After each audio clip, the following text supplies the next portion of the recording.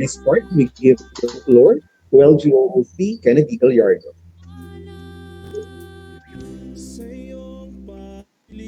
Hello, good morning po. And hopefully po nakapagpahinga po tayo kahapon and for day 2, I will be facilitating po yung ating recap. Wait lang po. Okay. So, ang ating pong recap ay parang in the form of Jeopardy. So, kung ang iba po sa inyo ay hindi pa familiar sa Jeopardy, so para siyang category game. So, meron po mga questions. Makakita niyo po dito, meron po tayong tiles number 1, 2, 3, 4. Tapos may mga apat tayong categories. So, ang magiging mechanics po natin dito ay pipili po kami randomly ng region na sasagot ng ating question. Hopefully po yung ating mga RFPs ang pipili po ng question pero not necessarily sila rin po yung sasagot kasi pwede naman po itong group effort at pwede po silang mag-call a friend sa mga kasama nila sa region. At para na rin po isa na rin po itong chance para mas makalala po natin yung mga RFPs natin kasi sa pagkakaalala ko kasama po natin dito yung mga bago at yung mga dating RFPs. So chance na po natin ito na makalala yung mga kasama po natin sa SGLG. So meron po kami dito yung pinrepare na fish bowl. So mamimili po kami dito ng region na pipili ng category at ng katanungan. So request na lang po doon sa region na mapipili ay yung ating RFP po, mag-on po sila ng kanilang cam at saka po mag-open po ng kanilang mic para po masabi po nila kung ano po yung kanilang mapipiling category at saka question. Malinaw po ba? Okay po. Sige po, kung klaro po, pa-thumbs up naman po. Kung meron naman yata, siguro na-thumbs up. Sige po. Okay, so sige po, para po sa ating unang region na ang sasagot, pipili po kami dito. At ang una pong region ay Region 7. Sino po ang magiging representative ng Region 7 po? Yung pipili po ng kategory at ng katanungan. Hello po, good morning. Ayan, si Ma'am Corina Balansag. Sige po, Ma'am, pili na po kayo ng magiging category. By the way po pala, itong mga itatanong po natin ay base po ito sa mga napag-usapan po natin noong day 1. Para po ma-refresh po tayo sa mga na-discuss po kahapon. Sige po Ma'am, go ahead po. Ano po? SGLG forms? Okay po, number 1. Number 1. Okay. So ito po ang tanong nyo. This form provides the initial assessment for LGU based on the findings in the DCF. Yes, forms 3.1 to 3.10. Dagdag pa po kayo ng isang number, ma'am. Number 2. Ang tamang sagot po dito ay yung 3.1 to 3.10, siya po yung mismong DCF. Opo. Sige po. Sorry po. Bale, i-reveal ko na po ang sagot. Ang sagot po natin dito ay Form 3.11. So, siya po yung nasa... Okay. So, siya po yung nasa dulo ng 3.1 to 3.10. Parang dito nyo po nilalagay yung inyong initial assessment po ng RAT doon sa ano yung magiging standing ng ating LGU. Based po doon sa resulta ng DCF. Okay, thank you po, Region 7. Thank you. Okay, para po sa next region na sasagot, Region 12.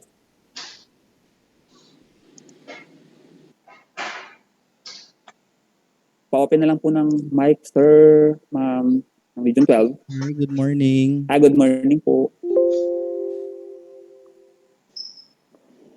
Number 3. ng indicators.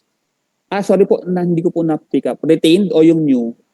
Retained indicators, sir, Ken. Okay, sige po. So, under po ng sustainable ng education, PCMs must have at least blank PAPs conducted in collaboration with 2 different external partners in CY 2021. 2, sir, Ken. Sorry po, baguhin ko na lang po yung year. At least 2. Ang tamang Yes sagot po po. ay 2. Okay. Thank you, sir. Okay, ang next na region po. Okay, sige po. Sige, ituloy na lang po natin itong ating pag-game later. Ano po, magpo-proceed na po tayo doon sa ating program. Thank you po sa ating mga regions 7 and 12. Okay, thank you, Ken, for that recap.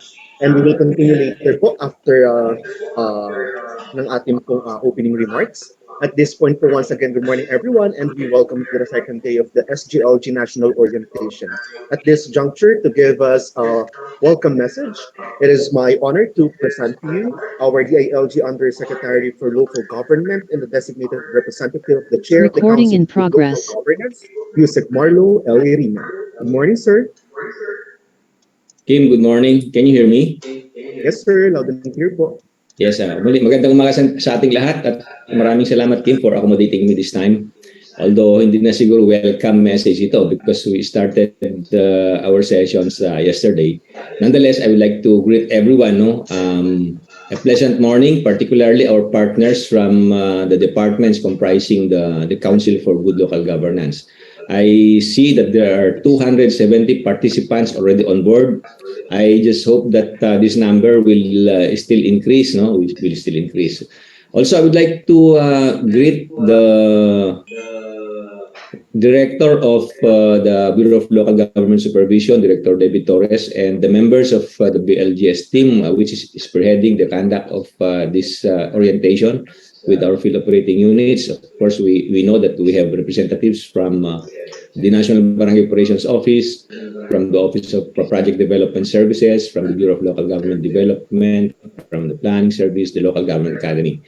Naturally, I also would like to greet our regional directors and assistant regional directors who are with us, our division chiefs, and our regional focal persons. I hope we also have with us our provincial directors and, of course, their provincial focal persons. And to all those joining us online, again, a pleasant morning. I believe we also have with us some partners from the civil society organizations will be joining the conduct of the assessment at the regional level. So, it is good to see that all those who matter in the conduct of the Seal of Good Local Governance 2023 assessment are present in this national orientation for the SGLG. And it is SGLG time once again, that time of year where we all get excited, not only the ILG but more importantly our local government units, and to determine how our LGUs will fare in this year's assessment. Although ang suspecha ko, based from some posts in the Facebook that I have seen, a lot of you have already conducted their pre-assessment, SGLG pre-assessment, and that is very, very good. It is an indication that our LGUs and our DLG field officers are really keen in making sure that we hurdle the SIL SGLG for 2023. So as we gather here today, ladies and gentlemen, we recognize, of course, the important role of good local governance in building a stronger and more prosperous Philippines. As we embark on this journey for this year's assessment, we are reminded of the need to push the envelope further in our sincere pursuit of maintaining good local governance as a norm in all LGUs in the country. For us in the DILG, and I do believe it is shared by our partners in the council, the seal of good local governance is not just a mere recognition, but it is a symbol of excellence, accountability, and transparency. It serves actually as a reminder to all LGUs and even to us that the primary duty is to serve the constituents with integrity and excellence. We know that our country and our communities and our LGUs are faced with various issues and concerns that really challenge governance and leaderships of our LGUs, brought about by significant changes in the past years. Particularly, we are still grappling with the effect of the COVID-19 pandemic. We've experienced and feeling the effect of inflation, The challenges brought about by climate change and even man-made disasters such as peace and order, insurgency, and particularly the conflict in Ukraine. All of these things have tested our resiliency, our determination, and our ability to adapt to changing circumstances. But we are glad that through it all, we have seen the importance of good local governance in responding to all these crises. We have seen our local government officials stepping up to the challenge, providing assistance to their constituents, notwithstanding the constraints in the resources. More importantly, we note the innovative solutions, that they have implemented and their willingness to, to work with the other stakeholders to ensure that they provide the necessary basic services to their constituents. But through it all, no, while we celebrate the successes of good local governance, we believe and we must acknowledge that there are still a lot of hurdles that lie ahead of us. So we must not be complacent, albeit we must continue to push ourselves further to push ourselves to achieve excellence in local governance. Naturally, we need to build on our successes. We need also to learn from our failures in the past. We need to innovate on how we can conduct, effectively this the evaluation for the SGLG for this year. We need to work together towards a common goal. All of these things now will point towards our common goal of building a better and brighter future for our communities. I'm sure you all know that there are governance areas, core governance areas that will have to be passed by our local government units. To name a few, we have the financial administration, disaster preparedness, no? Which is actually one of the focus not only of the DILG but of the whole of government, nowadays. Social protection and peace and order, environmental management, of course, business friendliness and competitiveness, and the other performance areas. Along this line, we must naturally uphold the principles of transparency, accountability, the participation, and our willingness to collaborate with one another to ensure the achievement of our goals. We naturally, of course, we would need to engage our constituents, listen to their voices, and ensure that their aspirations are also reflected, in the plans, programs, and policies of the government. We recognize, of course, the role of technology in modernizing our governance system, and we would think that siguro 3-4 years ago, we would think that we'll be conducting this orientation, through Zoom. That is beyond our wildest imagination back then. But because of the needs of the times, we harness technology to make our work and our life easier. We also would like to point out that our LGUs would need to focus in building their capacities, so that they can better deliver their mandate. And one of the things that we are looking in this GLG is the presence of these structures, to help in to make sure that our LGUs are up to the task of providing for the welfare of their constituents. So as we work towards achieving the objectives of the SGLG, and we make sure that our efforts are inclusive. That is the reason why we have included as part of the evaluation team, our partners from the civil society organizations. So a lot of people have put emphasis on passing the seal and forgetting the very reason why we conduct the assessment year in and year out. We look at the SGLG not as the end goal, passing the SGLG not as the end goal, but rather as a means, to an end. And the SGLG, we all know, is a means to achieving our shared vision of a more prosperous, peaceful, and sustainable Philippines. It is a means to building stronger and more resilient communities. So I do believe that as a department, this is one of our best contribution, collective effort in making this country a better place to live in. So for this year, you might have noted that there are some upgrades in our indicators. I hope that all these upgrades were thoroughly discussed with you, but mainly the bulk of the upgrades will be affected in 2024 and 2025. But as what we have discussed already with the team of the BLGS and with the members of the council, so that our LGUs will not also be surprised, about the upgrades for 2024 and 2025.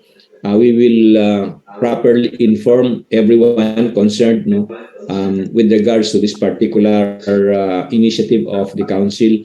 We are targeting before the end of second quarter na may paalam na sa ating mga LGUs kung ano yung mga improvement ng ating indicators ng sa ganun ay as early as the second semester or as early as the start of the second semester of 2023 ay mapaghahandaan na nila itong mga additional indicators, that will have to be looked into in 2024. And as to the operational portion of the conduct of the SGLG assessment, the success of this assessment or evaluation really lies on you. So let us make sure that we conduct the assessment as faithfully as possible to ensure the integrity of the seal. So, ladies and gentlemen, at this point, I'd like to express my gratitude to all of you, from the regional level down to the level of our Municipal Government Operations Officer, MLGOs, for the commitment that you have put into this work, for your dedication and hard work in making sure that together, we achieve the objectives of the seal of good local governance. So once again, my salute to everyone. Thank you and good luck in our journey towards excellence in local governance. Maraming salamat at magandang umaga sa ating lahat.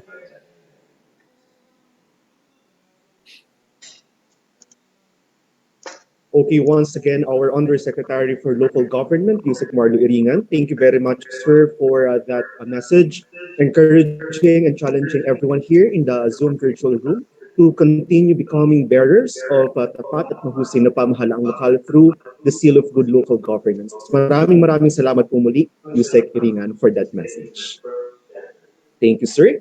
And as mentioned earlier by Yusek Iringan, joining us here today in the virtual room are some of our partners from different national government entities who will present the performance indicators for this year's implementation. We would like to acknowledge po our representatives from the Office of Civil Defense, our representatives from the Department of Health, from National Youth Commission, and of course, heading our TWG for DFC, and for SPO from DILG, BLGD, and from DILG, BLGS, DCMD. Also, we would like to acknowledge the presence of our regional directors, assistant regional directors, and other participants joining us in the virtual room. Before we continue our orientation, we would like to request everyone po to kindly open their cameras for a quick photo op with our undersecretary. May kayon. Yusek Camera. Iringan. May we request po you, sir, to join us sa atin pong quick Here is the photo op. camera. May kayon dito photo ops. May we request everyone to kindly mute their microphones po. Thank you so much po. Ibirok yo. Okay. For a while po. 3, 2, 1.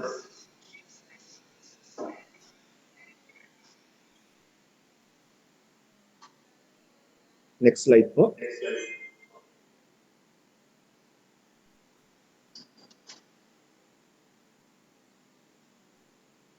And last one po.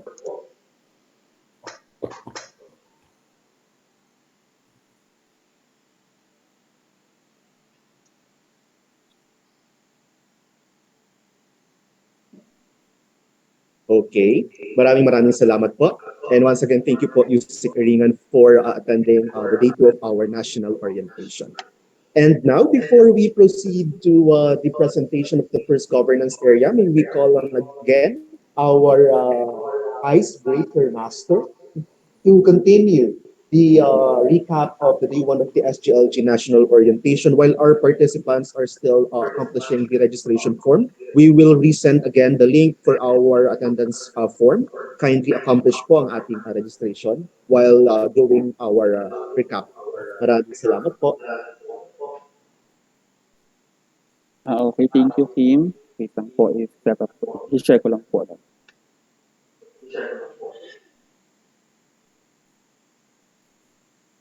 Okay.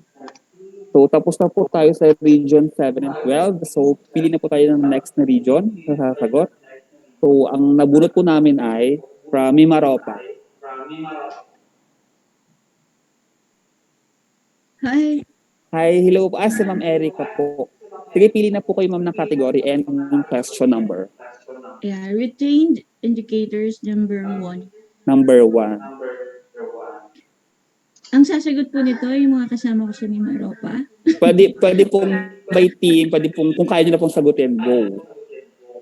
So po sa ating sa financial administration, PCM should have appropriated no less than blank of its ERA or NPA FY 2022 for development project.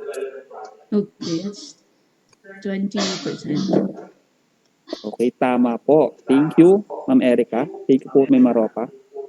Next, Region 6.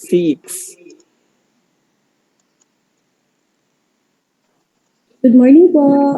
Good morning po. Okay, sige ma'am, pili na po kayo ng category. Sige po, since I'm a new focal person, dito pa tayo sa overview of Okay. the SGLG. Sige ma'am, ano pong number? 1. Number 1. The Council of Good Local Governance or CGLG is composed of how many agencies? Ay, hindi pala. Sorry po, hindi po ibig sabihin number 1 siya yung madali, number 4 siya yung mahirap. Parang hindi ko po siya na-program ng gano'n. Ano po to? Clue na sa presentation po ito ni Ate Melay doon sa 6 po ba? more. Sige po. Ano po? Doon sa pag-account po natin, included po si DLG. Ano po? Governance areas. 7, 8, 7? Ano po siya, ma'am? Bale, ang clue na lang po natin, ilan po yung governance area natin, di ba? 10. So, kasama po si DLG po doon. Di 11 po ang members no ating Council of Good Local Governance. So ito po yung mga agencies na member po noon. May kanya-kanya po silang hawak na PWG and si DLG po meron din po siyang hawak pero siya po yung parang chair nung council. So ayan po. Thank you po ma'am from Region 6. Okay. So ang next na region Region 5.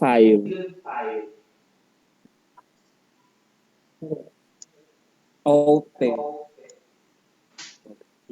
Region 5 po. Ay. Parang wala. May Region 5 na po ba? Sige, pili tayo ng iba. Meron po ba? Good morning, sir. Hi, good morning po. Ayan, sige po, sir, pili na po kayo ng category and yung number. Overview na lang po ng SGLG. Number 3. 3. The IRR of the SGLG Act was approved on what date? Nasa presentation din to ni Ate Melay. Pwede niyo po isilipin yun.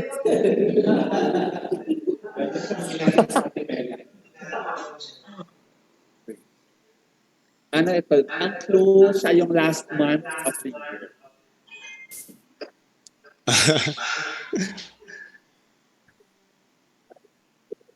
I-reveal na po natin. Ano po, sir? Ano naman po ito? Ano naman po ito? Icebreaker lang para ma-refresh na lang po tayo. Hindi naman po, wala naman po itong premyo kasi hindi po kami prepared para sa pag-Gcash today. So, ang date po ay December 28, 2020. Okay na po. Next video na po tayo. next po ay Region 13.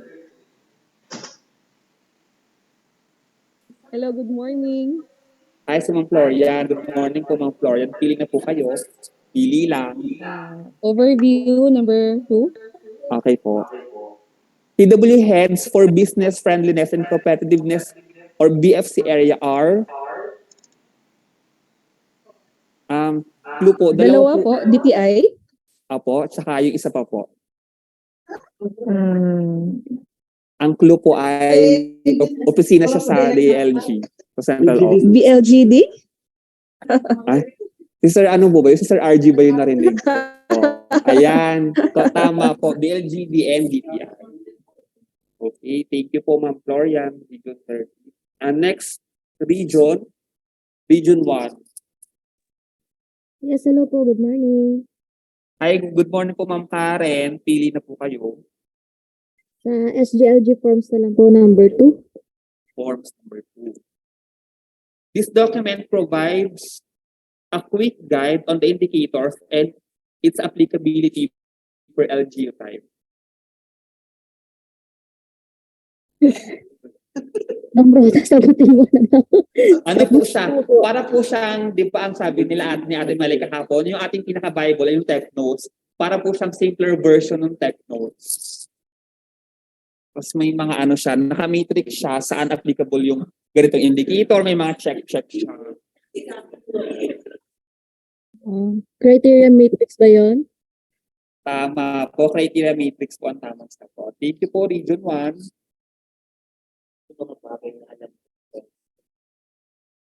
Okay. So next region, pipili na po ako. Region 10.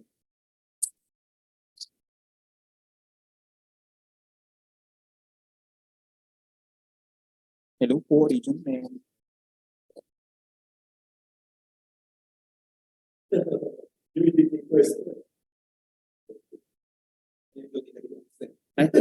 Region 10, hello po. Pili po ba tayo? Hi, Sir Ken. Sige po, ma'am, pili na po kayo. Retained indicators, number 2. Under po ng social protection, the indicator DSWD accredited LGU managed residential care facility for vulnerable sector is applied only to which LGU type? Cities. Cities, sir. Please be mas specific po. HUC and provinces. Okay, may narinig po kung tamang sagot. So, applicability po ito ay for Provinces and provinces. HUCs. Thank you po. Okay, ang next na region po natin ay Region 9.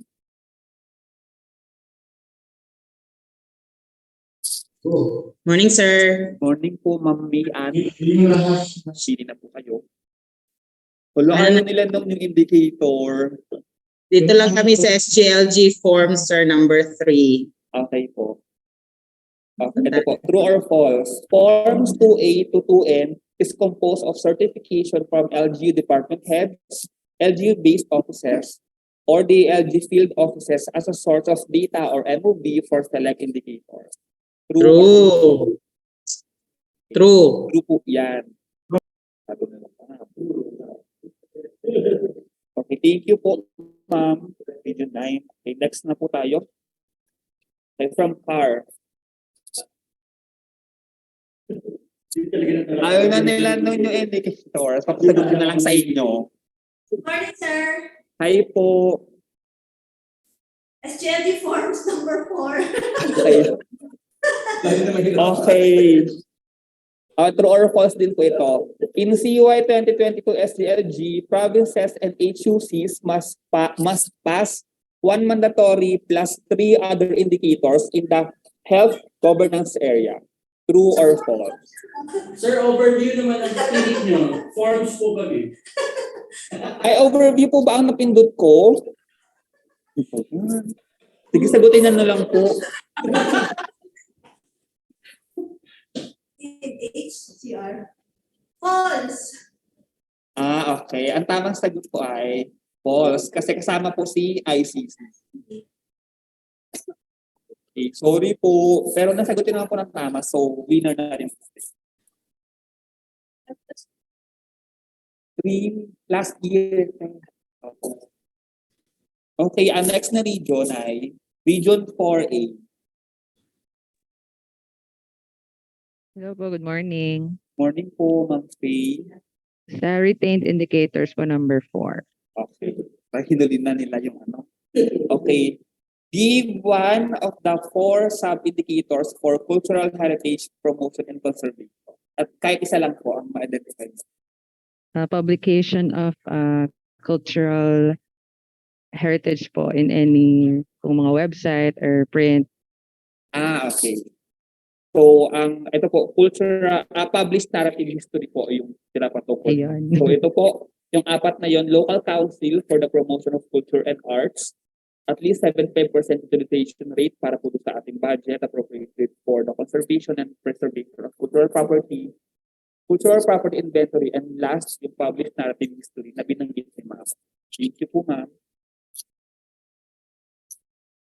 Next na region ay NCR. Hello po, good morning. Hello po, Miss Marda. Good morning po. Ready na po ba Pwede kayo? Marda, dito ka sa upgrade, Marda. Pressure, sige po. Try natin yung 1. Yung 1, okay. So ito, leaf system reports are comprised of the following 2 documents. Ken, hindi siya nagpakita. Ay. Ayan. Ayan na, sorry. Naghang lang po. So leaf system reports are comprised of the following 2 documents. Nung last year, isa lang po yung document dito.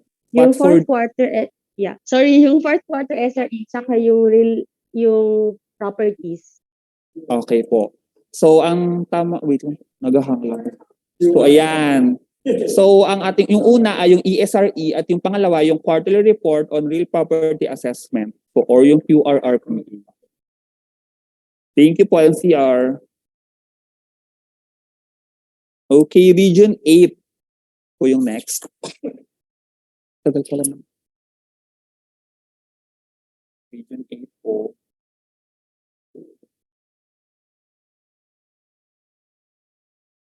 Hello po, Region 8.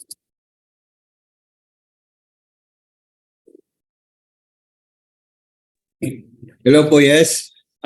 Sir, pili na po kayo, sir. Wala. Ano na po ito? Para po ma-refresh tayo sa mga pinag-usapan kahapon.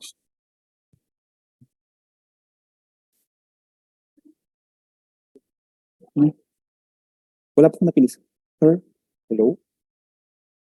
Hello, upgrade number 2. Number 2. Okay, dito. For CY 2023 SGLG, this is the mandatory benefit provided to social worker. Wala pa pala. Magna Carta for social welfare. Manag-appear na pe? Sige po. For 2023 SGLG, ito po yung mandatory benefit provided to public social worker. Ito po yung visa na pag-usapan po natin with Ma'am Sylvia na representative po ng DSWD kahapon. Ano po yung one mandatory benefit po na nabanggit nila? Hazard pay. Correct, hazard pay. Congratulations po, sir. Okay, next na region. Region 11.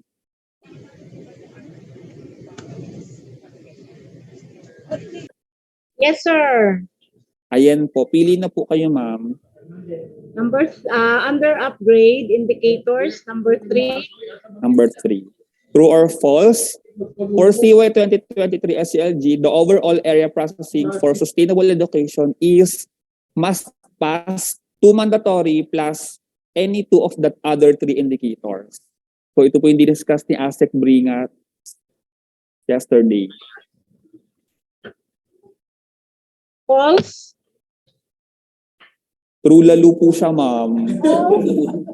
So yun po. Okay, thank you po. And okay, yung next na region po, BARM. Hindi po lahat makakasagot pala na region kasi kulang po yung tanong. May 2 pa tayong region. Pero ang nabunod ko po ngayon ay BARM. So sino po ang sasagot from BARM? Hello po from BARM. Ayan po, ma'am. Sige po. Upgrade po. Number 4. Identify the two new indicators for tourism development in CY 2023 SGLG. Formulation of local tourism development plan and submission of annual supply tourism statistics report. Sabi po ni Director Fo. Perfect po. Kuha ko yung exactong word na nandoon sa sagot. Okay, thank you po, Barm. And on to our last region, Region 2. Ang hindi nabunot ay si Region 3. Okay, Region 2 po, next.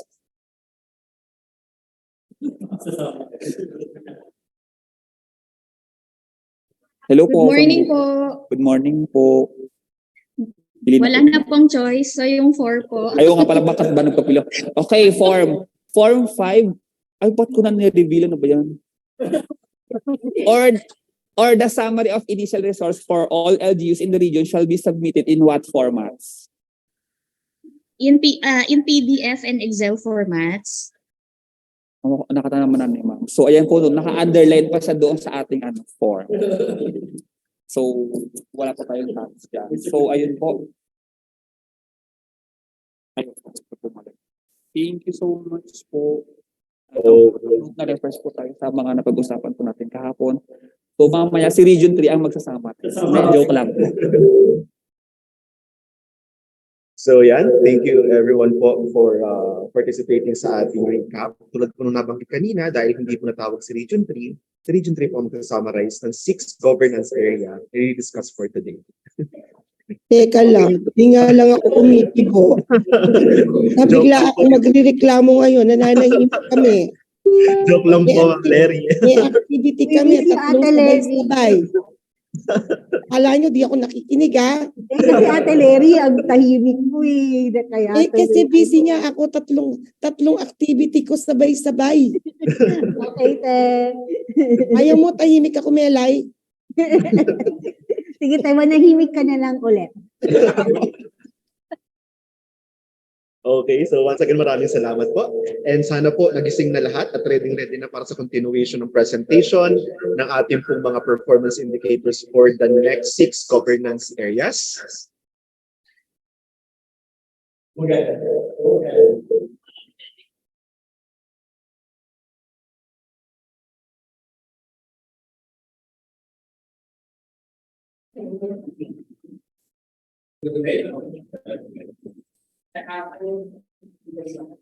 Ha? Yan ako nasa. Hello? Meron po, naririnig po. Okay po. Lipat po tayo ng audio. So now, as we continue to for the discussion of the performance indicators for the next 6 governance area, for today, ito po ang magiging flow ng ating presentation. For a while lang po. First, it will be the presentation of the performance indicators for the disaster preparedness and responsiveness governance area to be presented by the Office of Civil Defense. Next will be the presentation for safety, peace, and order by BLG's Policy Compliance Monitoring Division. After our lunch break po is the presentation of the indicators for health compliance and responsiveness by our representatives from the Department of Health, to be followed by the presentation of the indicators for business friendliness and competitiveness to be discussed by our representatives from the DILG Bureau of Local Government Development. Next will be the presentation of the environmental management area by the Department of Environment and Natural Resources. And lastly, for the second day of our orientation, ang ipepresent po ay ang indicators for youth development area to be presented by our representatives from the National Youth Commission. So medyo mahaba-haba po ang araw natin ngayon. Meron pa po tayong 6 governance areas. So now, to start with, before we start po, just to remind everyone lang po again of the flow of the discussion of each area, our resource speaker from our technical working groups will first present the performance indicators. So same lang po nung kahapon. Then after po ng presentation, we proceed to the open forum. And should you have questions or clarifications na gusto po ninyong i-raise, pwede po ninyo itong i-message sa ating chat box. And the SGLG National Working Team will document everything at i-raise po natin ito later after the discussion of the indicators per governance area. And now, as we continue the discussion, on behalf of TWG Head Director Harold Cabreros, let us welcome Ms. Aurora May Cabañeros from the Office of Civil Defense to present for the Disaster Preparedness and Responsiveness Governance Area. Good morning, Ms. Ara. Good morning.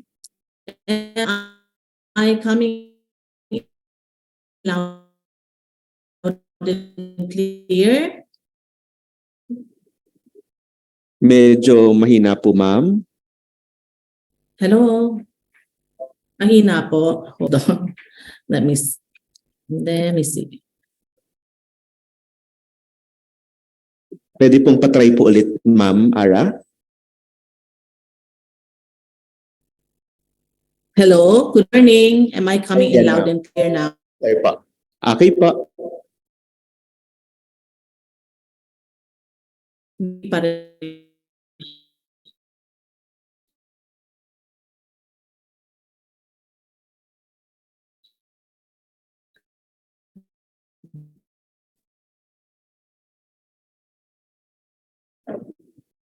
Miss Ara, ma'am, parang nawala po ulit. Yes. Wala ulit? Bakit kaya? Hold on. Ayan, ma'am, meron na po. Can you a minute? I'll just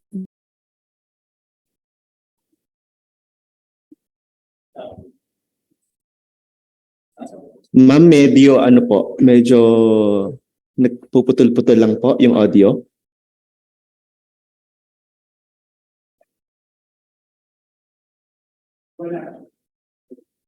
Wala siya.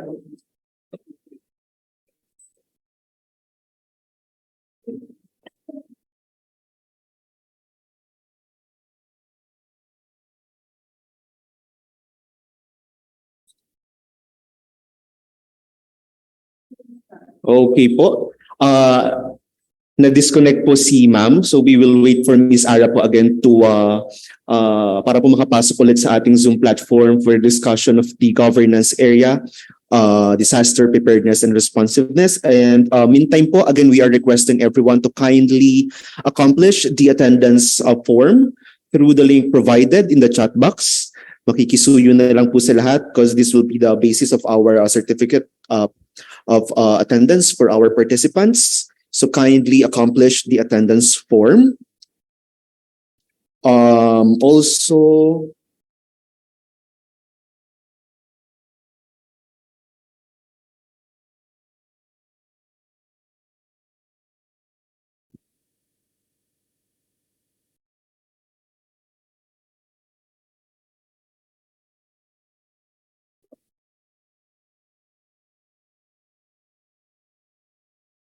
nagko-connect po sila ulit.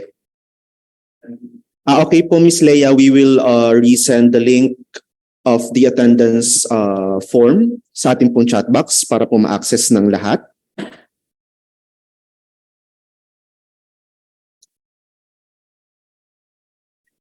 While waiting po for Miss Ara from the Office of Civil Defense, again, we would like to acknowledge po the presence of DILG officials from different regional offices. We would like to acknowledge po the presence of ARD LPDO Derwin from the ILG Region 2. Good morning, sir. Also, we would like to acknowledge the presence of ARD Yvette Tolentino Sunga from the ALG Region 10. Good morning, ma'am. Also, we would like to acknowledge the presence po of ARD Jao from Region 5. Good morning po, ARD. From DILG CAR, we would like to acknowledge the presence of ARD Rupert Maribay. Magandang umaga po, sir. And from DILG Region 12, we would like to acknowledge po the presence of ARD Laylin Ortiz. Magandang umaga po sa ating lahat. And of course, sa lahat pa po ng ating participants, LGMed chiefs, our regional and provincial focal persons, our representative from different field offices, maraming salamat po muli sa inyong participation. And announcement lang din po, later this afternoon, we will provide you with the updated link, Zoom credentials for our day 3 on Monday. Nagkaroon po tayo ng konting changes due to the unavailability of this Zoom account sa third day po ng ating orientation. So standby lang po sa lahat ng ating mga RFPs. I-resend po namin later this afternoon ang new meeting credentials for Monday, day 3 of our national orientation. Maraming salamat po. I think nakabalik na po si Ms. Ara from the Office of Civil Defense. Ma'am? Hello, am I coming in loud and clear this time? Nakakapasok na po ba? Yes po. Okay na po. Alright. Okay, thank you. Alright, so magandang umaga po sa lahat. Unang-una po kay Yusek Iringan and the members of SGLG, the Secretariat, and all the regions represented here today. Magandang umaga po sa inyong lahat. I am Ara Cabaneros from the Office of Civil Defense. On behalf of all the members of the TWG for disaster assessment criteria for under the disaster preparedness governance for this year, calendar year 2023. So sinasabi po sa RA 11292 or the act establishing the SGLG, that the SGLG is a continuing commitment for LGUs to continually progress and improve their performance in the area of disaster preparedness by preparing for challenges brought out by unpredictable natural calamities. So ito pong mga indicators through which the different LGUs will be assessed will determine yung level or status po ng kanilang kahandaan when it comes to disasters. So without further ado, isa-isahin po natin sa. So the first indicator po, next slide. Next slide please.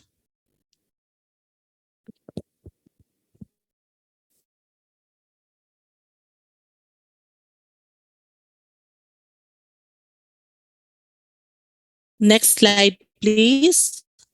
Ayan. All right. Ang unang-una po is the Function Council or LDRIMC. In compliance with the minimum standards required by RA 10121 for DRRM purposes, particularly on the establishment and functions of the Local Disaster Risk Reduction and Management Council, its organizational structure, composition, and its meetings. So under this indicator po, meron po tayong dalawang sub-indicators. So andyan po yung composition and the meetings. So under composition po, this is pursuant to Rule 5, Section 2 and 3 of the IRA of RA 10121, council members must include heads from different specified government and non-government offices, as well as 4 accredited CSO members and 1 representative from the private sector. The minimum requirement is for provinces, cities, and municipalities to have LDRIMC members, including, in addition to heads of different government and non-government offices, at least 4 accredited CSO members and at least 1 private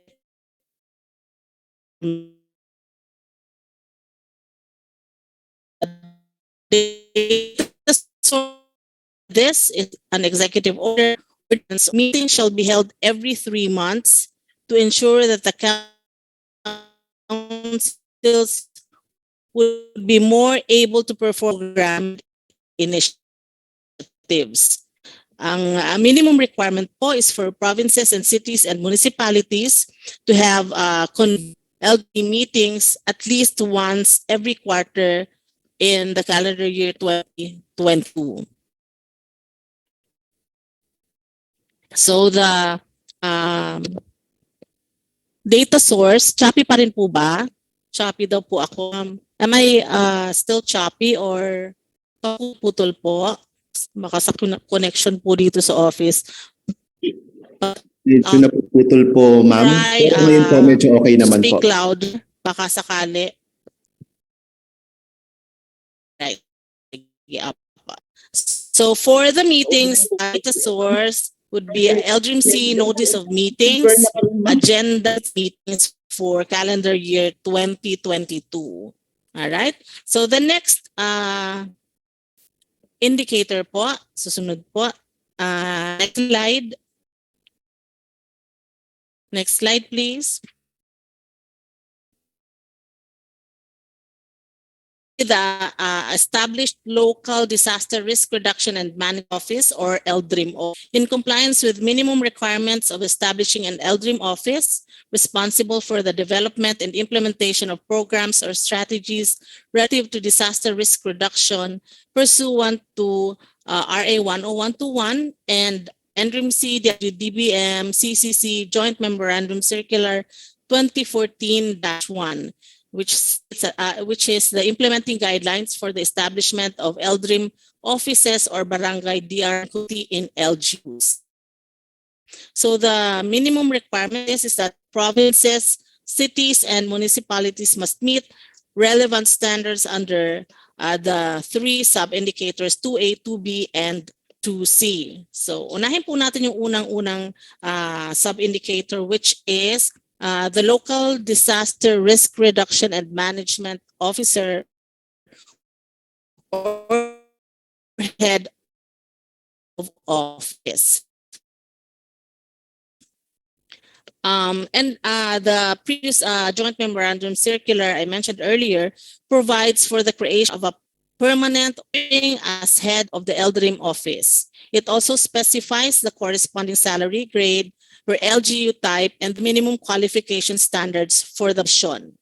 So ang minimum requirement po for provinces and cities except for Manila and Quezon City, meron po sila dapat LDRIM O head na merong plantilla position na LDRIM O4 and salary grade 22. For special cities, Manila and Quezon City, LDRIM O5 and salary 24. First to third class municipalities, plantilla position LDRIM O3 and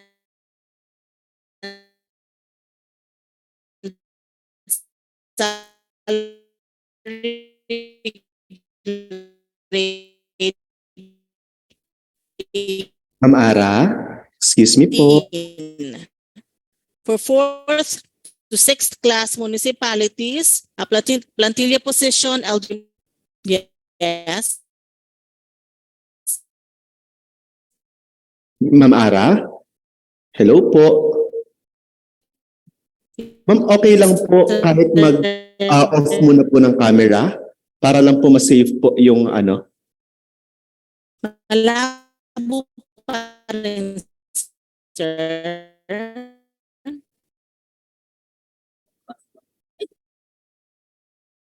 Apo. Miss Ara, okay lang po kahit po audio lang po kayo, kahit po off muna po yung camera para lang po makasave ng bandwidth at mas maging audible po tayo.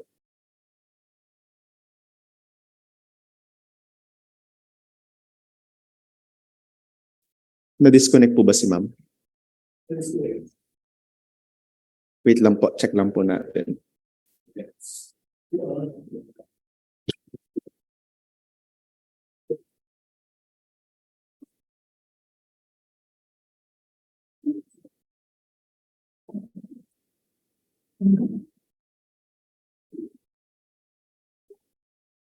Ayan po, mukhang nagkaroon lang po ng meron pong technical issues, internet connectivity issues po sa Office of Civil Defense. Ngayon, kaya po medyo nadidisconnect po si Miss Ara Cabañeros from the OCD. For a while lang po, we are in coordination with the TWG, with the OCD po.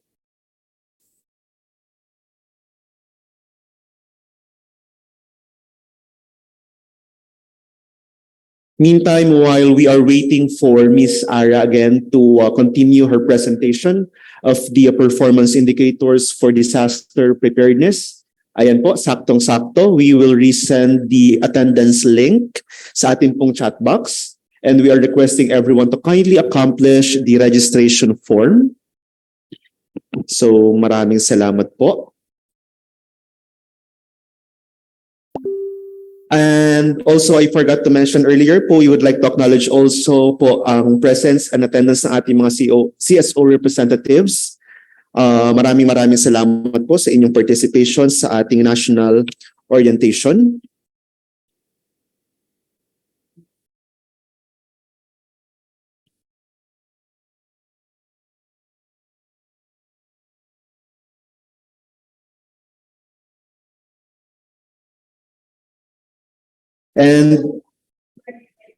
And of course po, nakalimutan ko rin pong i-mention kanina, though na message ko na po sa ating chat box, we would like to acknowledge po the presence of Air Diluelo Ilocino from the ALG Region 7. Magandang umaga po, ARD. Thank you for your participation po and attendance to this SGLG National Orientation. Good morning. Good morning. Morning po.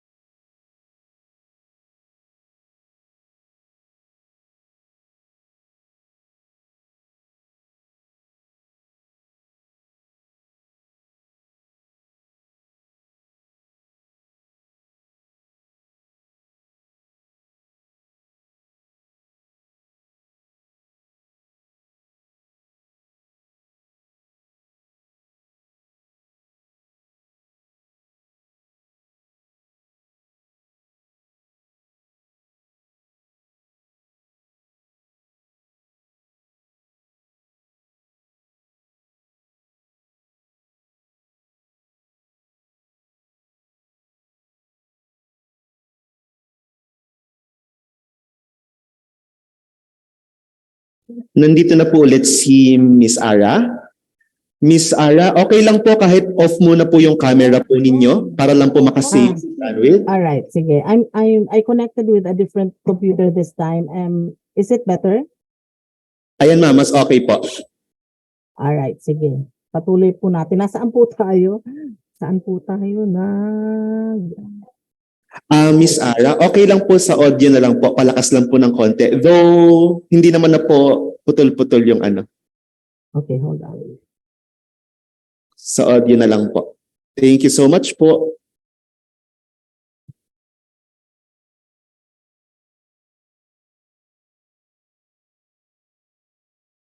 Ayan, is this better? Okay na po ba? Is this better? Naririnig po ako? Hello? Ayan ma'am, mas okay po. Alright, sige. Maraming salamat. So pagpatuloy po natin, I think we were discussing yung minimum requirement for local dream officer. So yun po. So for ulitin ko na lang po, for provinces and cities except for Manila and Quezon City, kailangan po merong plantilla position na LDRIM 04 and salary grade 22. For special cities like Manila and Quezon City, LDRIM 05 and salary grade 24. For first to third class municipalities, LDRIM 03 and at least salary grade 18. For fourth to sixth class municipalities, LDRIM head must hold plantilla position of LDRIM 03 and at least salary grade 15. Consideration is given to an LGU with an appointed LDRIM O with temporary status, provided that said temporary appointment has not exceeded 1 year and has the prescribed salary grade depending kung saan pong LGU ito, and it is CSC attested. Appointment that is yet to be attested by the CSC may be considered as long as it bears the required salary grade and LGU has already transmitted its copy to the CSC field office. Consideration is also given to an LGU with a recently vacated plantilla LDRIM O position because incumbent was separated from service either through resignation or retirement, provided that vacancy happened within 2022 or 2023. Vacated position has the prescribed salary grade, and efforts to hire new LDRIM O is already ongoing as evidenced through posting of its vacancy and with designated LDRIM O head in the meantime. So the MOV for these would be the appointment of LDRIM officer with CSC attestation, copy of CSC resolution granting the LGU authority to take final action on its appointment, letter for CSC field office transmitting copy and requesting attestation of appointment in case LGU is not accredited. For cases with consideration, appointment documents of retired or resigned LDRIM O head and proof of separation from service, pwedeng request for retirement, letter of resignation, and other personnel office records, proof of posting of vacancy, and executive order or similar issuance for designation of LDRIM O head. So mapunta naman po tayo sa second sub-indicator. This would be the LDRIM O staff complement. Okay. The joint memorandum circular mentioned earlier provides for the creation of plantilla positions for LDRIM O staff complement who shall be responsible for DRRM research and planning, administration and training, and operations and warning.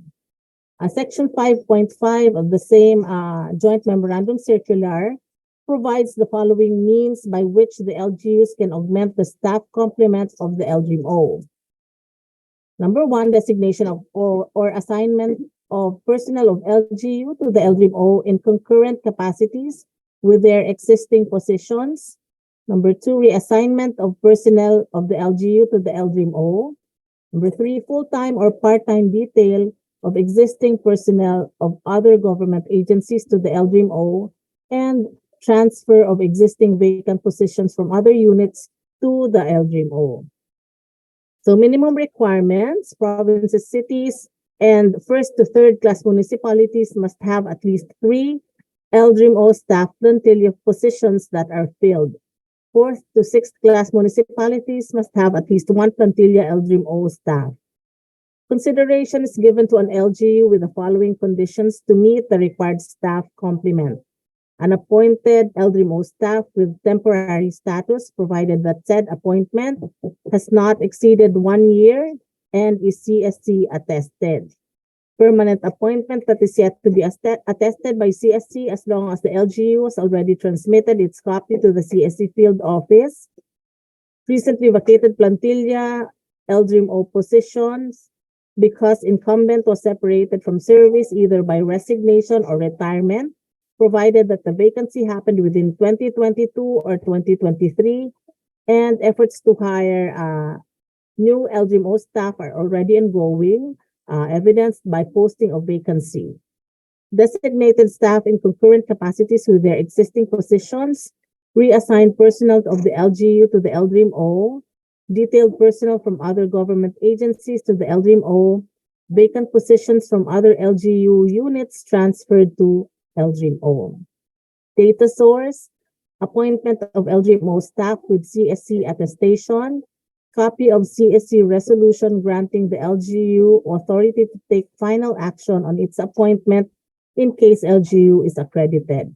letter for CSC field office transmitting copy and requesting attestation of appointment in case LGU is not accredited, and executive order or similar issuance for designation of LGMO staff. So mapunta po tayo sa third sub-indicator, LGMO workspace. This refers to the physical space within LGU premises which is allocated for the LGMO to occupy for the purposes of the conduct of its functions and operations. So the minimum requirement would be for provinces, cities, and municipalities to have a workspace allocated for LGMO's functions and operations. The means of verification would be a photo documentation of the LGMO workspace, certified Form 2E of DILG Field Office. Okay? So ayan po ang tatlong sub-indicators under the second indicator. So lahat po dapat yan ay ipasa. So the third indicator is the approval of the Provincial Development and Physical Framework Plan, or PDPFP, or Comprehensive Land Use Plan. The PDPFP guides the future land use and physical developments and the location of programs, projects, and activities in the province. The PDPFP is a six-year medium-term development plan guided by a long-term vision with the first 3 years aligned with the priorities of the governor. The PDPFP is updated on the third year to take into account recent development thrusts of the new or re-elected governor. Minimum requirements: provinces must have an updated PDPFP covering calendar year 2023 that was submitted to the DSUD for the review and ratification by the Secretary, and engagement of component LGUs in the planning process or initiative to communicate the plan to their component LGUs. Consideration is given to a province whose PDPFP is still under review of RLOC or DSUD, provided that results of risk assessment should have already been incorporated in the final draft of PDPFP as certified by RLOC and NEDA RO and or DSUD. So how do we prove this? Or the data source would be for PDPFP department or DSUD or HLURB resolution approving the PDPFP covering calendar year 2023, data on the status of the PDPFP of provinces from DSUD, Regional Land Use Committee's resolution or certification recommending the PDPFP's approval or adaptation of the province, certification from RLOC, Regional NEDA, or DSUD stating that the draft is currently under review at their level, and results of risk assessment is already incorporated therein if PDPFP is yet to be approved. And also documentation like post-activity report on the communication of the PDPFP to component LGUs and provincial DRMC or of their participation in the formulation. Okay. Next indicator. Under pa rin po sa indicator number 3, the sub-indicator po, pabalik po ng ating slide. Ayan. Sa CLUP naman, because we were discussing earlier yung PDPFP, the CLUP or the Comprehensive Land Use Plan determines the specific uses of land and other physical and natural resources, both private and public, within their territorial jurisdiction, including areas co-managed with the national government, and as appropriate management plans for ancestral domains, critical watersheds, river basins, and protected areas. The zoning ordinance serves as the statutory tool to implement the CLUP. So minimum requirement for cities and municipalities must have an approved and updated CLUP with zoning ordinance covering calendar year 2023 and engagement of component barangays in the planning process or initiative to communicate the plan to their component barangays.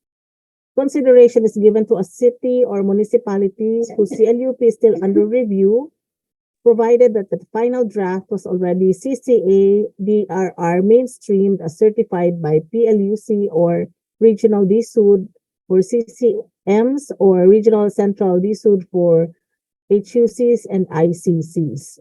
So data source for CLUP, list of cities and municipalities with approved CLUP from DSUD, sangguniang panlalawigan resolution for the approval of the CLUP zoning ordinance for component cities and municipalities, DSUD HLURB resolution for the approval of the CLUP zoning ordinance for HUCs and ICCs, actual CLUP and zoning ordinance, certification from Provincial Land Use Committee or Regional Central DSUD stating that the final draft is currently under review and results of risk assessment is already incorporated therein if CLUP is yet to be approved. Documentation of communication of CLUP to barangays and LDRIMC members or their participation in the process. Okay, next po. The next indicator is the approved local disaster risk reduction and management plan. RA 10121 states that among the duties of LDRIMOs is to formulate and implement a comprehensive LDRIM plan. It sets out goals and specific objectives for reducing disaster risks together with the related actions to accomplish these objectives. It covers the 4 thematic areas. It also provides for the identification of hazards, vulnerabilities, and risks to be managed at the local level, disaster risk reduction and management approaches, and strategies to be applied in managing said hazards and risks, monitoring and evaluation system, among others. So minimum requirements for provinces, cities, and municipalities must have an approved LDRIM plan that covers calendar year 2023 and DRR CCA development initiatives incorporated in the calendar year 2023 annual investment program as verified by the DRR CCA focal person of DILG regional office. Data source would be approved LDRIM plan, sanggunian resolution adopting the LDRIM plan, and approved calendar year 2023 AIP. All right, next po. Next indicator is the presence of a local climate change action plan and climate change expenditure tagged investment program. Hindi ko na po basahin yung relevance and description at napakahaba. So we go to the minimum requirement for provinces, cities, and municipalities. They must have the following as verified by DRR CCA focal person of the concerned DILG regional office. Approved LCCAP or approved PDP-FP, CLUP, CDP covering calendar year 2023 with risk assessment and climate change adaptation and mitigation actions submitted to the Climate Change Commission. And number 2, approved AIP for calendar year 2023 with CSET submitted to the CCC, Climate Change Expenditure Tagging. Consideration for AIP, LGUs may still pass if they submitted their AIPs for 2023 to CCC, regardless if it has CSET or climate change expenditure tagging or not. So ito po ay parang in preparation for succeeding SGLG and GK assessments in calendar 2024 and 2025. Integration of greenhouse gas inventory in the LCCAP may be included in the minimum requirement for this indicator. The LGs are also reminded to submit their AIP to CCC. For 2024 or 2025, SGLG and GK may start looking into the presence of climate change expenditure tagging in AIP as confirmed by the CCC. Hence, LGUs are reminded to submit their 2024 AIPs ahead. And LGUs are strongly encouraged to initiate preparatory actions for these proposed upgrades. So for this year, the data source for the minimum requirements that are being asked are the local climate change action plan, Sangguniang resolution adopting the LCCAP, approve PDP-FP, CLUP, or CDP if LCCAP is integrated into any of these plans. List of LGUs with LCCAP from CCC, list of LGUs with AIP with CSET from CCC, proof of transmittal of LCCAP to CCC, and proof of transmittal of AIP to CCC. All right, next po. Next indicator is approved contingency plans. Contingency plans are scenario-based plans for a specific and projected natural or human-induced hazard. It aims to address the impacts of the hazard to people, properties, and the environment, and to prevent the occurrence of the emerging threats through the arrangement of timely, effective, appropriate, and well-coordinated responses, as well as the efficient management of resources. Assessment will focus on contingency plans for the identified top 2 high-risk natural hazards in the LGU, as identified in the PDP, FP, CLUP, or related plans. In light of the COVID-19 pandemic, NRIMC Memorandum Circular 57, Series of 2022 was issued, enjoining, amongst others, all LGUs to update their respective PSCPs and CPs due to ongoing public health emergency. Specific considerations on how to minimum requirements for provinces, cities, and municipalities. They should have an LGMC approved contingency plan covering 2023 for the rank 1 and 2 high-risk hazards in their LGU, updated for COVID or emerging and re-emerging infectious diseases concerns, and must contain anatomy of the hazard, scenario generation, affected population, coordination, command and control protocols, and activation, deactivation, and non-activation protocols. Consideration for updating for COVID EREID concerns. Consideration is given to LGUs with separate LDRIMC approved CP covering 2023 devoted to these concerns. So ang doon po sa LDRIMC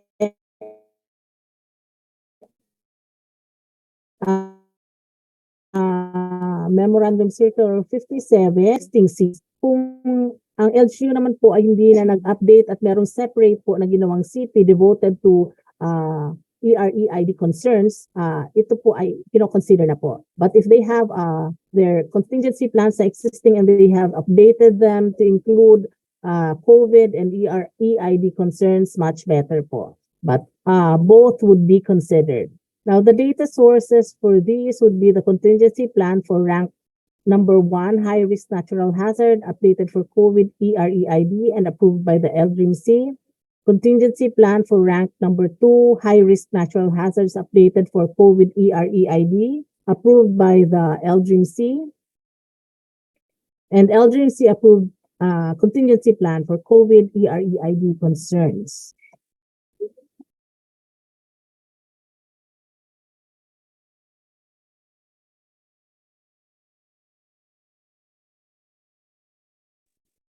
Ayan po. Next indicator, the 7th one, is the utilization of the Local Disaster Risk Reduction and Management Fund, or the 70% disaster preparedness and mitigation component. So, NRIMC, DBM, and DILG Joint Memorandum Circular 2013-1 provides guidance to LGUs on the allocation and utilization of the LDRIM fund. Up to 30% of the fund is allocated for the quick response fund, and up to 70% is earmarked for disaster prevention and mitigation, preparedness, response, rehabilitation, and recovery, or the disaster preparedness and mitigation fund. So yung assessment po for SGLG would only focus on the utilization of the 70% disaster preparedness and mitigation component. So we can see po sa ating screen, andyan po ang computation, how to compute yung percentage ng allocation for LDRIM fund, and to compute po for the percentage of the utilization. The cutoff date for utilization utilization is as of December 31st, 2022. So minimum requirement, provinces, cities, and municipalities must have appropriated not less than 5% of the estimated revenue from regular sources as LDRIM fund for 2022 and utilized at least 60% of the 70% disaster preparedness and mitigation fund of the LDRIM fund for the 2022 current fund as of December 31, 2022. I understand previously po the other year this was only 50% and we have increased it to 60% utilization po for this calendar year 2023. Now LGUs can also expect an increase in the minimum requirement for the LGU fund utilization rate in the succeeding SGLG and GK assessments. Baka po 2024 or 2025 magkaroon pa po ng increase ito. So the data source would be Certified Form 2A from the Accounting Office, Report on LDRIM Fund Utilization signed by the local accountant and LDRIM O, Report of LDRIM Fund Utilization posted in the FDP portal, SRE, Budget Allocation, and Utilization. Okay, next po. The 8th or pangwalong indicator, Early Warning System. Okay, Section 12 of RA 10121 mandates LGUs through their LDRIMOs to operate a multi-hazard early warning system linked to DRR to provide accurate and timely advice to national or local emergency response organizations and the general public through diverse mass media, particularly radio, landline communications, SMS, and technologies for communication within rural communities. An early warning system, as stated in Section 3 of RA 10121, is defined as a set of capacities needed to generate and disseminate timely and meaningful warning information to enable individuals, communities, and organizations threatened by a hazard to prepare and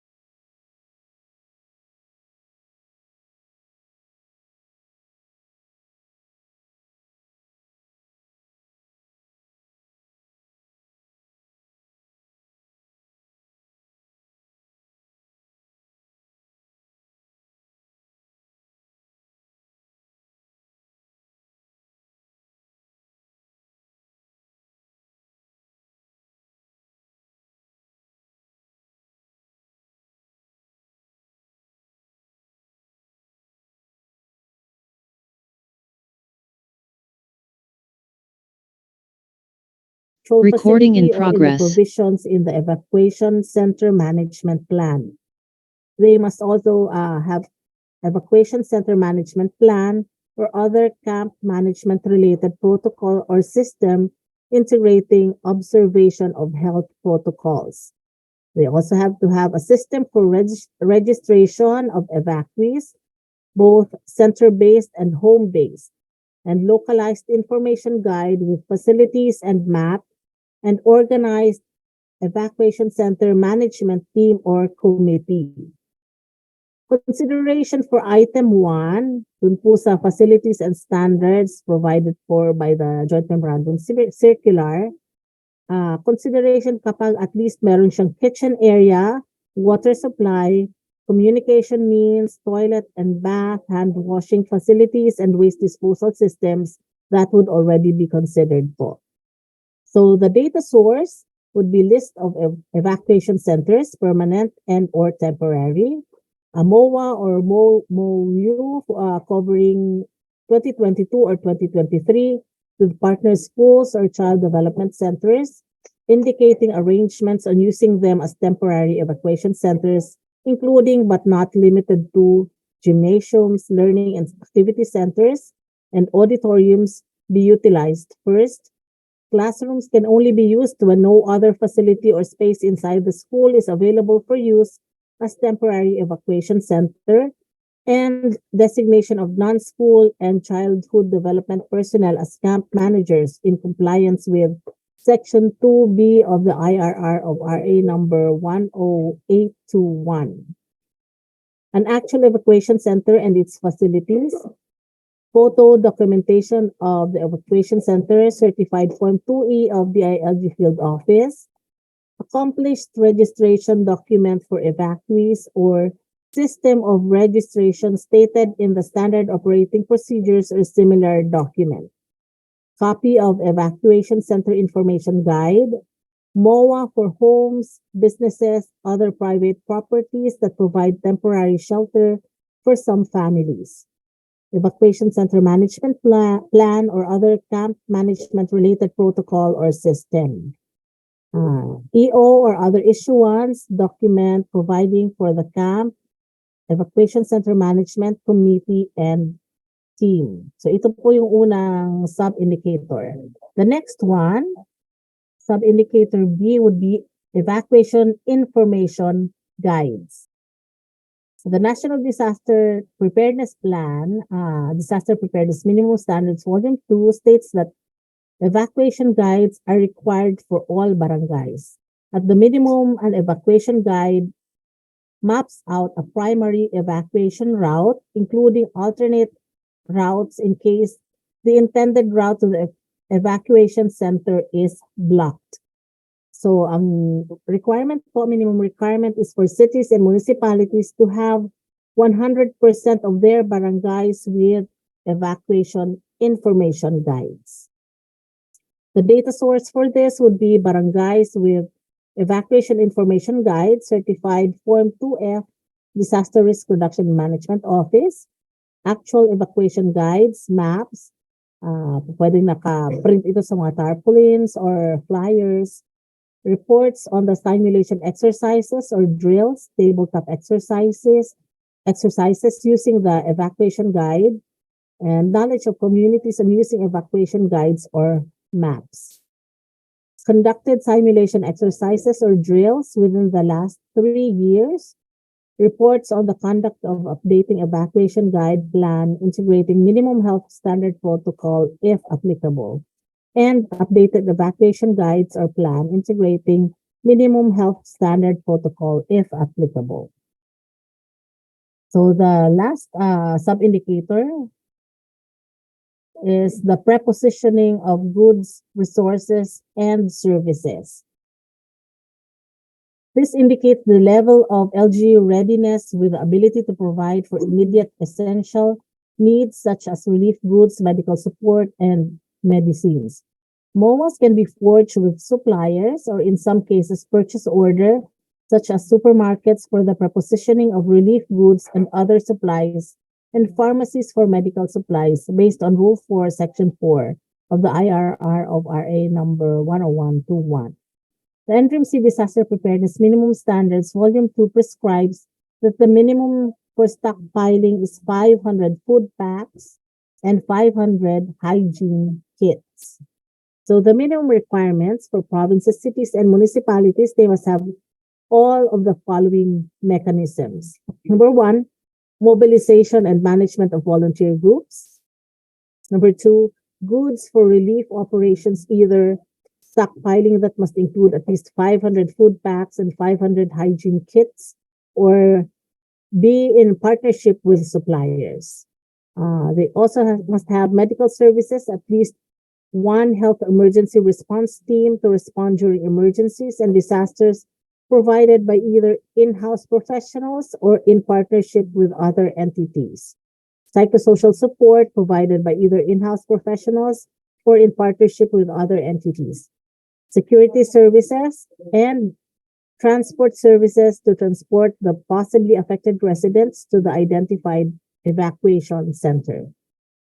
So MOVs, inventory of stockpiled food packs and hygiene kits, list of LGU hired medical professionals, list of LGU hired professionals trained for psychosocial support services and their training certificates, memorandum of agreement or equivalent documents covering 2023, indicating arrangements with volunteer groups, supermarkets, since purchase order is also accepted, pharmacies, purchase order, medical groups, psychosocial professionals, transport groups, and security system. Security services indicated in the standard operating procedures or the security plan of the PNP.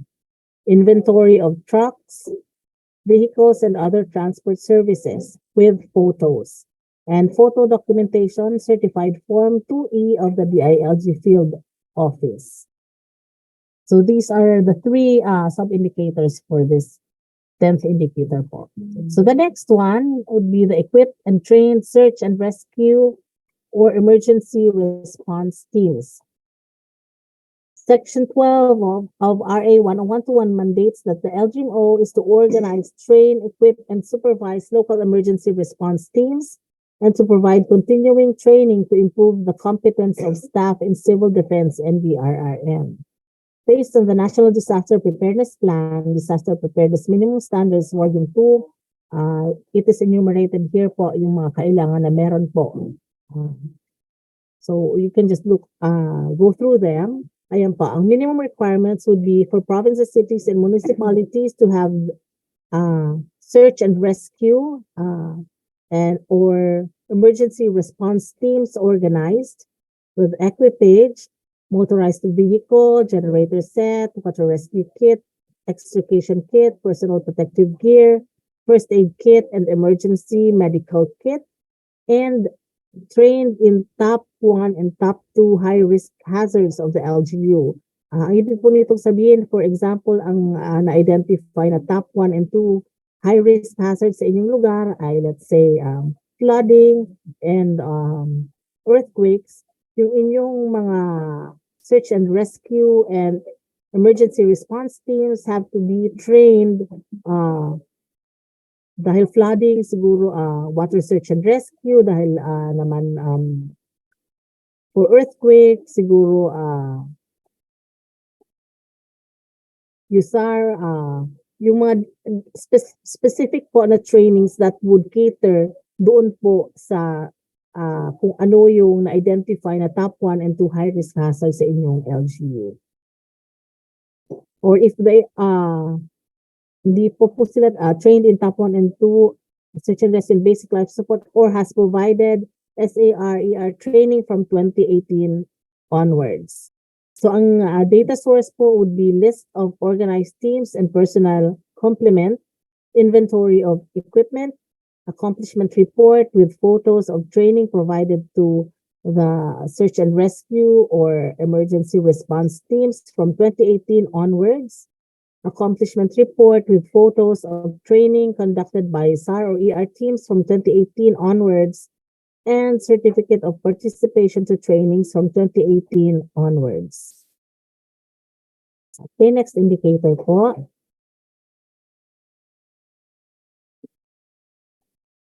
Local Dream Operations Center, LDREAM Operations Center. So the establishment of the LDREAM Operations Center is pursuant to Rule 6424 of the IRR of RA 10121 based on the National Disaster Preparedness Plan, Disaster Preparedness Minimum Standards Volume 2.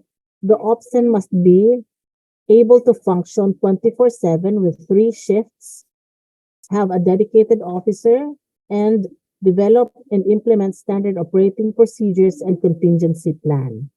So the minimum requirements for provinces and HUCs, they must have a permanent LDRIM OPSEN functioning 24/7 with standard operating procedures. For component cities and municipalities, they must have at least a temporary LDRIM OPSEN with standard operating procedures functioning 24/7 during disasters. So the data source, executive order or similar issuance on the establishment of LDRIM OPSEN in case it is temporary or functions 24/7. OPSEN employee logbook, SOP OPSEN manuals, photo documentation, certified form 2E DILG field office. The next one, next indicator, please. Incident Command System. The ICS is activated in response to disasters or emergencies pursuant to NDRIMC Memorandum Circular Number 4 Series of 2012. LGUs are mandated to capacitate its ICS organization through the conduct of ICS training to institutionalize ICS. The ICS cadre shall take the lead in undertaking the ICS capacity building and development program under the leadership of the Office of Civil Defense. Minimum requirements for provinces, cities, and municipalities, they must have established ICS and at least one LDRIM Council head member, LGU-based or LDRIM O-head staff trained in any level of ICS.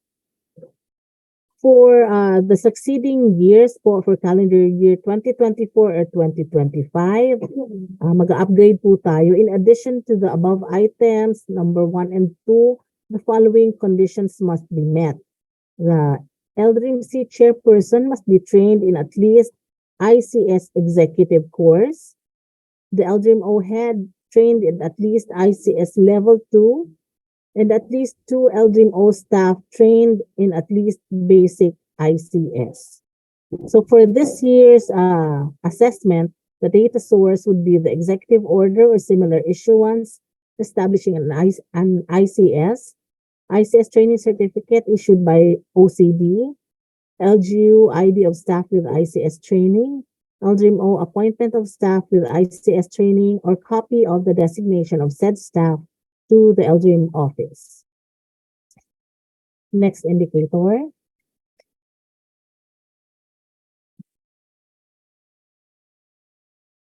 Approved community-based disaster risk reduction and management plans and budget.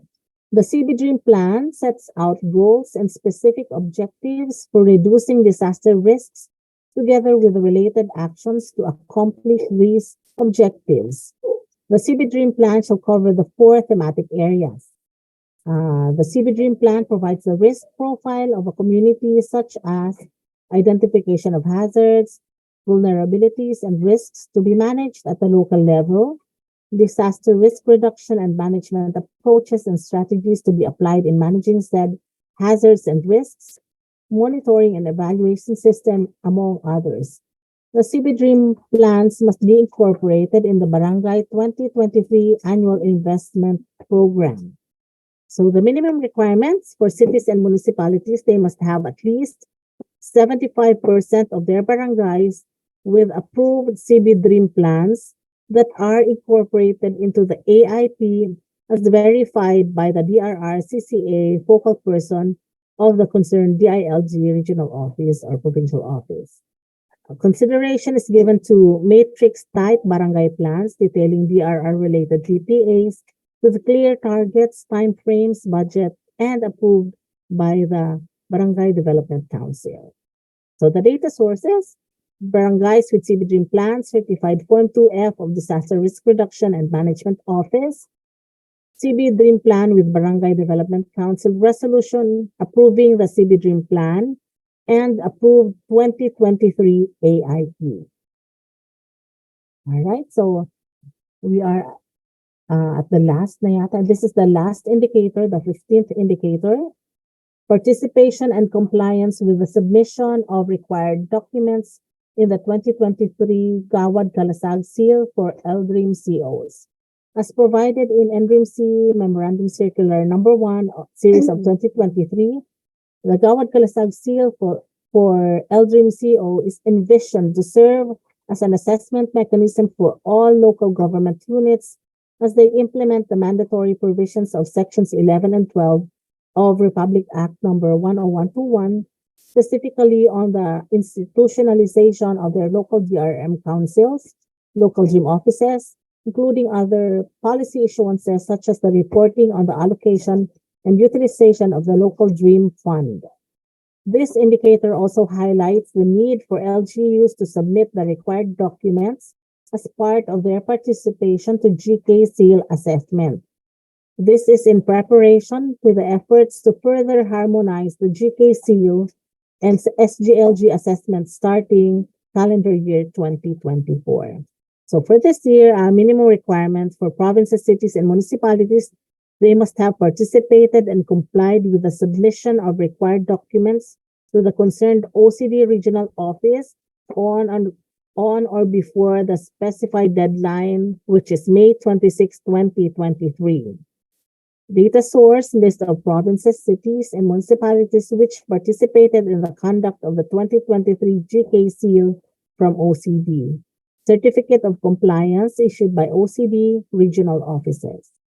Now, a reminder for everyone that starting calendar year 2024, the GK seal for LDREAM COs will be the primary source of data for the SGLG's Disaster Preparedness Area Assessment.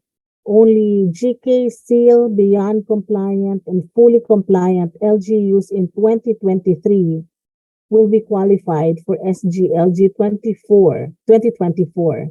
This is subject to other resource acceptability parameters to be set by the SGLG. So those are the indicators under the disaster preparedness governance area. Thank you.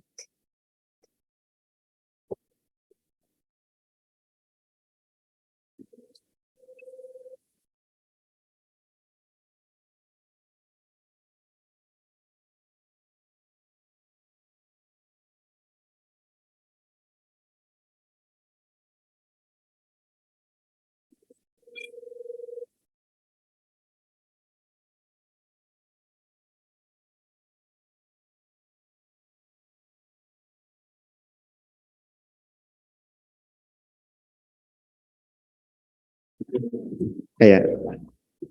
So once again, thank you, Ms. Aurora Mi Cabañeros from the Office of Civil Defense for the presentation of the performance indicators for the disaster preparedness and responsiveness governance area.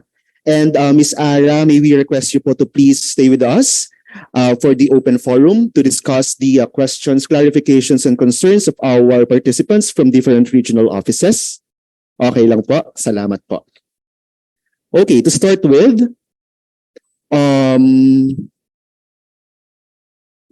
for indicator 2.2, specifically po dun sa item A, plantilla head with prescribed salary grade, clarification po from DILG CAR, Baguio City, may we be clarified if the LGMO head for HUCs should receive SG22 po?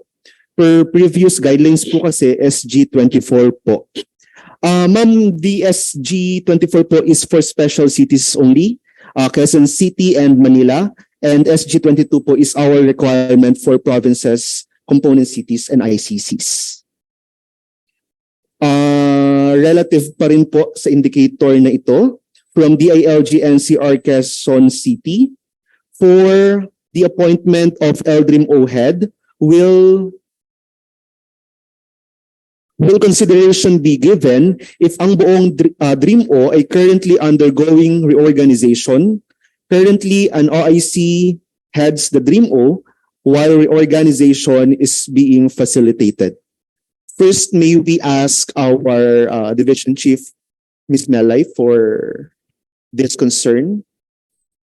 Good morning po. Regarding the concerns of Quezon City, no, siguro po put this in writing na lang, ibigay sa amin yung case, yung mismong narrative ng case for Quezon City, because kasi it is our first time sa buong SGLG implementation na makaka-encounter organization. In that case, no, ibigay yung narrative sa amin. Ibigay na lang yung complete story, kailan nag-reorg, ano ang nagudyok, bakit kailangan mag-reorg, and so on. At kailan balak paupuan yung mga posisyon. So hindi pa bale bakante itong mga posisyon, no? Meron pa rin nag-hold sa mga positions na to. Tama po ba?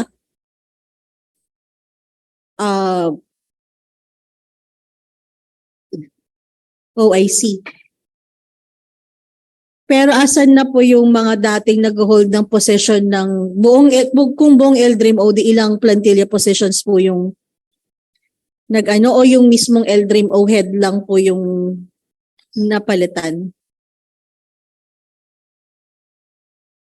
So, ibigay lang po sa amin yung complete scenario. Actually po, pwede po magbatin. Try po namin yung sagutin as soon as possible.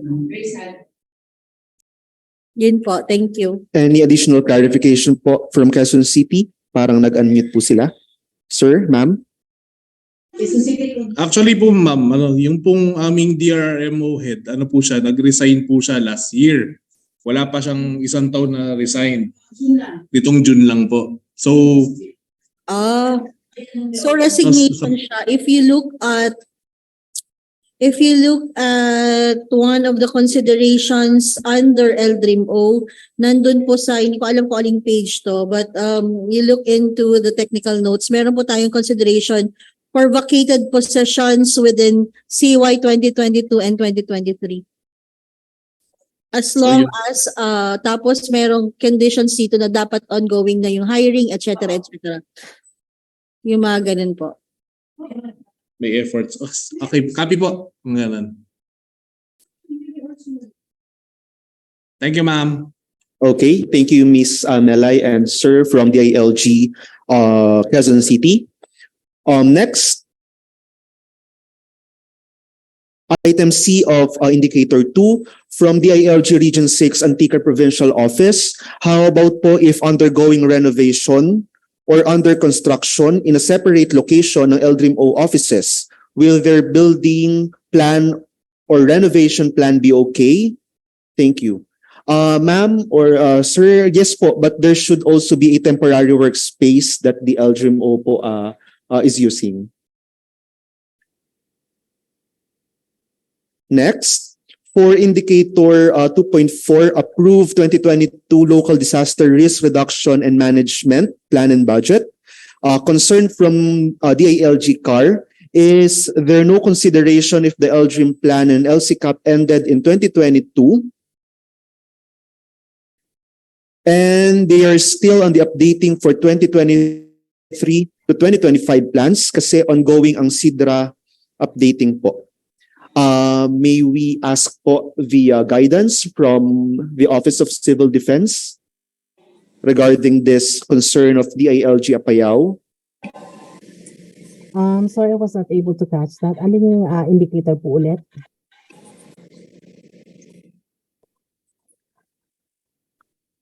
Sorry, ma'am. Can you kindly repeat which indicator is in question? Indicator 2.4, ma'am, the approved 2022 local disaster risk reduction and management plan and budget. There's a concern po or clarification from the ALG Apayao. If meron pong consideration if the LDREAM plan and LCCAP ended in 2022 and they are still on the updating for 2023 to 2025. kasi ongoing po ang SIDRA updating.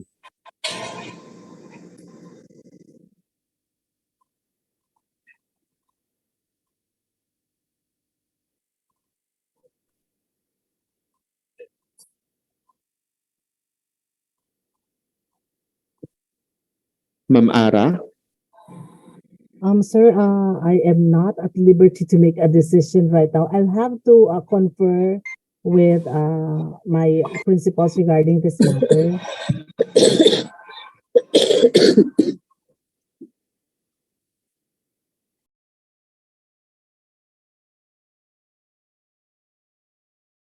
Okay po, Ms. Ara, we will provide you din po with the copy of the consolidated comments and feedbacks from our regional offices for you to discuss these concerns po with the respective TWG heads po. Thank you so much, ma'am. Next po, for indicator 2.5, approve LCCAP covering CY 2023.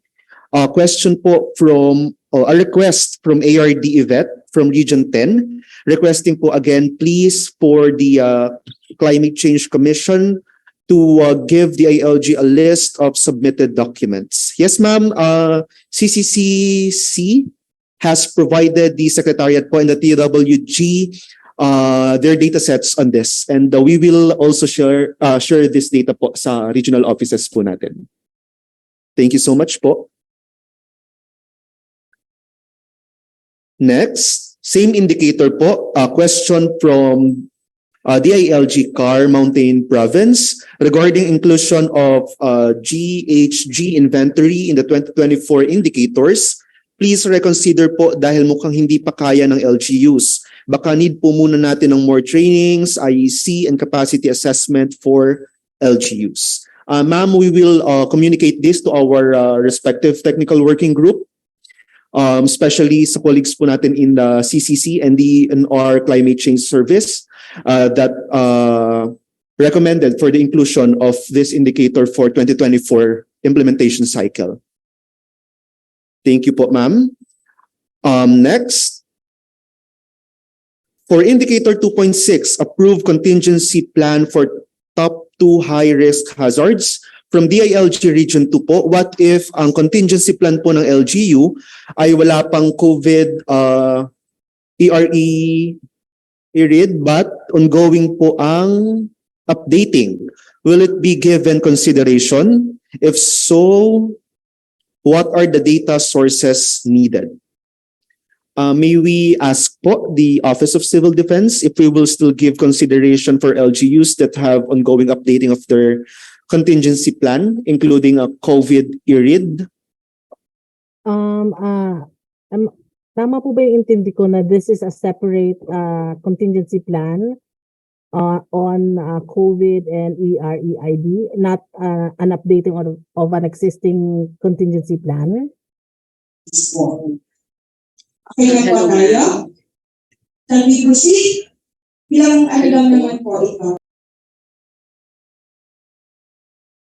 Hello po. Separate po ba ito?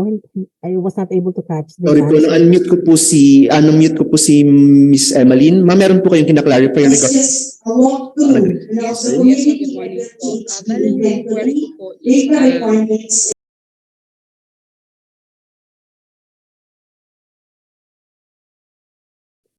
Okay po. Regarding po doon sa question ng Region 2 sa for this indicator, ang question po nila, what if ang contingency plan po ng LGU ay wala pang COVID EREID, pero ongoing na raw po yung updating? Will it be given consideration? And if bibigyan po ito ng consideration, what are the data sources needed?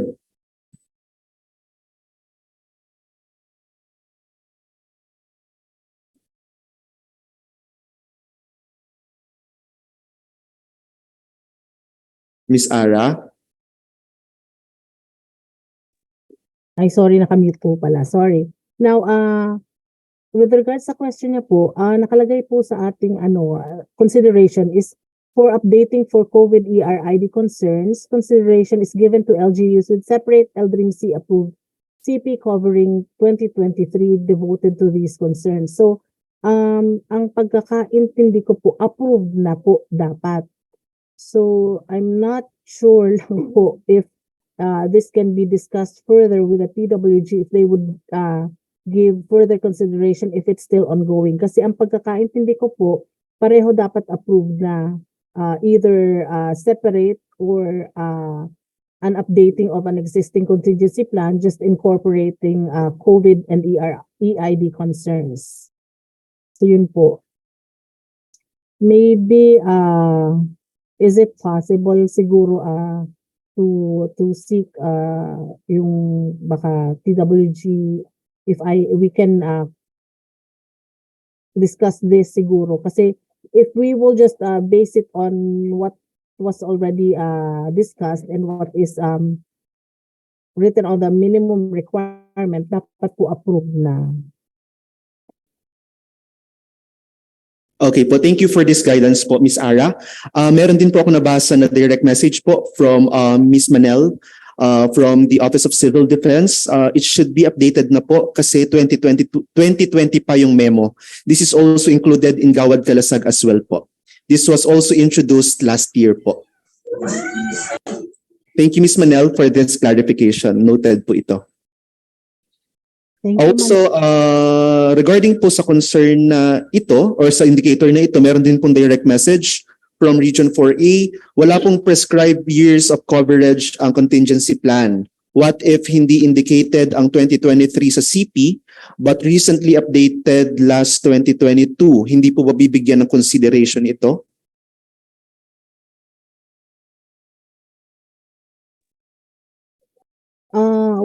What do they mean, sir, na yung dating existing CP, is it updated to include COVID and ERID concerns? Hello, ma'am. Hindi po siya na-mention nung nagtanong from 4A, pero kung ganun po ang case, ma'am, ano po ang magiging guidance ng OCD? If it's updated at na-approve na po yung kumbaga updates and the revision, then it is considered po. Opo daw po. Nag-direct message po ulit si ma'am from 4A. Apa. Thank you so much po.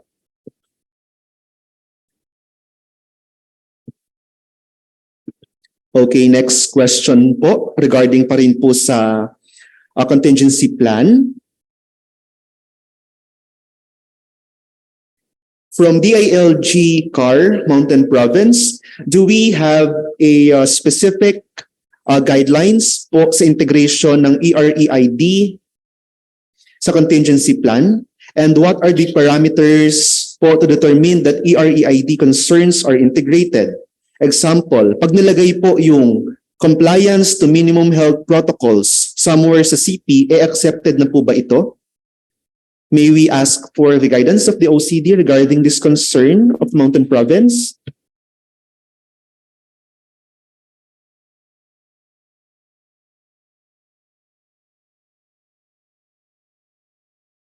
May I refer the question to my colleague Manel? Are you there, Manel? Miss Manel? Ayan, nag-message din po siya sa ating chat box na per reference of the updating of the contingency plan, meron po siyang sinend na file ng guidelines for reference. Pero may additional po ba kayo na gustong sabihin, Miss Manel from OCD? Hi sir, good morning. Wala naman po sir. Bali, yung sinend ko na po is yung memo. So, we have included there kung saan po makikita yung updating with regards sa COVID. Sa mga pandemic, sir, we have Chapter 1 for the background, goals and objectives, response arrangement, activation and deactivation, deactivation and activation. Dapat makita dun, sir, yung mga observance of health minimum requirements, sir, yung mga protocols po natin. Ayun po. Thank you, sir. May I be recognized? Thank you, Ms. Manel, for that clarification. Okay, next po. I think this question from Palawan ay nasagot na regarding sa prescribed years of the coverage of contingency plan. Next concern of DILG Region 10. Regarding integration of EREID and COVID concerns in the CP, should we look for the said concerns in all components of the contingency plan?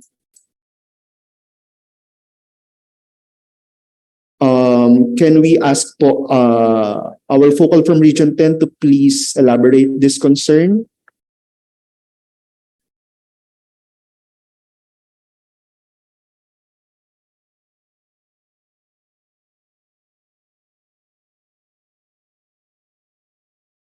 Ma'am?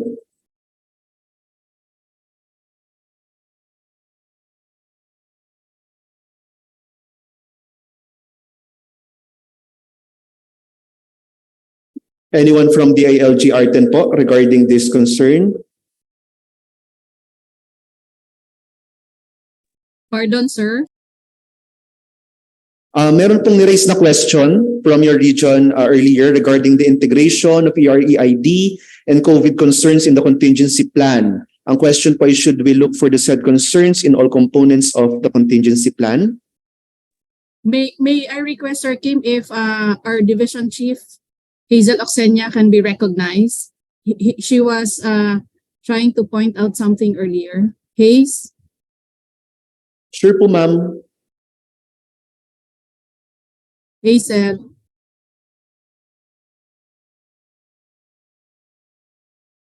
Ma'am Hazel, you're recognized po.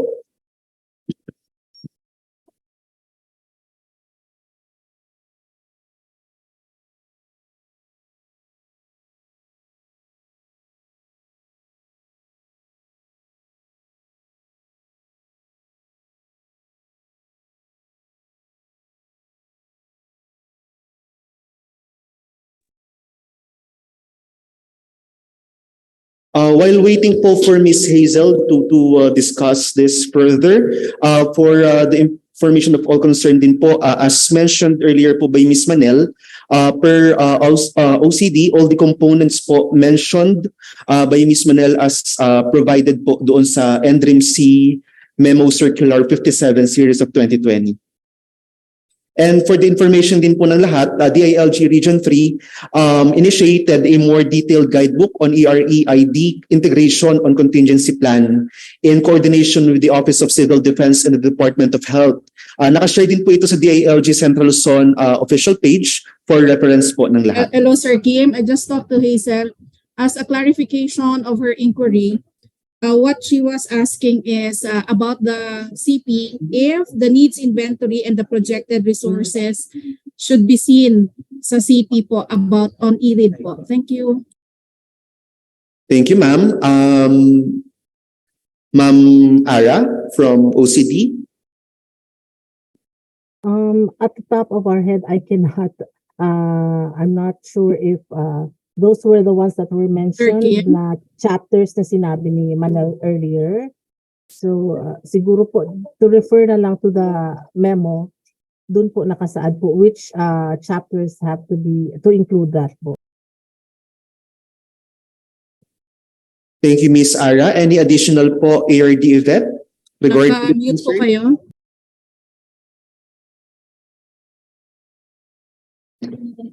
ARD, ma'am?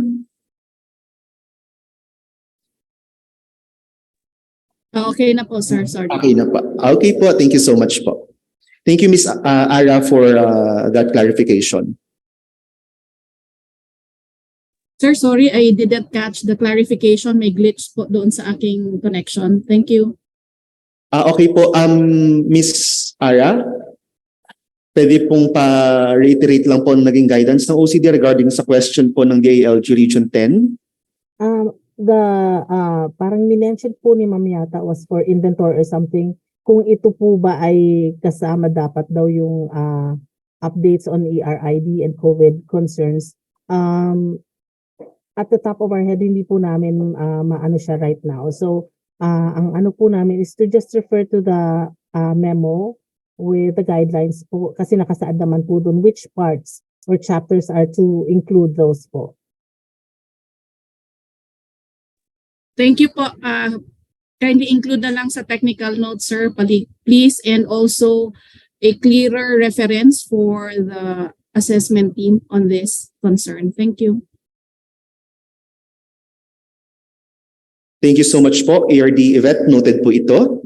Thank you din po, Miss Ara. Next, from DILG Region 7, regarding pa rin po sa updating of the contingency plan, what year do we base if we say the contingency plan is updated? Is it only in 2022? Most of the LGUs that we assess, there's no year of coverage ng kanilang mga contingency plan. Seeking for guidance po from Ms. Ara or Ms. Manel regarding this concern of DILG Region 7.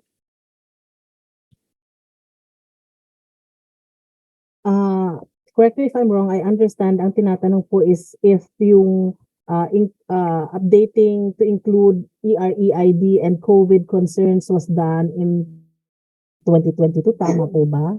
To an existing... Ang concern po nila ma'am ay regarding dun sa coverage. Ang question po ay what year po ang ating pinagbabasihan if we say the CP is updated? Kasi is it only for 2022?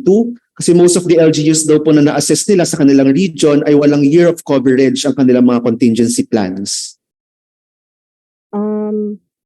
It doesn't have to have a particular year po as long as it's already approved. It's updated to include EREID and COVID concerns and already approved. What I mean to say is that the revision and the updating is already approved.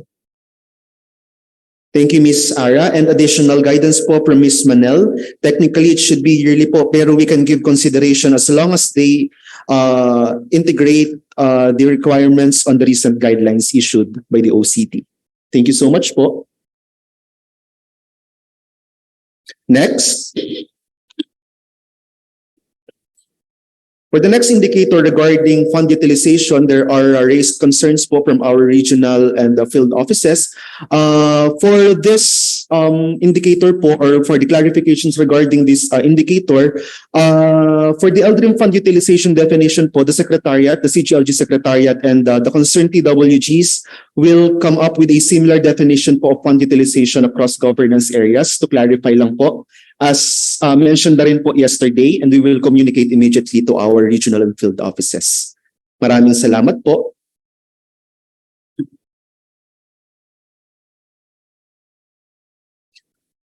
Next, from Region 10 pa rin po, from ARD Yvette, we are appealing to the TWG of Disaster Preparedness to consider lowering the utilization rate.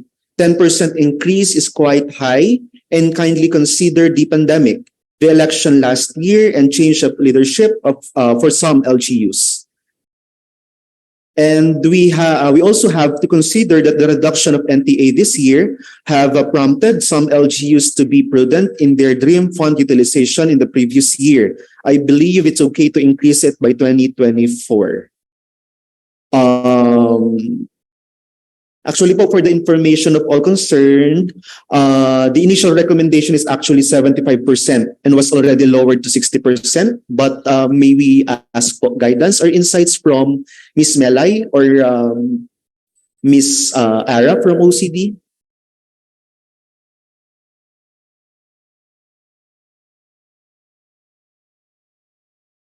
I think this number is actually parang ina-align po dapat sa GK. So, Manel, can you elaborate on this, please? I'm not sure if mas mataas pa nga actually sa GK. Manel? Hi, ma'am. Ma'am, bali for Gawad Kalasag po, our rating sa Gawad Kalasag po kasi we have rating scale. For minimum requirement po as a rating 2, we give 60% din po in line with the SGLG. So, ang highest rating po natin if they meet 75% din po. This is to ano na lang din po sa mga LGU na they must really utilize their funds po for allotted funds po nila. So, para ma-introduce po talaga siya sa mga LGU na gastusin po kasi in our data, I believe po, mababa po talaga ang utilization rate nila. yun po, hinarmonize na lang din po siya sa SGLG na same po as a minimum requirement for them. Yun po. Thank you. Thank you, Ms. Manel and Ms. Ara, for this guidance. DC Melay, any additional po?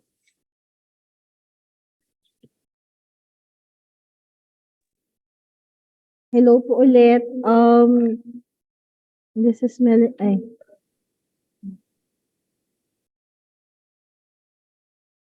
Regarding LGMF, ay wait lang.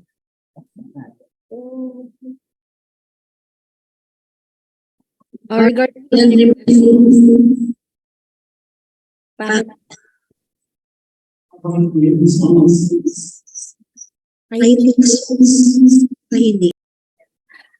regarding LDRIM F po, no, if you look into our technical notes, nakalagay na nga po dyan na 60%. The basis of 60% is actually a rundown of the average for the data we used last year. No? We already got 65% kasi the national average.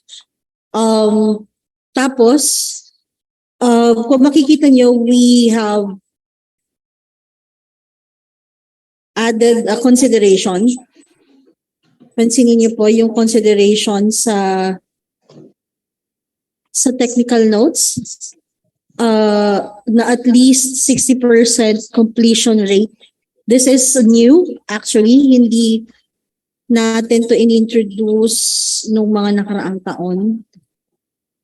Dati utilization rate lang siya. So, meron na siyang on completion rate.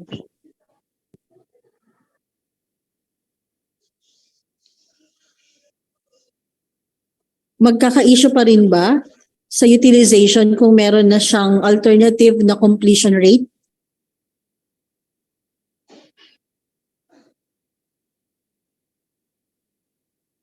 Pwede po ba nating marinig ang DILG Region 10 na nag-raise po ng concern na ito?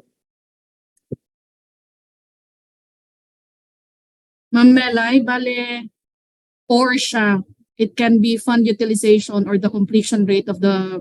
Yes. Okay, It's a sige po. consideration. Yes, ma'am. We appreciate it, ma'am Melay. Issue pa rin ba kahit 60% lang ito? If that is the standard with the Gawad Kalasag, okay naman po, ma'am. Dagat in Gawad Kalasag is actually 75% eh. Okay. Utilization, hindi siya completion. So in the SGLG, we are introducing completion rate. Yes, ma'am. Yes, ma'am. Thank you. Thank you so much po, ARD Yvette, for this concern.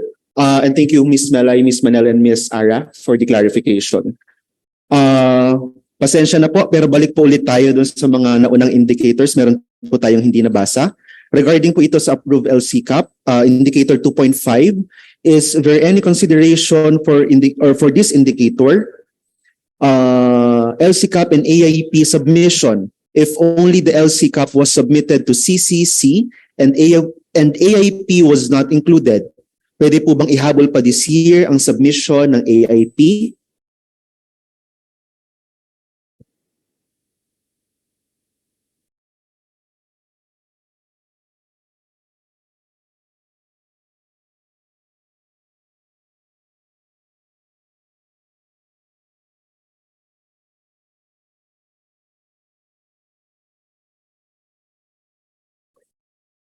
Ms. Melay?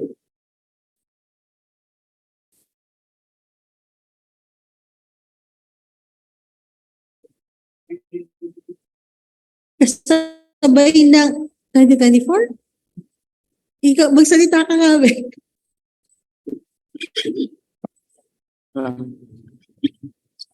Bali po dito sa question po ng Region 10 ay pagbibigay po ng consideration sa pagsasubmit po ng EIP ngayong taon lang. Sige po, i-coordinate po natin to sa CCC na makapagbigay po tayo ng consideration dito na LGU na nakapag-submit ng EIP nila noong 2023 ngayon pong taon hanggang regional assessment. Pero yun nga po, kagaya po ng reminder na nabanggit po ni Ms. Ara kanina, sana po yung mga LGUs ay makapag-submit na ngayong taon din nung para sa kanilang CY 2024 AIP para na po sa susunod po nating assessment sa GK at saka po sa SGLG come next year. Yun po. Thank you po.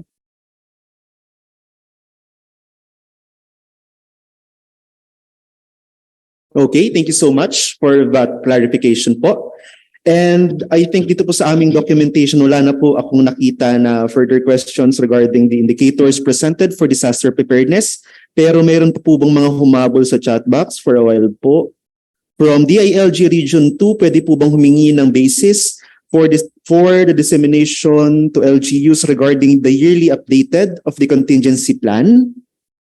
And also from Region 4A, Cavite Provincial Office, recommendation po kung pwede nang tanggalin yung period covered ng contingency plans sa data capture form bilang wala naman pong specific period covered as long as updated po.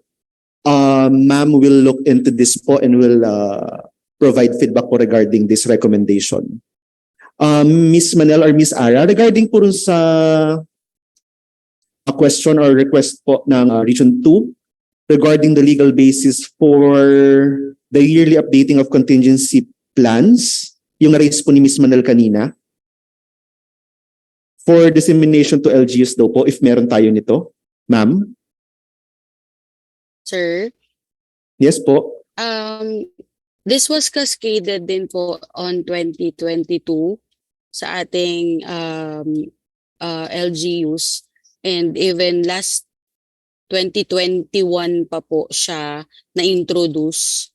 Even nung nag-start po kami ng voluntary assessment po, nung nag-benchmarking po kami for LGUs with regards sa LDRIM CO assessment, informed na po sila dito sa contingency plan updating po.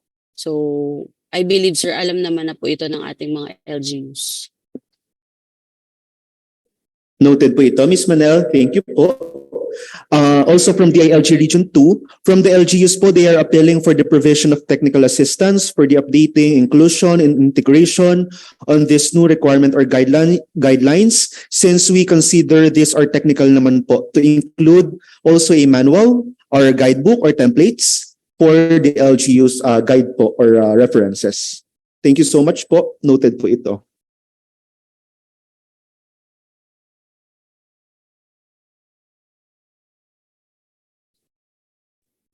Hi sir, so dagdag ko lang po. For request po for technical assistance, even in our guidelines po, included naman po kung meron po silang concerns or request for technical assistance, our capacity building and training service from the national and regional offices po ay included po dun sa memo for their contact details just in case they want to request for another technical assistance with regards to the updating of their contingency plans po. Thank you, sir. Thank you so much po, Ms. Manel, for this clarification. From Region 12, may we also recommend that the CP updating palagyan na lang po sa technical notes ng not earlier than po to determine kung kailan dapat siya last updated. And may we also request na lang po to update the technical notes on Dream Fund utilization, reflecting the agreement 60% physical or financial accomplishment of the 70%.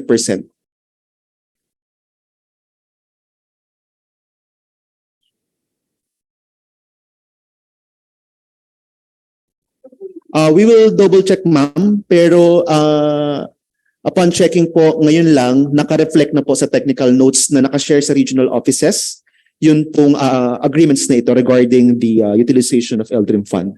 Doon po sa shared folder yesterday, materials po for the purpose of this national orientation. Thank you so much po.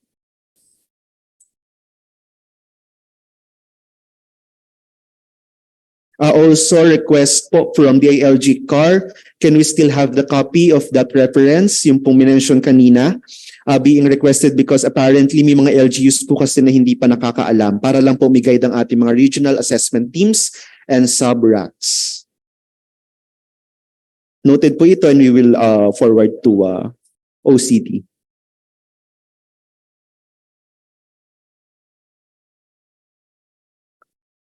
Okay. Other questions for clarifications and recommendations regarding this indicators under disaster preparedness area will be documented naman po by the CGLG Secretariat, and we will forward other concerns to the concerned units, and of course we will provide you feedback as soon as possible.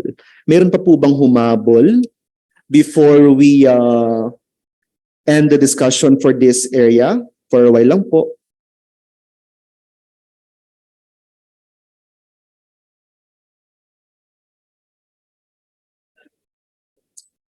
Yes po, additional recommendation po from Region 2, but the OCD cannot accommodate all the LGUs all at once po, so maganda may sample, then the LGUs may customize accordingly.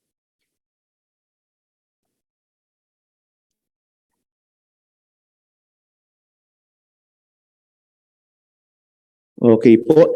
Yung other concerns po regarding utilization of the LDRIM Fund,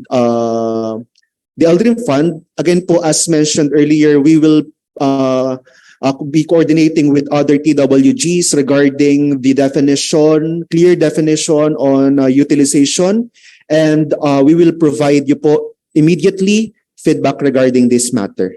Other concerns po and clarifications regarding this governance area are already documented po by the Secretariat, and we will provide feedback po as soon as possible.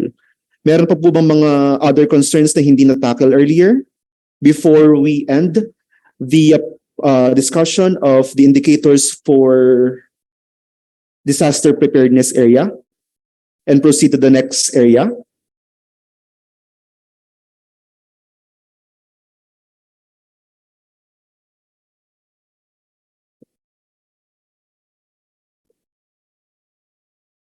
Okay, hearing and seeing none. Sir, excuse me, okay. hello. Yes po. Hazel Oxenia from Region 10. Tungkol dun sa contingency plan na 2023, gusto ko lang sanang parang request yung OCD na per existing guidelines naman dun sa joint memorandum circular na NDRMC, tsaka DILG, tsaka sino pa ba yun, NSC. Yung LGUs lang naman are encouraged to update regularly. So wala siyang period of coverage. So sana na yon, parang clear na yon sa lahat na hindi kailangan yearly merong CP. Yung yearly, meron siyang period of coverage.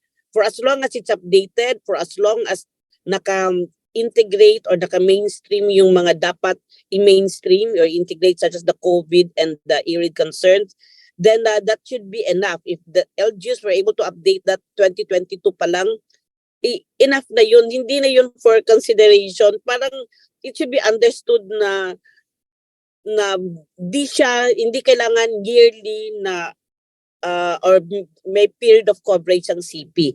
Kasi nga it will remain as their basis, as their manual of operation during response operations nila. Then if it's updated, then that should be good na. Hindi kailangan na yearly, hahanapin natin yung yearly na CP.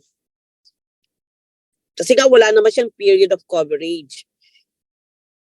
It will remain there. It will remain as the basis for response operations except if meron dapat i-update na mga data. Yun yung ano ko, sir. Thank you. Okay po. Thank you po, Ms. Hazel. Noted po ito. Maraming salamat po for raising this concern.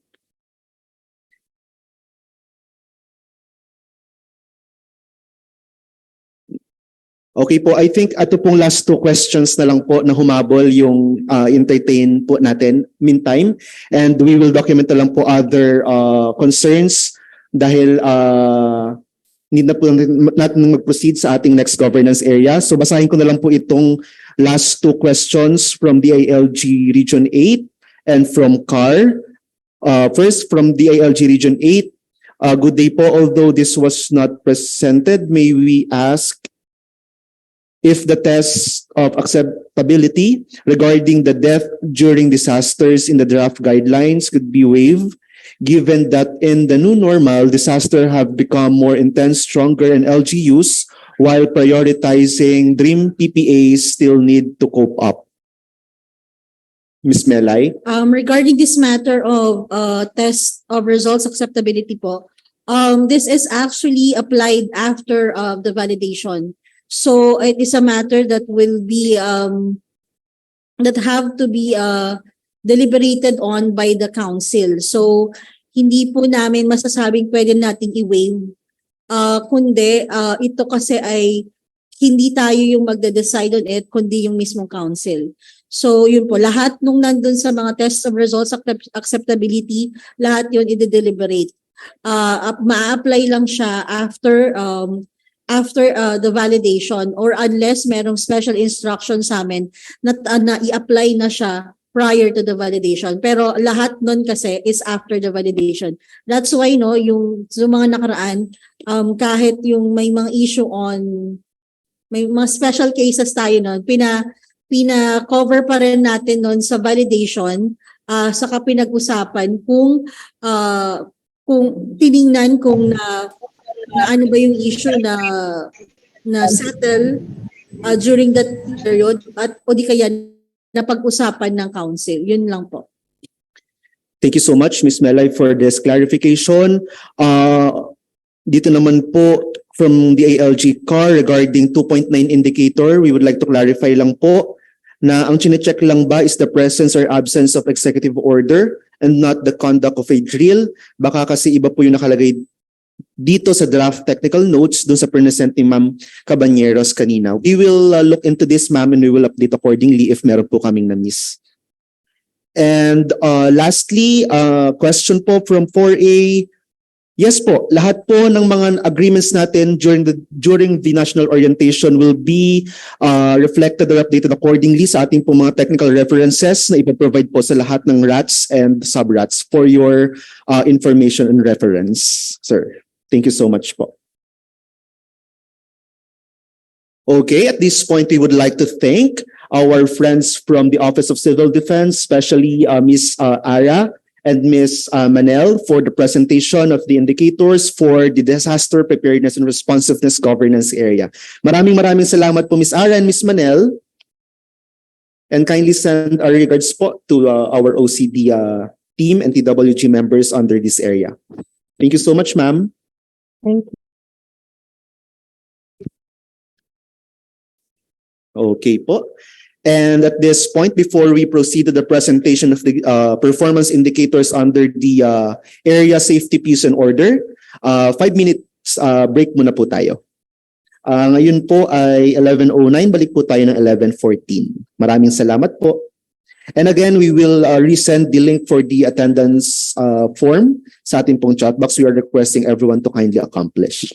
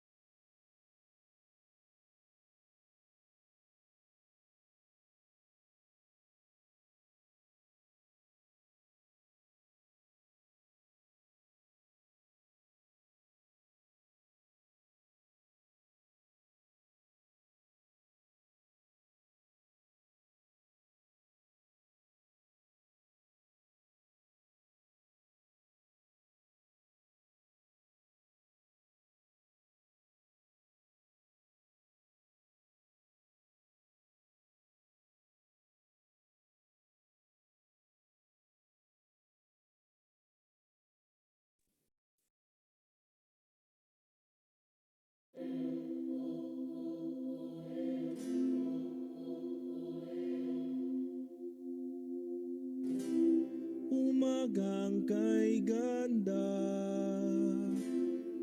ay natatanaw na.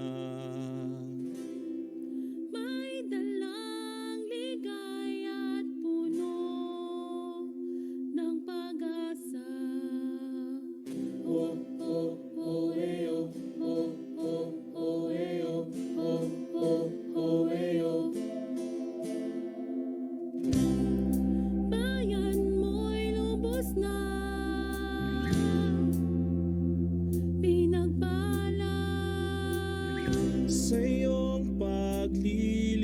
na isang biyaya. Husay mo't katapat ay tagumpay ng mamamayan.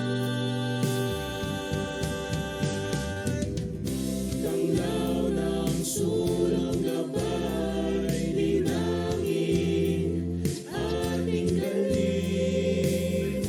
Pagkilala sa gawain ng mga kawani, magigiting. Oh, oh, oh, eh, oh, oh, oh, oh, eh, oh, oh, oh, oh, eh, oh. Maayong pagdumala, hapsay nga pagdumara. Benbueno gobernanza, mayapa pamanalakaran. Nasaya at nga panangimaton, mapya nga pamamakaro. Maayo nga pagdumalahan, tapat na pamamahala. Husay mo at katapat ay tagumpay ng mamamayan. Tanglaw ng sulong gabay, linangin ating galing.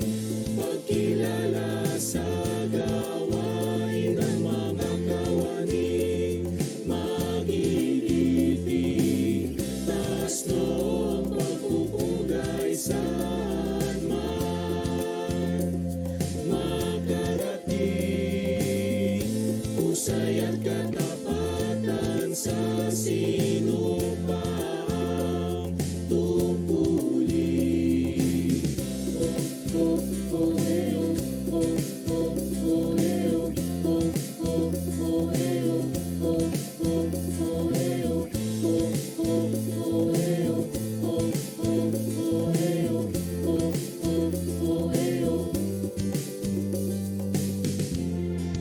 Husay mo't katapat ay tagumpay ng mamamayan. Husay mo't katapat ay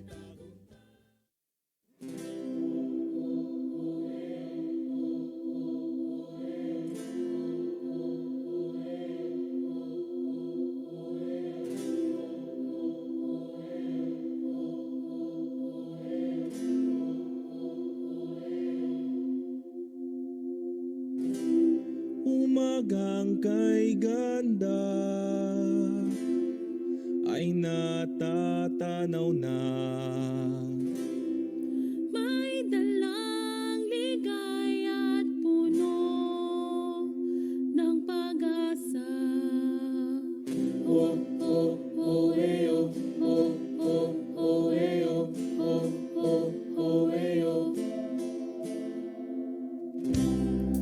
Bayan mo'y lubos na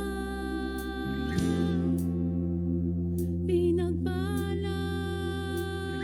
Sa iyong paglilingkod na isang biyaya.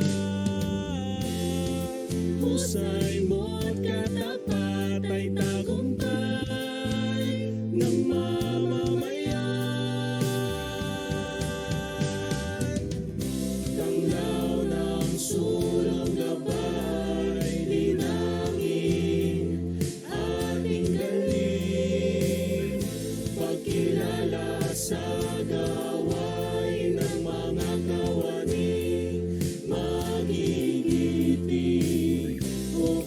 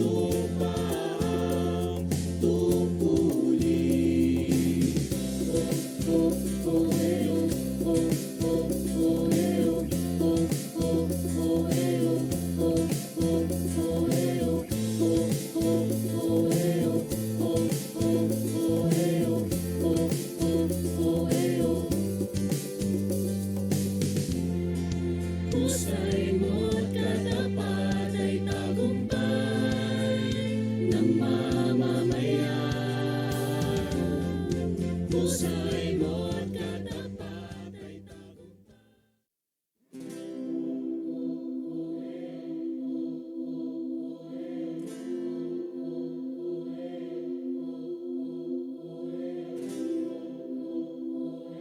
Okay, we're back po.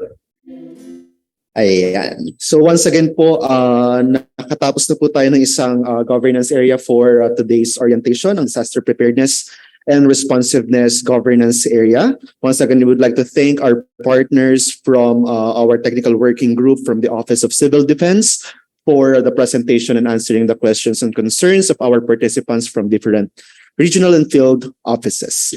And now as we continue, or moving on to present the performance indicators for the safety, peace, and order governance area. May I call on the Division Chief of the Bureau of Local Government Supervision, Policy Compliance Monitoring Division, Attorney Maria Rodora Flores. Good morning, Attorney Dang. Good morning, Kim. Good morning, everyone. I hope with the 5-minute break kanina kain ng konti. No, it's almost 12. I'm sure medyo nagrereklamo na ang ating mga tummies. But rest assured na itong ating pag-uusapan, itong governance area on safety, peace, and order, ay mabilisan lang po kasi we only have 5 technical indicators to look at.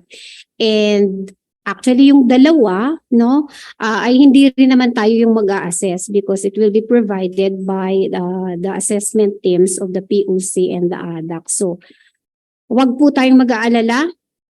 Kaya nating tapusin ito in time for our lunch. Okay? Sige. So, let's start. Next slide. Oo. So gusto lang namin ipakita no para ma-appreciate ninyo na so far no tapos na tayo from 1, 2, 3, 4, 5, 6 and now we're at 7.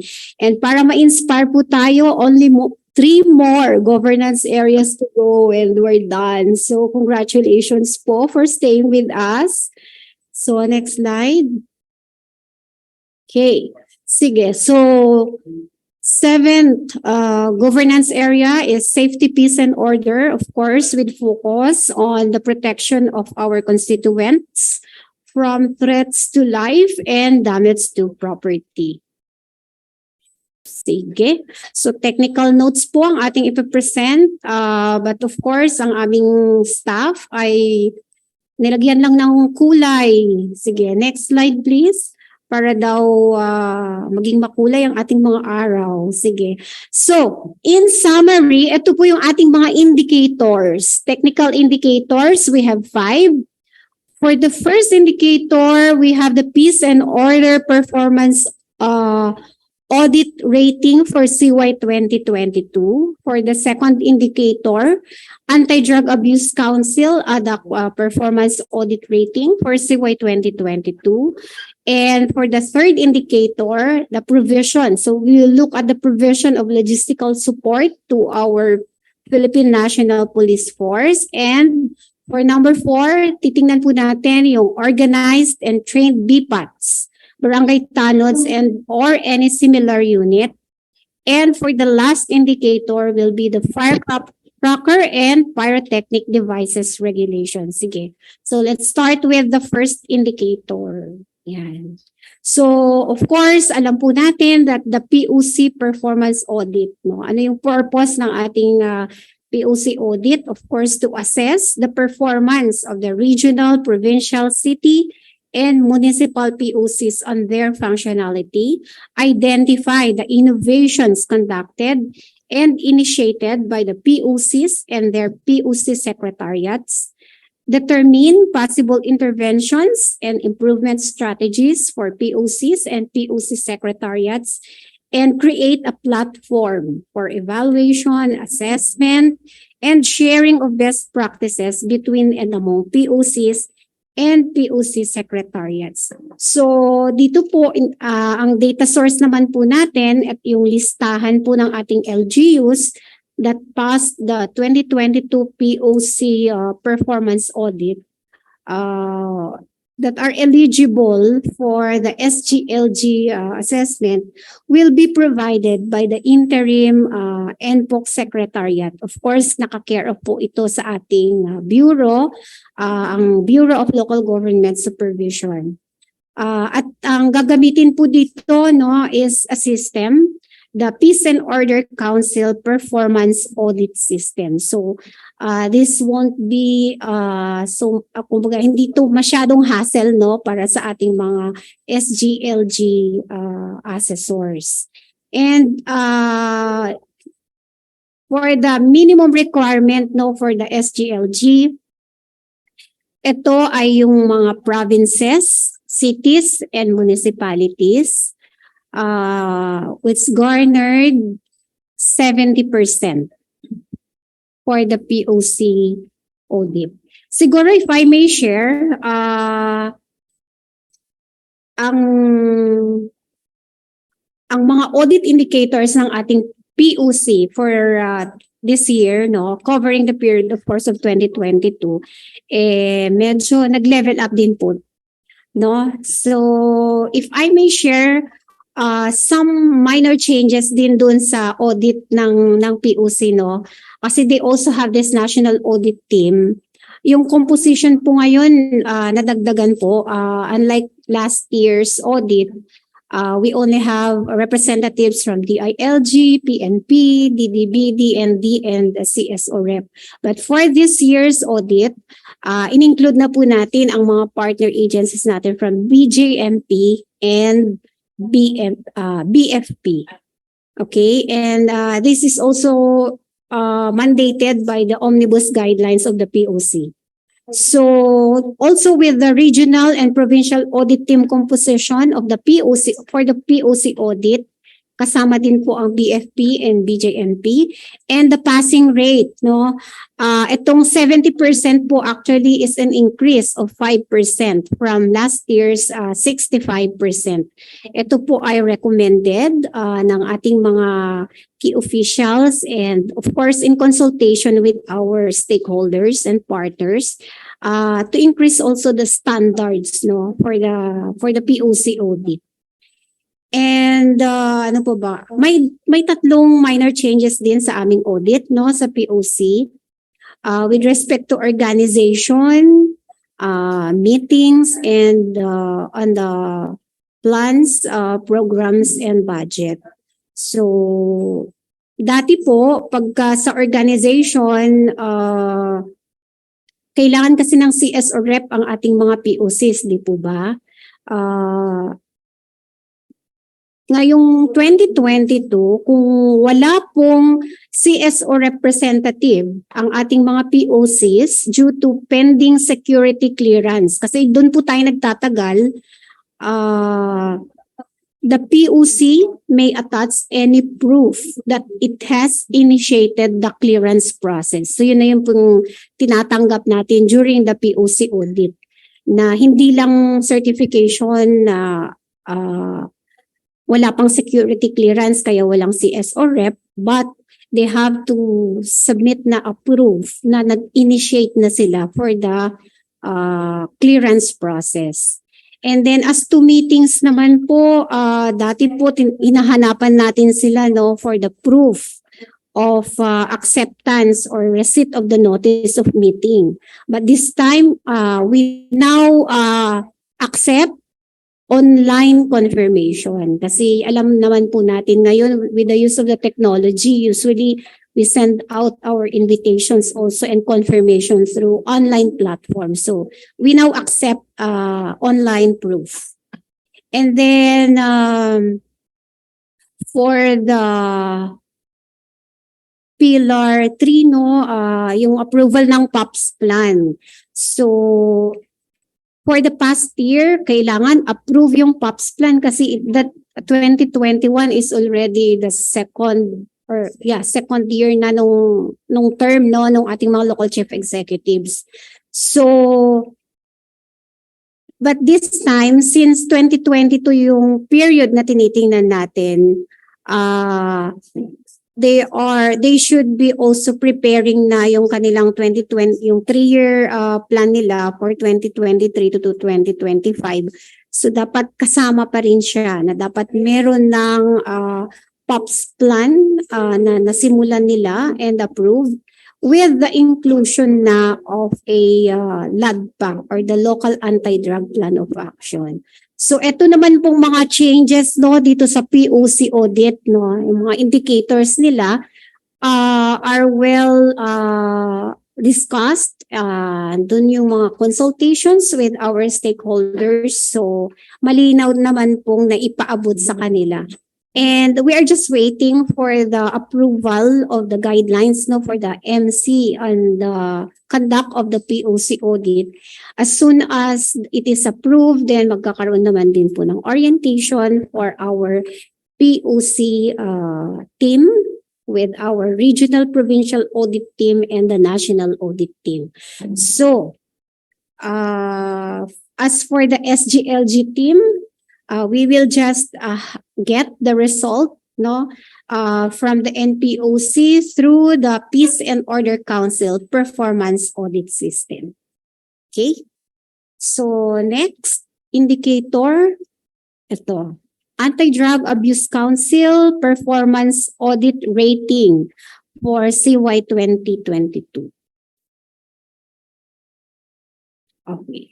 So this is an audit that looks into the functionality of ADACs nationwide, specifically on the following indicators. So, 6 po itong tinitingnan ng ADAC audit. Yan natin yung kanilang mga changes. No? And I'm happy to inform everyone that the guidelines for the ADAC performance audit is already out. Ito po, bagong-bago. Ano pa itong mainit-init pa? It's Memorandum Circular number 2023-062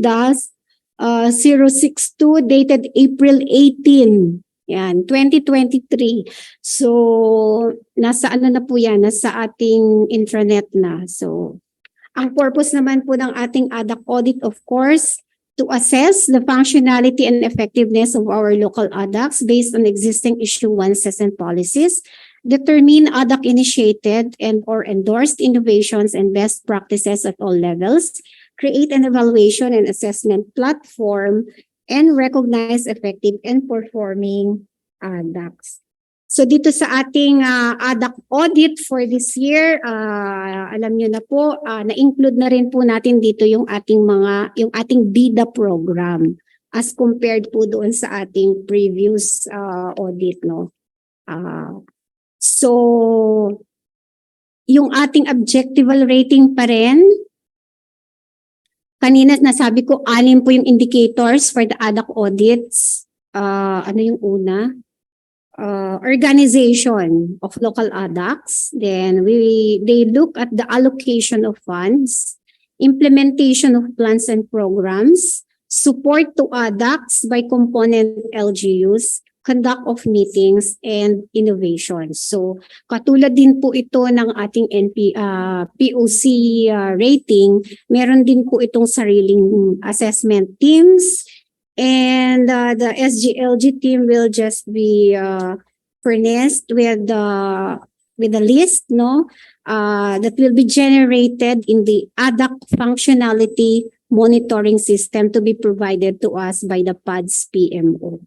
So for the requirement sa SGLG, ito lang yung titingnan natin or will be considered LGUs with highly functional rating of their ADAC. So, ang kanilang rating criteria is kung ang audit score ng kanilang ADAC ay 85 to 100%, it's considered as high functional. Ito po yung minimum requirement natin for eligibility sa ating SGLG.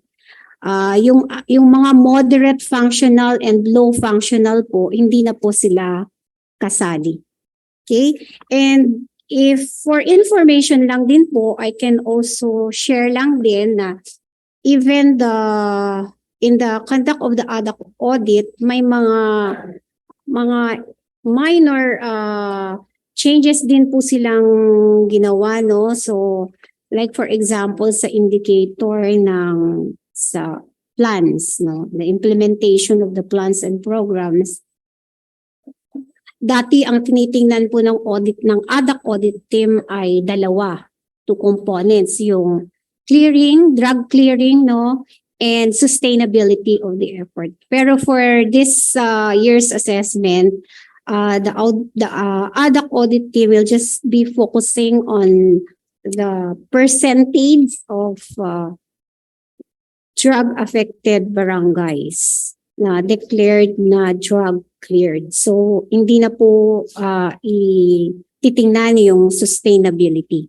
They will just be focused on the drug clearing. And for indicator 4 on the supervision and support to component ADACs, ano na to, meron din po silang dinagdag na report aside from the executive order containing financial support for component barangays or certification from the accountant tungkol po sa activities, no, kailangan na pong may kasamang terminal report. Even the POPs plan as subsumed, the LADPA as subsumed in the POPs plan, kailangan na rin po siyang may terminal report. So yun po yung dagdag nila for this year's audit. And then for indicator 5 on the conduct of meetings, okay. Yung kanilang point allocation po ay kanilang binago, medyo tinaasan na rin po nila, medyo hinigpitan ng konti.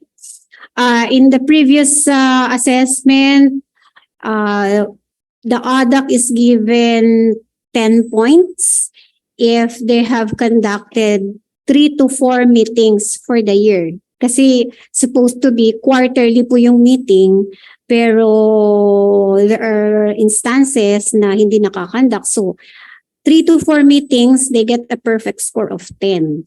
And then pag 1 to 2 meetings conducted, they get a score of 5.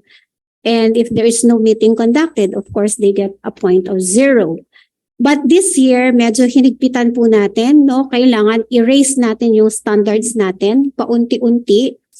So, ano na po, medyo naging strict po yung ating audit with respect sa conduct of meetings. Kailangan po full 4 meetings to get a full point of 10. And then if they have conducted 1 to 3 meetings, then they get a score of 5, and no meeting conducted, then they get a 0 point. So yun lang naman po yung binago, no, na bago na mga indicators for the ADAC audit. Of course, given na pasado na or lumabas na po yung ating MC for the ADAC audit, nagsisimula na rin po ang ating team, ang ADAC team, no, to start na rin yung orientation, and gugulong na rin po yung ADAC assessment for this year. Sige, next slide please.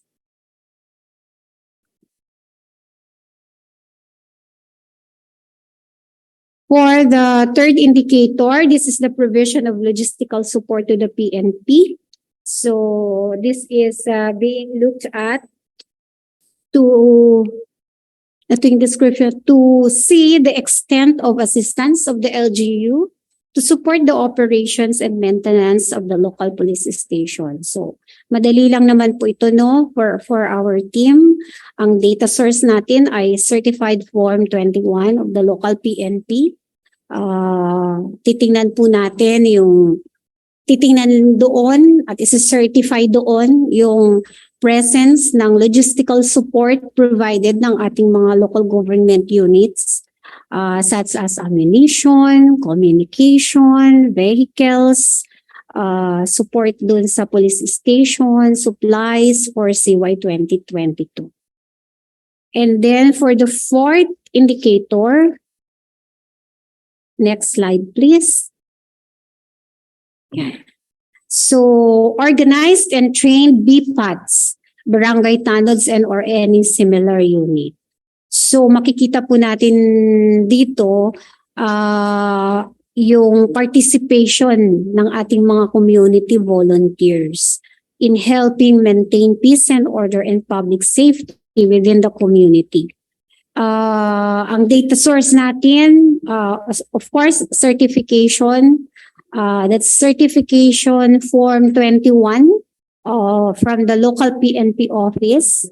Then, syempre, titingnan natin yung mga list of barangays with organized BPATs, barangay tunnels, and other similar units.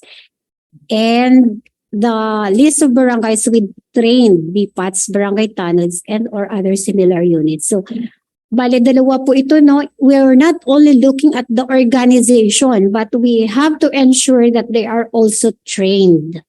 Okay? So, ang minimum requirement natin for the SGLG is for cities and municipalities to have 100% of their barangays to have organized and trained BPATs, barangay tanods, and or any similar unit. So, dapat ang trainings or conducted or received is from 2018 onwards. Next slide. Ito. Tungkol ito sa ating firecracker and pyrotechnic devices regulation. So, this concerns more on public safety, no? We have to ask or demand our LGUs, no, to comply the regulation, sale, manufacture, and use of firecrackers and other pyrotechnic devices pursuant to the ILG-NC number 2016-176 and of course Republic Act number 7183.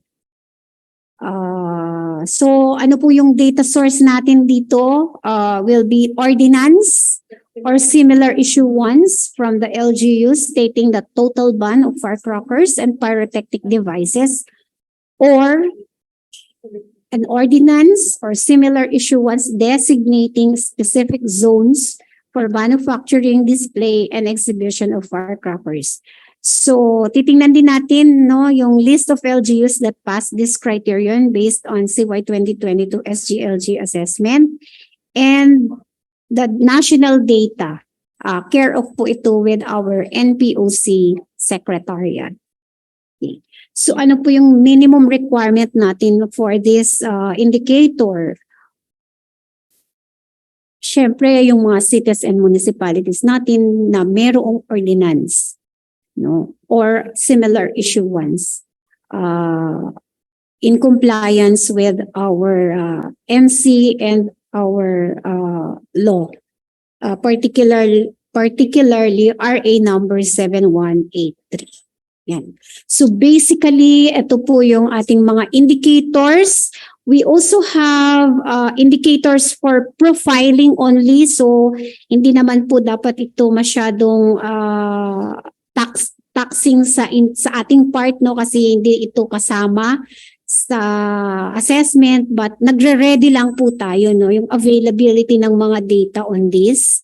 So, siguro i-share ko na lang din po yung mga indicators natin for profiling. Take note po ha, profiling lang po ito. Sige, so for profiling purposes, titingnan natin yung crime solution efficiency rate. Side, yun lang. Hindi, as is lang siya, huwag kang mag-next. Yung number 5. Yan. Sige. For the crime solution efficiency rate, tingnan natin yung data on crime volume in the LGU from local PNP office. Ang gagamitin na form dito is for certified form 21 of the local PNP office or station. So, para makita po natin, no, and hopefully sa mga succeeding nating mga assessments, baka kaya na natin itong isama no, as indicator dito sa governance area na to. Aside from the crime solution efficiency rate for profiling lang din, formulation siguro ng local public transport route plan, titingnan na rin po natin. But NPOC Secretariat will provide the data. So, hindi naman po masyadong taxing on our part because the NPOC will provide the data. We'll be looking also at the functionality of BADACs. The data will also be coming from NBOO. The functionality of BPOCs. Data also will be coming from NBOO. And then for profiling, we will also be looking at the support to local jail and fire unit operations and community reintegration.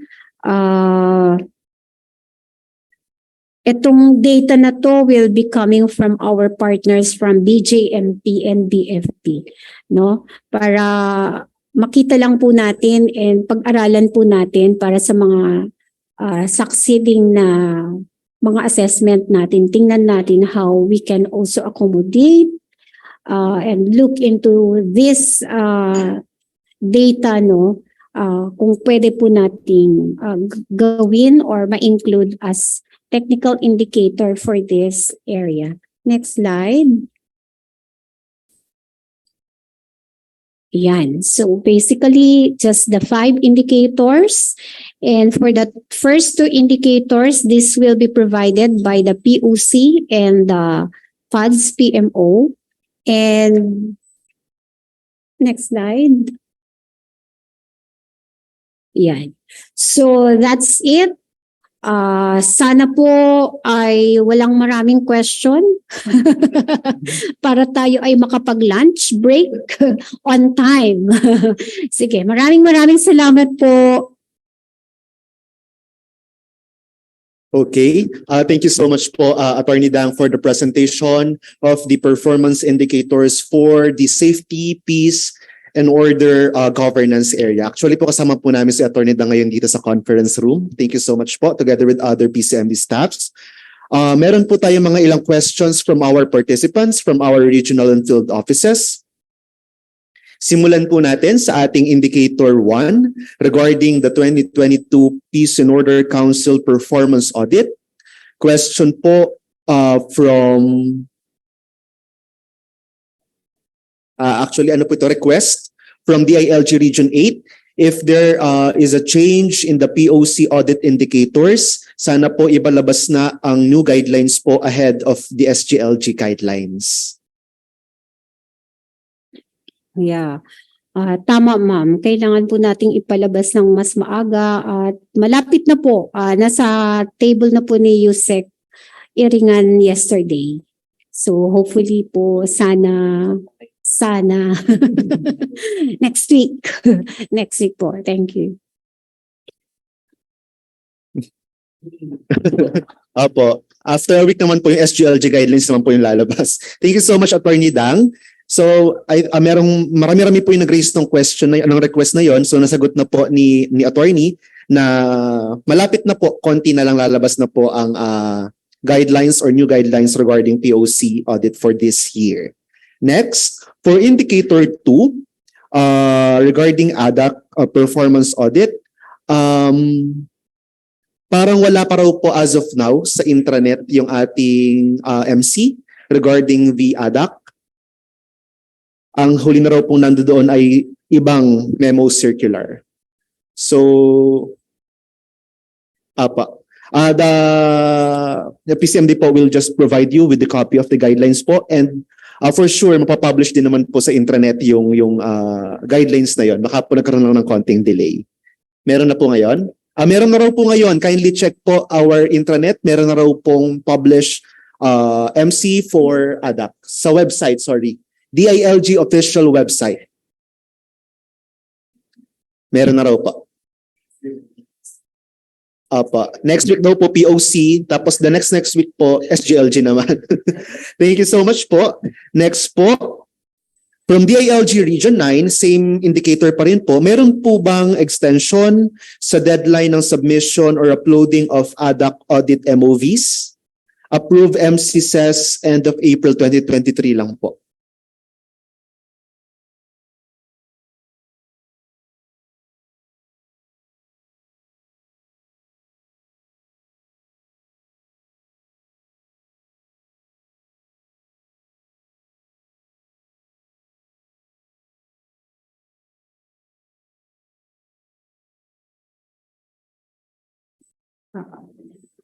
For the audit timeline, no, doon kasi sa ating MCs, hindi nailagay yung exact dates, no, but for the particular question, wala daw pong extension.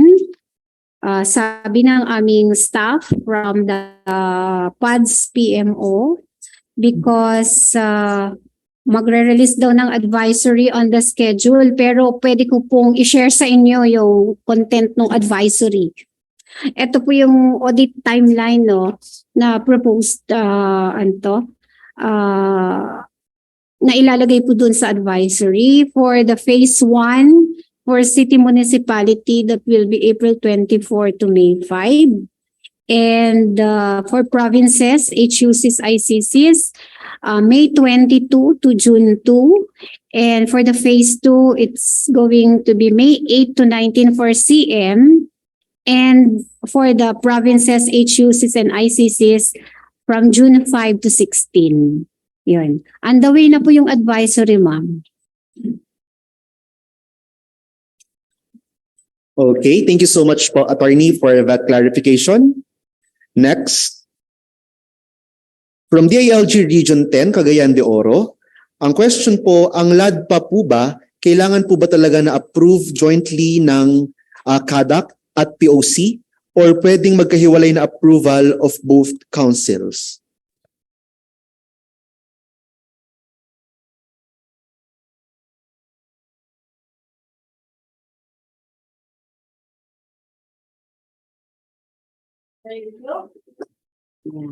Sige. Ganito, no?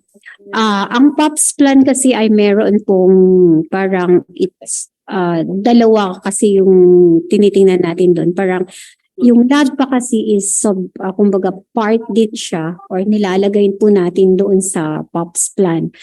Pero technically, no, as a whole, yung POPs plan should be approved both by the CADAC and the kasi dalawa po yun na component. Pero pwede pong separate yung approval kasi yung LADPA will be approved by the CADAC and will just be incorporated into the POPs plan. So basically, pag in-approve naman na ni PUC yung POPs plan, ang tinitingnan lang naman nila actually for the approval is yung outside ng LADPA. But since they are considered as one plan, since and separate naman po yung approval nung dalawa, at iisa naman yung form nila, no, na kapag ilagay. Basically, talagang yung LADPA mo and yung POPs plan mo as a whole ay talagang dapat in-approve ng dalawang units na yun, yung CADAC and of course for in the case of the city and of course the POC. So kailangan po dalawa. Kasi hindi naman po mapupunduhan yung or ang nagpo-propose naman po ng mga activities for the LADPA is ADAC unit. So kailangan approve din po ng ADAC unit bago po mailagay or ma-input doon sa POPs plan. Thank you so much po, Attorney, for that clarification sa question ng Region 10. Next, regarding pa rin po sa ADAC audit, Indicator 4 regarding terminal reports of POPs, for the whole year accomplishment po ba ito or for every activity conducted?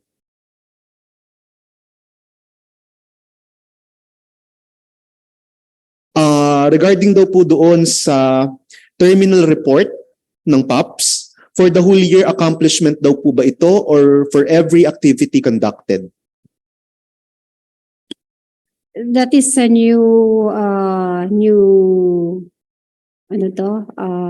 requirement no for the ADAC audit. So tinitingnan po namin kung okay lang naman po na isa lang, kumbaga annual yung ating terminal report. As long as covered po lahat kung ano yung sinubmit. So yes, pwedeng annual po yung ating terminal report. Thank you so much po, Attorney, for that clarification. Other comments naman po. Ito po ay mga general comments na from our participants. First, from DILG Region 13, Province of Agusan del Sur. Good morning po. Would it be possible po to include the indicators regarding support to POC Secretariat? Clarification, hindi po ba ito included na sa POC audit? Included na pa? Included na po. Okay under pa. Pillar 3. So thank you po for that clarification. Next,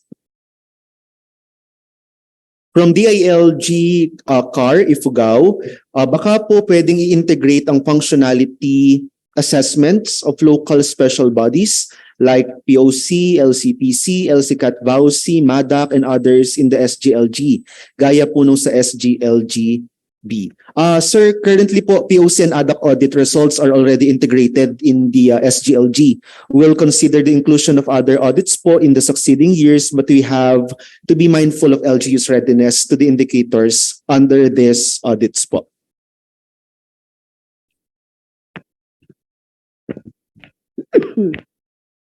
Sir or ma'am from the ALG Ifugao, any more clarification po regarding this?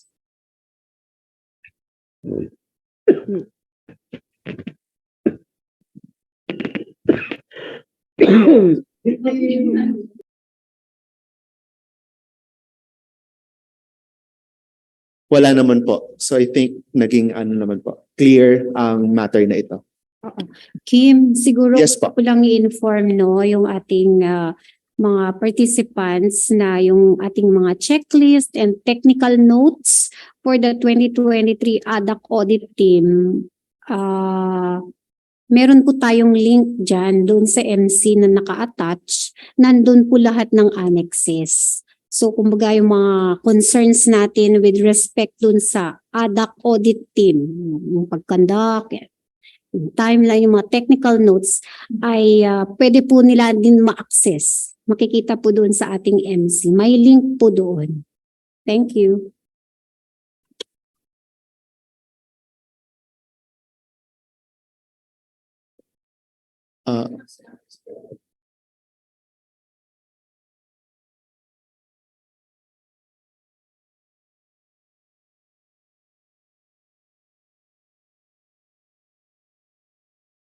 Okay, ano ba, sagutin ko po yung concern ng DILG Ifugao. Actually, nakita ko po yung instrument ng SGLGB through na naka-integrate yung mga audit ng special bodies dito. Pero simplified format po kasi lahat yung nasa SGLGB. So pare-pareho siya, ang tinitingnan ay meetings, ano ba yung outputs nila, ganun. Yung parang sa pagkuha din lang na kinukuha nating data for the councils ng halimbawa yung LDRIMC mga ganun. Kaso yung ADAC at saka POC kasi madami pa siya masyadong indicator system na hindi pa kayang ipa-accommodate lahat nung sa SGLG at saka magkaiba yung mga composition nila in terms of the assessment teams. So, yun pa yung siguro kailangan namin i-work out in the future pero hindi pa agad-agad. If ever man mag-integrate kami ng mga proseso, hindi pa siya agad-agad kasi iba rin iba mismo yung process nila, yung composition. Pero kailangan naman siya ng SGLG. But we will work this out. Pero sa future na siguro na enhancements, hindi pa sa ngayon. Okay, thank you so much po, Ms. Melay, for that clarification. Next, from DILG Region 1, Sana po na-retain yung indicator natin sa increased number of drug-cleared barangays kasi po major thrust po natin ang anti-illegal drugs. Sa functionality audit po kasi, the indicator on barangay drug-cleared is only 15 points. Hence, pwede po na maging high functional or makakuha ng 85% si LGU kahit po si LGU ay walang maklear na barangay.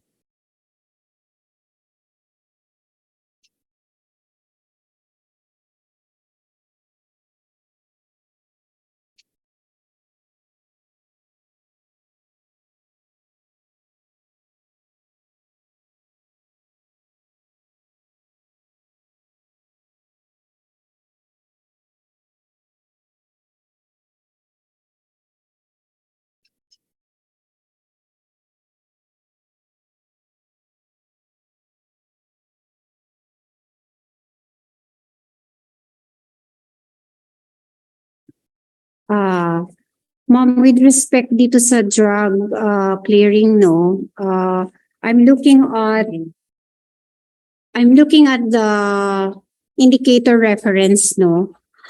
Kailangan po 100% of the barangays are drug-free to get the 15 points, the full points. So, wag po kayong mag-alala, kasama po siya dun sa ating indicator. Thank you so much po, Attorney Dang, for this clarification. Next, another question po from the ALG Region 10.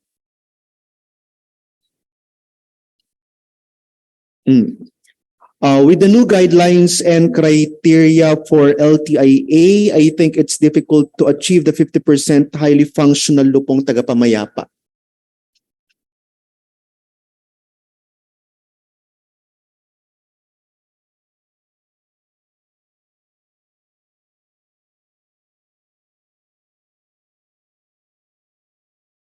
Ang alam natin hindi pa siya nationwide, no? Pero ilagay lang natin siya as indicator, nasa potential indicators, pero syempre for clarification yun on our part kasi hindi naman nationwide yung application. For nationwide yung implementation ng, hindi lahat ng LGUs. Nationwide yung implementation pero hindi lahat ng LGUs nakasali o di kaya ng barangay. So, titignan po namin din kasi nga dahil ninonominate kasi yun, 'di ba, yung sa LTIA. So iba rin yung kanyang proseso. So we will work this out pero gusto rin nating mai-onboard yung LTIA na kasi doon sa mismong indicator system for the SGLG. Thank you, Ms. Melay, for that clarification. I think last two questions from our participants. From the ALG Region 10 po, pwede raw po bang hindi natin pagsabayin yung timeline ng ating POC and ADAC audits?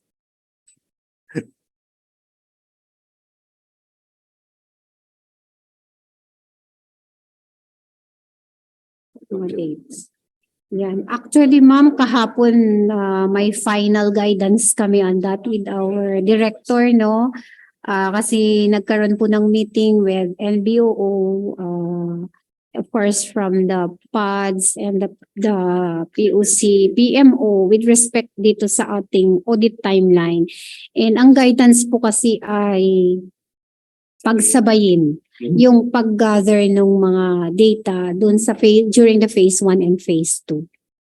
Yun. So anyway, ito pong inyong appeal ay ibibigay din po namin. Pero so far, that was the instruction yesterday during our meeting. Attorney, relative din po dito, meron pong tinatanong ang DALG CAR regarding po sa ADAC audit. Timeline on data gathering and uploading is April. Hindi na raw po ba maa-adjust ang ating timeline?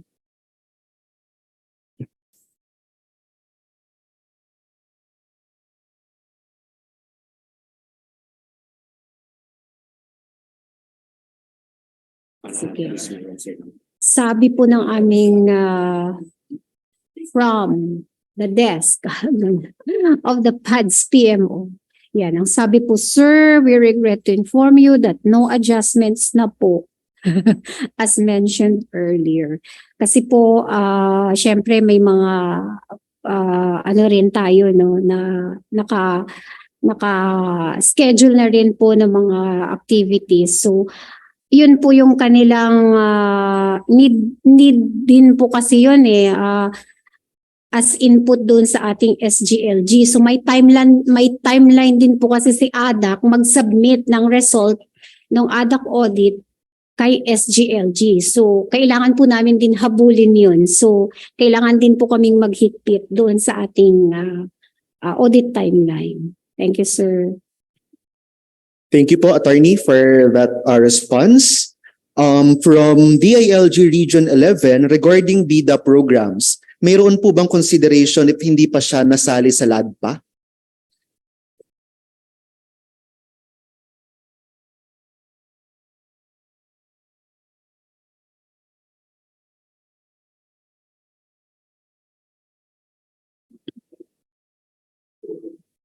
Sir, ganito po no, kasi ang tinitingnan natin is 2022 na audit period. So if you will recall po, wala pa po siya sa LADPA last year. Kasi di ba 1 year before yung preparation, so ngayon pa lang po actually in effect yung ating mga programs on BIDA. So yung policy din natin ay ngayon lang din no officially nalabas through the MC natin. So pwede naman po natin siyang i-consider but hindi pa talaga siya main. Kumbaga hindi pa talaga natin minamandatory na dapat lahat ng mga ating mga LGUs.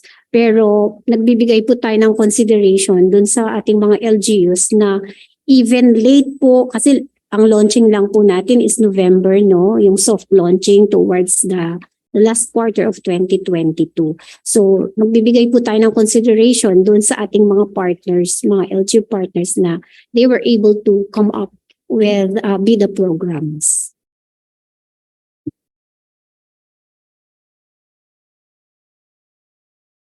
Okay po. Thank you so much, Attorney Dang, for that clarification. Meron pa po ba tayo mga additional questions for a while po?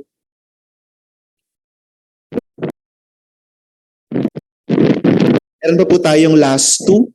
May humabol pa po. So I think ito po yung ulit natin i-cater for this area. Then other comments po and feedbacks from our regional offices will be documented and captured by the Secretariat at ipoprovide po namin sa kabilang cubicle lang naman, kapilukuran lang naman po ng division namin sa mga kasamahan po natin from the TWG for SPO. Pero basahin ko na po ito na dalawa. From DILG Region 13, we appeal that the drug retention status of Fidelia to be excluded in the audit.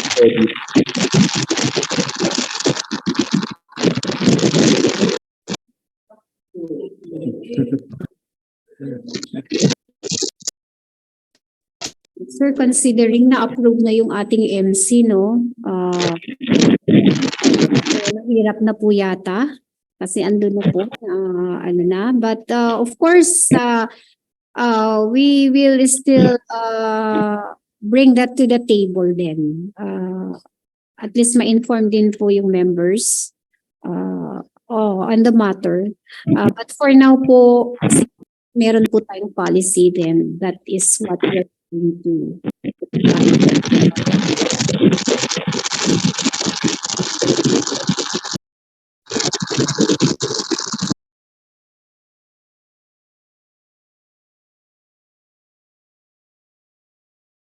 Okay, thank you so much po, Attorney, for that clarification.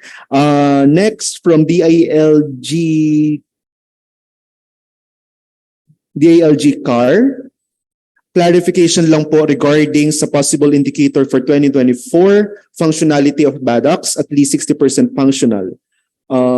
Ano po yung included sa functional? Hanggang moderate or progressive po ba? Or yun lang high or idea lang tinutukoy ng functional? Sir, with respect sa mga assessments po natin sa ADAC, usually ang kinukuha lang natin is syempre yung high functional. Thank you po, Attorney Dang. And ito po, last na po, from DILG Region 2, may we know po kung kailan ang deadline ng uploading ng MOVs para sa POC and ADAC. Sana there's enough time to be given sa field offices, especially in the gathering of MOVs, considering nakakapirma lang po ng MOV. Salamat. Sige po ma'am, papalabas na po yung advisory next week. Parang initial info lang po for POC, I think it's June. Early June po. And then yung kanina po nabanggit ko na yung timeline for the ADAC. Gusto ko lang din pong siguro ipaalam po sa inyo na yung POC team will conduct their orientation next week. So kasabay na rin po yung ating mga advisory. Ano lang ma'am, paantay lang. Mag ano lang po tayo this weekend. And then next week po, ayan na. Maglulong weekend lang po tayo ngayon. And then hopefully next week po, andyan na po yung ating mga advisory. And then the timelines nandun na rin po. Okay po, thank you so much po. Ito po huling-huli na pero I think the Secretariat already provided answer earlier. Baka po pwedeng 50% of the total component barangays participated in the LTIA. Mahirap naman po kasi if you have 49 barangays or more na makakuha ng high functionality rating. Kasi pag high functional na for endorsement na yan sa provincial level as potential winner considering the guidelines. Sir, our ma'am, we will look into this po and we will consult with other offices in our bureau and department and we will provide you feedback po as soon as possible regarding this proposed indicator for next year's assessment cycle. Maraming salamat po. Ayan, sumobra lang po tayo ng ilang minutes sa ating lunch. No po? May humabol pa po. Chat box po. Region 8.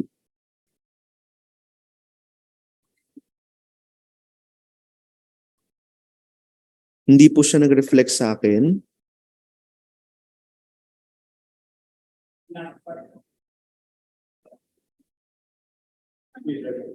Okay.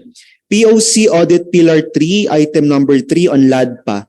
MOV is LADPA generated through the POPs PCMS. Ang POPs plan summary po ba ito? Because wala naman po sa system on how we can generate LADPA component po.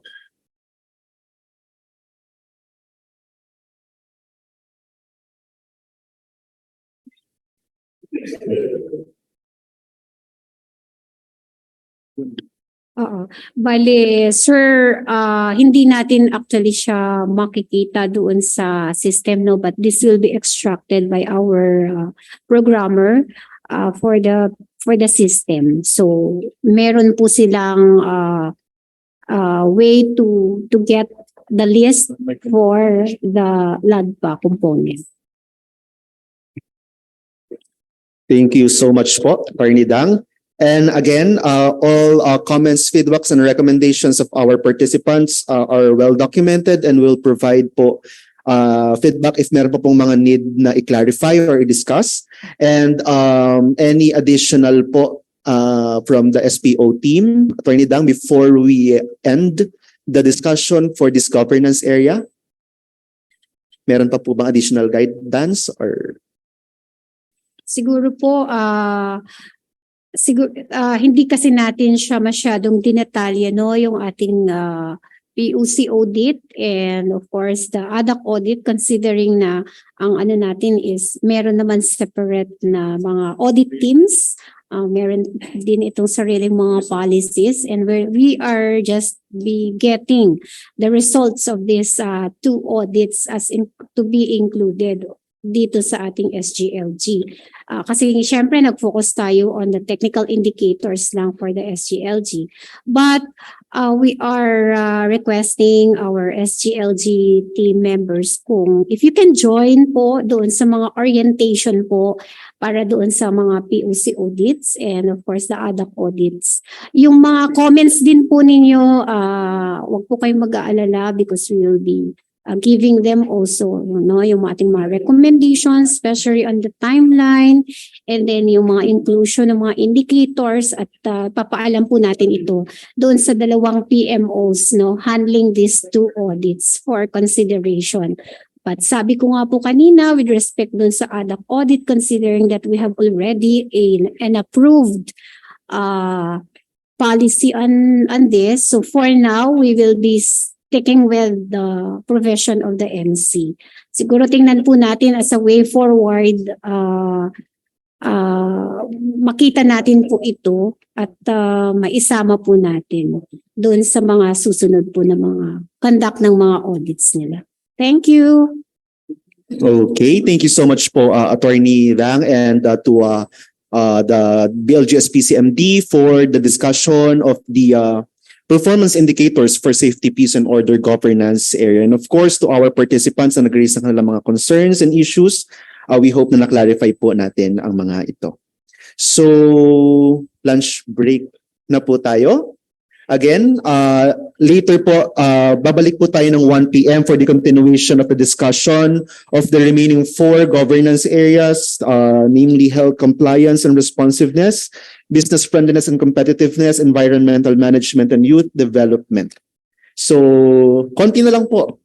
Makakapag-long weekend na po tayo. So, ngayon po, lunch break muna po tayo. Balik po tayo ng 1 p.m. Maraming salamat po muli sa ating lahat.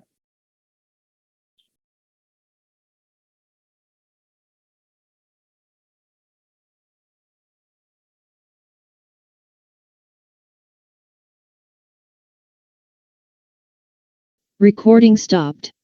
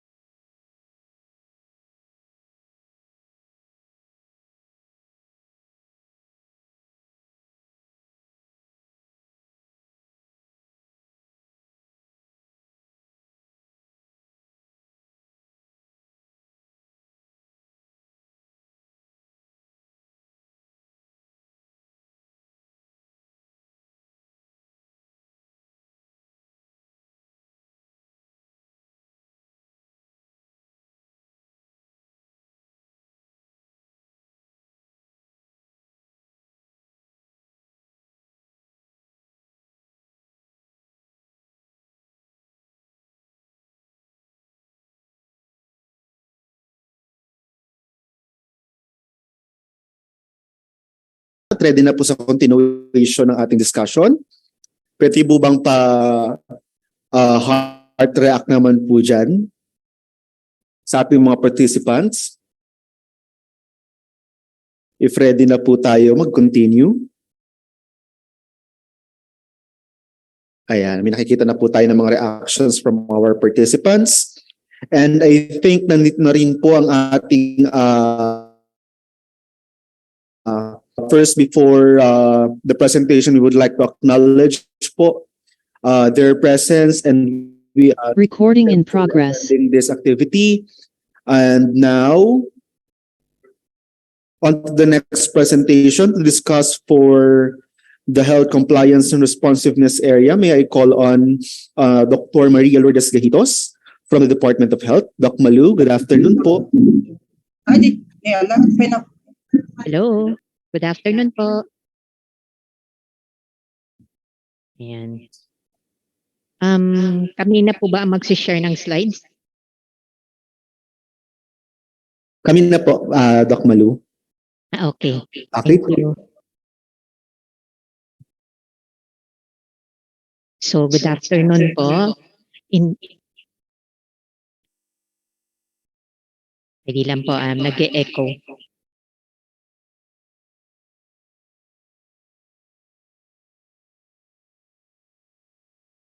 Hello. Loud and clear naman po.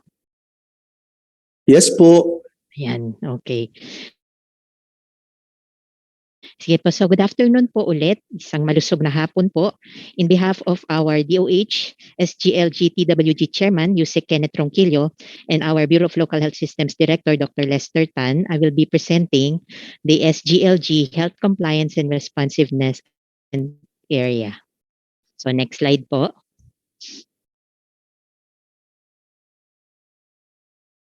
So the health compliance and responsiveness area refers to the LGU's capability to advocate, effectively implement, and deliver health services and information systems, as well as pursue evidence-based health promotion and protection policies, scientifically proven and accepted to advance population health and individual well-being, reduce the prevalence of non-communicable diseases and its risk factors, lower the incidence of infectious diseases, address mental health issues, and improve health status throughout the life course.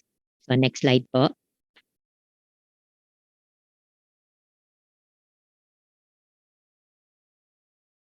Okay, specifically, indicators shall include but are not limited to A. Ensuring access to nutritious, safe, and affordable food. B. Regularly conducting physical activities in communities and schools. C. Strictly enforcing laws and ordinances that regulate tobacco sale and use, harmful alcohol consumption, and use of illicit drugs. Letter D. Providing access to safe water and sanitation. E. Implementing programs for immunization, prevention and control of communicable diseases, and health emergency management. F. Ensuring access to essential health commodities and primary health care, including prevention programs for hypertension, diabetes, cancer, and other non-communicable diseases, and programs that promote mental health. And lastly, establishing local surveillance and epidemiology systems to monitor health service delivery. So our indicators are anchored on all of these. So next slide, please. So for the health compliance and responsiveness indicators, we have 8 indicators. So with the introduction of a new one, indicator number 3. So for 2024 to 2025, same set of indicators. However, other indicators may be included or will be included in the future. And these are indicators on smoking, mental health, and functional local health board. These are subject to the availability of a complete metadata and data source. Okay. So, but for now, actually, for 2022, we are already getting baseline data on the presence of ordinance for smoking and mental health. And for the LGU Health Scorecard 2022 also, we are getting baseline data on the functional local health board. Okay. So we'll now go into the details of these indicators. Next slide, please. Okay, so first, in order for an LGU to pass the health compliance and responsiveness area, the LGU must meet the minimum requirements. So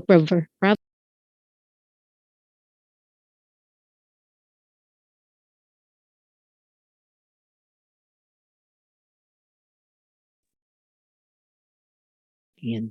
Hello, naririnig po ako? Loud and clear? Yes po, loud and clear po. Okay, sige. So for provinces, HUCs, and ICCs, they must pass the LIPH indicator plus 2 other indicators. And for component cities and municipalities, they must pass the LIPH indicator plus 1 additional indicator. Now, in the succeeding years, an LGU will be required to meet more than this. So, i-increase po namin yung required indicators to pass. Last year, if you will notice, mas mataas na po. We actually gave a bonus point. So for this year, ito na po yung response namin so that hindi na po magre-request ng individual adjustments for each indicator. So for the details of each indicator, we'll go now to the next slide, please.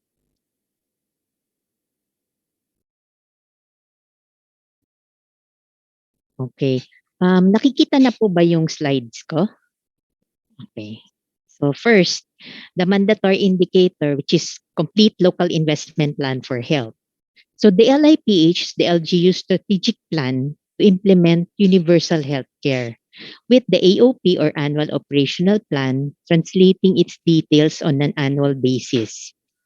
Provinces, HUCs, ICCs, municipalities, and component cities craft their respective LIPHs and AOPs following the prescribed processes and timelines. So what is the relevance of the LIPH? The LIPH integrates health plans at all levels, there's both strategic and operational annual planning, and promotes inter-LGU cooperation and collaboration. Technical assistance from the national government, particularly the DOH, is in accordance with the needs indicated in the LIPH or the AOP as per Section 22 of the UHC Act. So the legal basis is the RA 11223 or the Universal Healthcare Act and Administrative Order 2020-0022 or the guidelines in the development of the local investment plan for health. So the data source is the 2021 official local government unit health scorecard report. So what is the target? For province HUC ICC municipalities and component cities with 2022 AOP,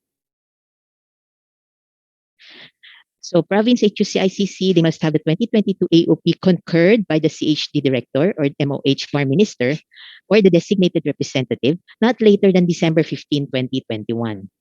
For municipalities and component cities, 2022 AOP endorsed by the municipal or component city health office and or mayor to the provincial health officer not later than December 31, 2021.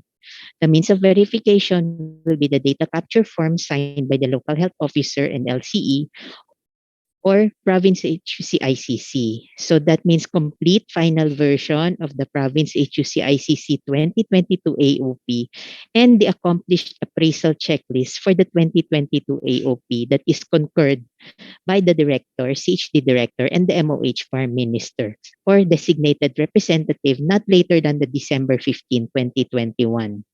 Now, for municipalities and component cities, the 2022 AOP and endorsement of the municipal or component city AOP by the local executive or health officer to the provincial health officer, not later than December 31, 2021. Next slide, please.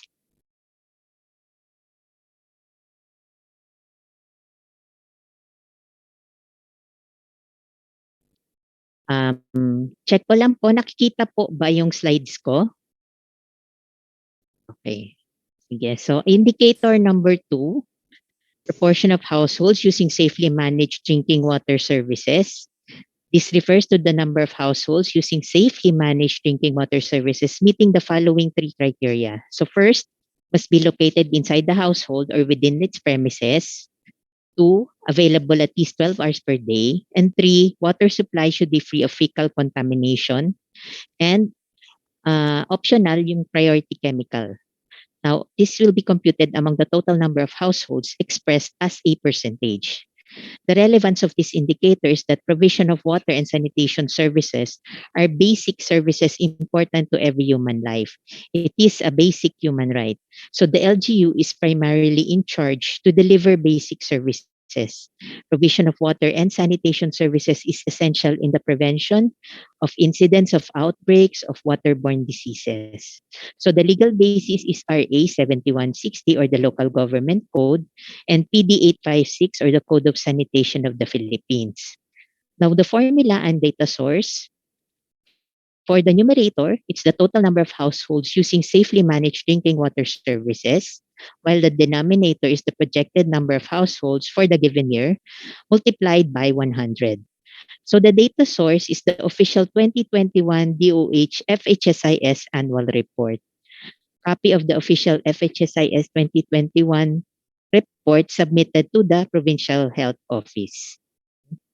Now, the minimum requirement, so the target is for province, HUCs, ICCs, municipalities, and component cities, 2023 SGLG target is 55%.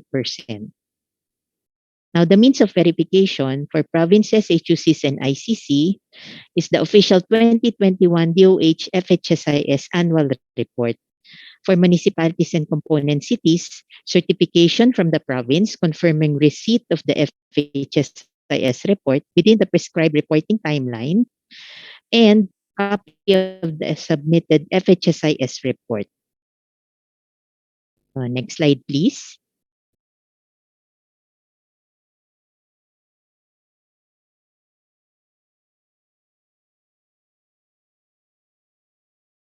May delay yata tayo.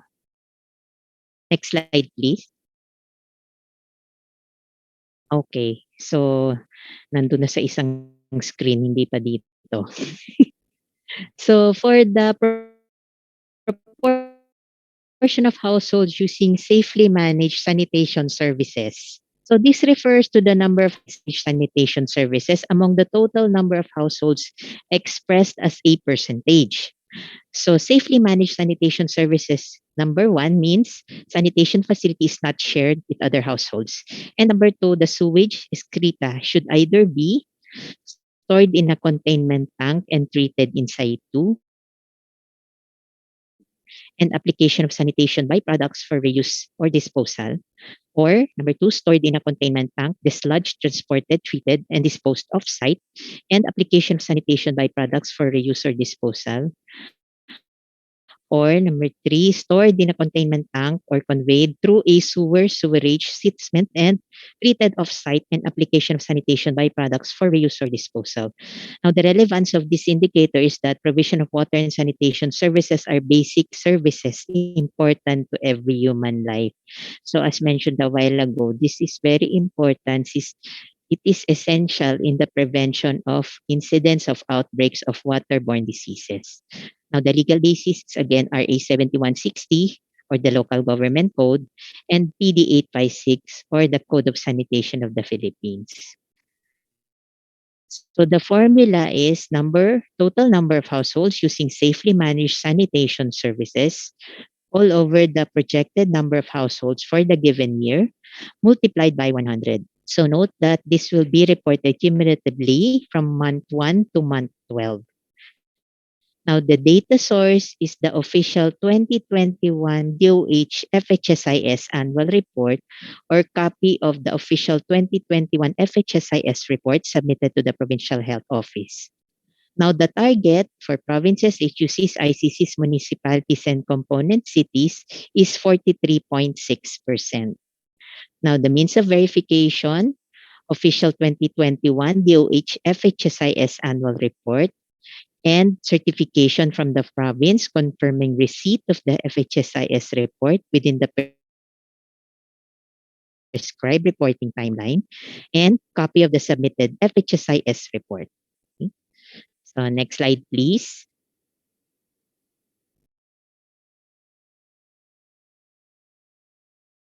Okay, so indicator number 4 is TB case notification rate. Okay. So TB case notification rate refers to the number of notified TB, new, and relapse for every 100,000 population.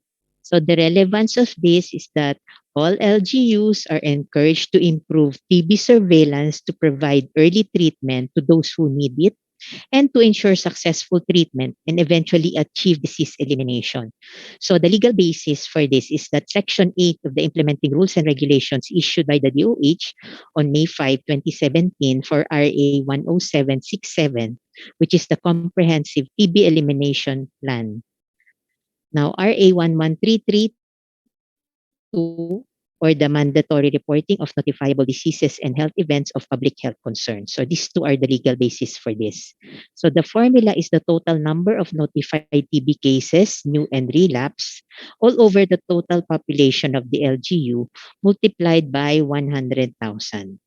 So the data source for this is the 2020 and the 2021 official annual TB program data from the Integrated TB Information System that is released at the national program level will be the one utilized.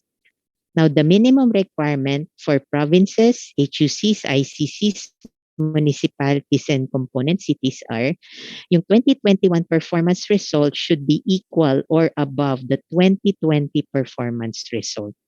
So the means of verification is a copy of the annual TB program data from the ITs validated at the national program level.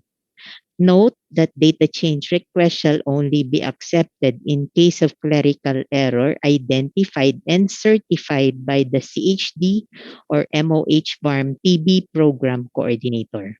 Okay. So next slide, please.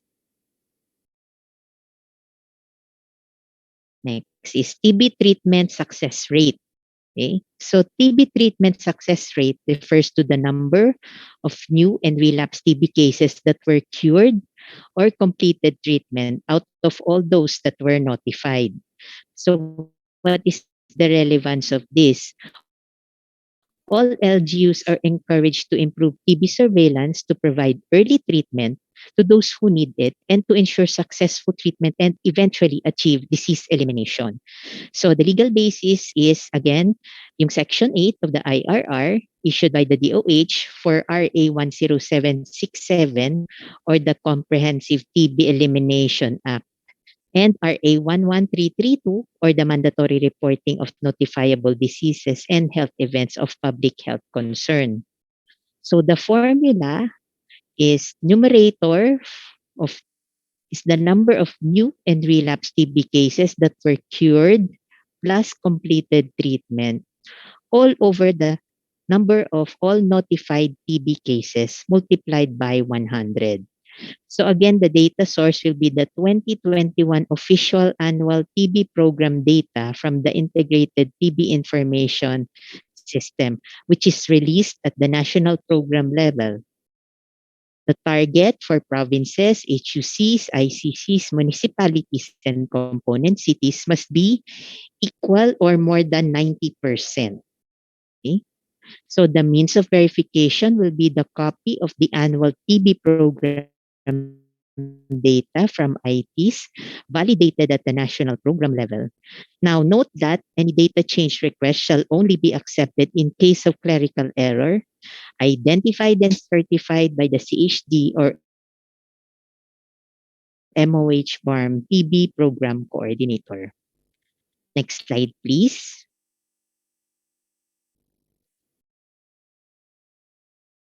Okay, indicator six is the prevalence of stunting among children under 5 years old or 0 to 59 months old.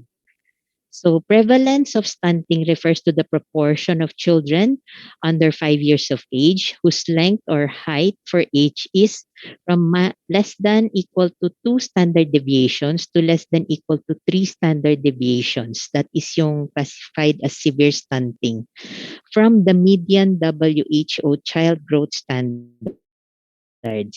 What is the relevance of this indicator?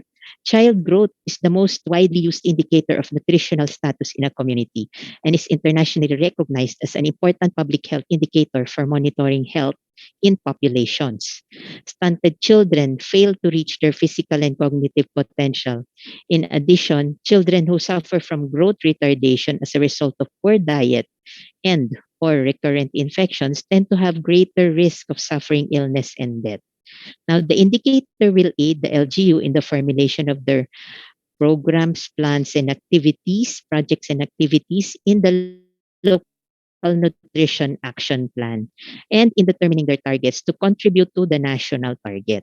So the legal basis for this indicator is RA 11148 or the Kalusugan at Nutrition ng Magnanay Act, DOH Administrative Order 2010-0015 or the Revised Policy on Child Growth Standard, NNC Governing Board Resolution number 3, series of 2019, adopting the use of the MELTI or Monitoring and Evaluation of Local Level Plan Implementation. So the formula is as follows. To compute for the coverage, the numerator is the total number of children under 5 years old that were measured. The denominator is the estimated population of under 5 years old multiplied by 100.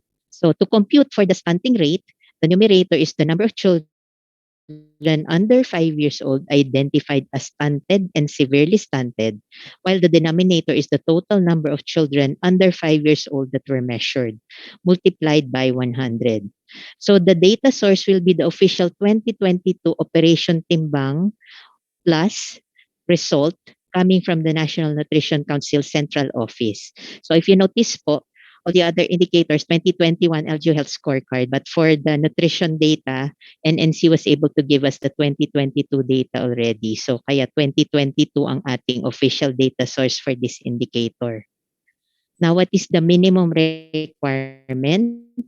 For provinces, HUCs, ICCs, municipalities, and component cities, the coverage must be at least 60 to 110% of OPT plus coverage and stunting prevalence within the medium level of public health significance, which is 10 to less than 20% or even better.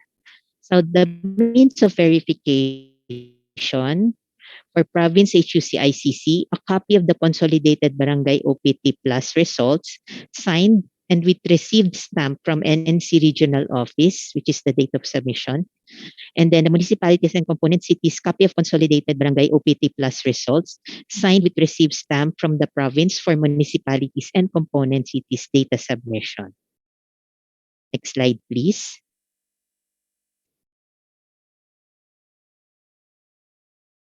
So for indicator number 7, or the institutionalized Dream Age system. So institutionalized Dream Age system means having all the 4 minimum requirements for the province, municipality, and cities. So ano po yung apat na yon? So first, approved, updated, disseminated, and tested disaster risk reduction and management in health plan. 2, organized and trained health emergency response team on minimum required trainings. Ito po yung basic life support or BLS and standard first aid or SFA.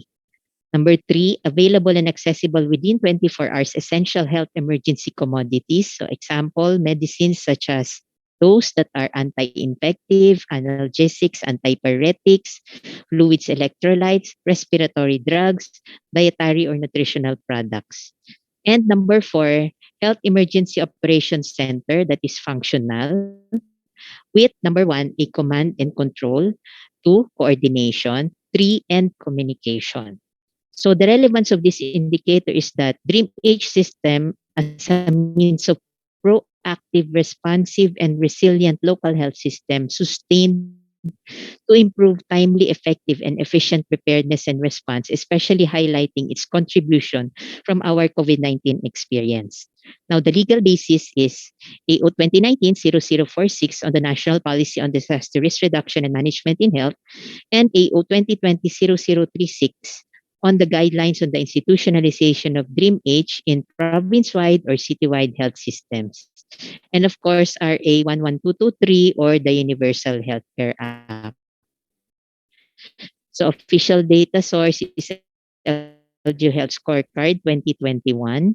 And the target for provinces, HUCs, ICCs, municipalities, and component cities is the presence of 4 out of. So the means of verification will be LG Health Scorecard data capture form signed by the local health officer and the LCE, or for component 1, approved, updated, disseminated, and tested Dream Age plan. Approved means signed Dream Age plan. Endorsement message that is reviewed annually as evidently inputted through a revision log. Disseminated means documentation of activities that the plan is communicated and circulated within the level of organization. Tested, meaning documentation of annual testing through exercises. So, ito po yung drills, tabletop, simulation activity reviews, or minimum required trainings. Organized means local ordinance, executive order establishing the health emergency response team or designating members of the HERTs. Training in minimum required training such as the BLS and the SFA. So, training database of the HERT on acquired training sa BLS and SFA, training certificates, or official ID on BLS, regardless of validity. Next slide, please.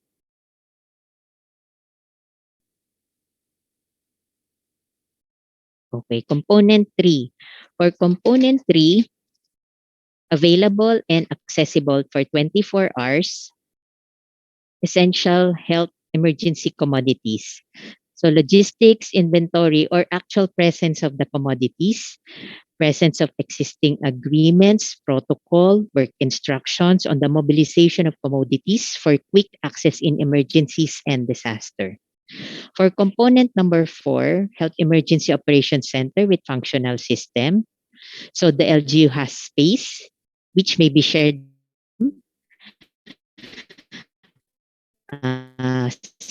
staff, staff, and the system to perform the functions of an HOC be readily referred to in times of major events or incidents. There are evidences of coordination or collaboration with multi-agency stakeholders and partners, and there is available communication devices or equipment for operations and report generation. Okay. Next slide, please.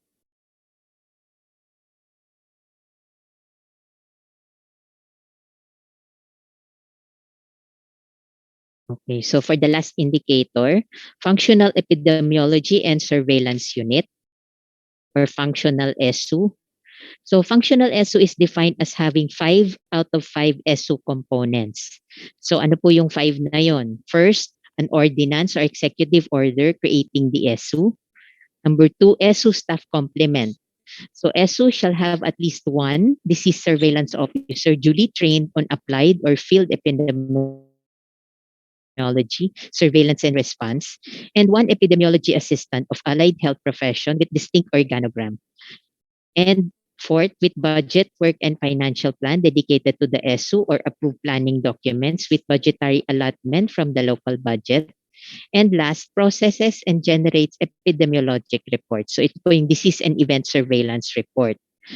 So what is the relevance of this? So all LGUs are encouraged to strengthen their capacities for disease surveillance and response to avert occurrence and international spread of diseases and other public health threats. This is to ensure early detection, confirmation of disease outbreaks, and implementation of outbreak control measures, including but not limited to rapid containment. So I guess we all know the relevance of this, especially nung nagkaroon ng COVID-19. No? So the legal basis will be the 2020 revised IRR of RA 11332 or the mandatory reporting of notifiable diseases and health events of public health concern, and RA 11223 or the Universal Healthcare Act. So again, data source po natin is the 2021 official LGU Health Scorecard report. So the target for all levels ng LGU, province, HUC, ICC, municipalities, and component cities is the presence of all the 5 SU components. So the means of verification will be the LGU Health Scorecard data capture form signed by the local health officer and the local chief executive. Or number 1, for component 1, copy of the ordinance or AO. Component 2, local ordinance or EO designating members of the SU and disease surveillance officer certificate of training on applied or field epidemiology surveillance and response. For component 3, copy of the organogram. Component 4, copy of the signed AIP, AOP, and WFP. And component 5, copy of disease and event surveillance report. Okay, so next slide, please.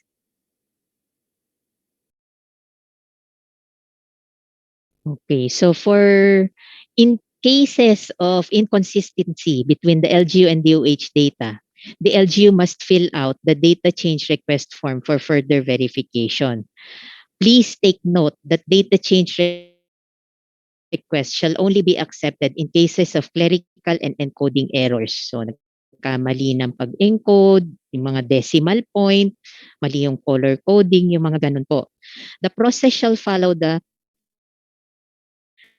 process provided under the DOH Department Memorandum number 2023-0044. And the deadline of submission for data change request form to CHTs and MOH farm is on May 26, 2023. Now we request the ILG to please involve our DOH representatives as RP or as resource person during the validation. Kasi importante po na nakakatulong sila, especially if you are not sure or clear about the evidences being presented to you, kung tama ba ito. Our DOH representatives can help in this area. So please coordinate with them. Okay? So I think that is my last slide na po. Maraming salamat po. Maraming salamat din po, Doc Malu, and our colleagues from the Department of Health for the presentation of the performance indicators for the health compliance and responsiveness governance area. Doc Malu, pwede po ba kami mag-request na mag-stay muna po kayo meantime para po sagutin lang yung ilang questions lang po ng ating participants regarding our performance indicators. Konti lang naman po ito, pan-checking our documentation. First, regarding indicator 2, doon po sa 55% of households with access to safely managed drinking water. Question po from DALG Region 8. In the computation of the different indicators like indicator 2, bakit po ang denominator is projected household? Kasi po in the planning and implementation of PPAs of the LGU, it is based on the actual number. May we seek guidance from Doc Malu of the DOH?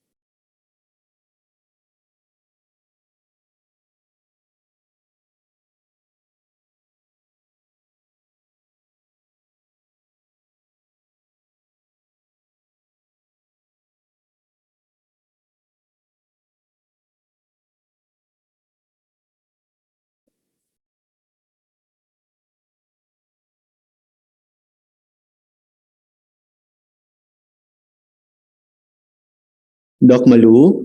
Okay na po.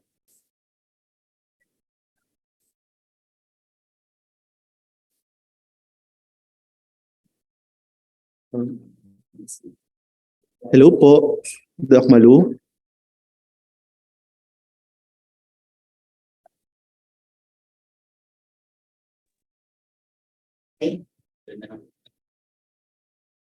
Nakikinig na po ako. Yan, okay na po.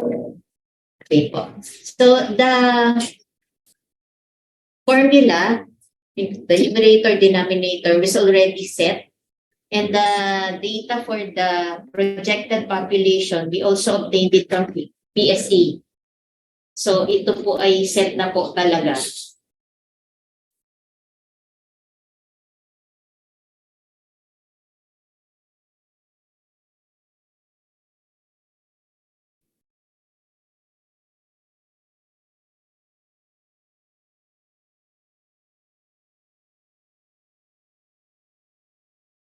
Hello po. Parang wala po kayong audio, Doc Malu. May additional guidance pa po ba? Wala na po, sir. Okay pa, okay pa. Thank you so much po, and thank you for this clarification. Next po, from DALG CAR Baguio City for indicator number 6, doon po sa Operation Timbang. Is it really possible to reach 110% OPT, not 100% po? Hindi po ako. Audible po. So, yes po. So, yes po. Posible po na mag-reach ng 110%. Actually, tinanong din namin ng NNC about this. Kasi nagulat nga kami na bakit may 110%. Pero pwede po siya talaga. Based on the response, ito po ay total number of children under 5 years old na measured over the estimated population. Kaya pwede po talagang tumampas.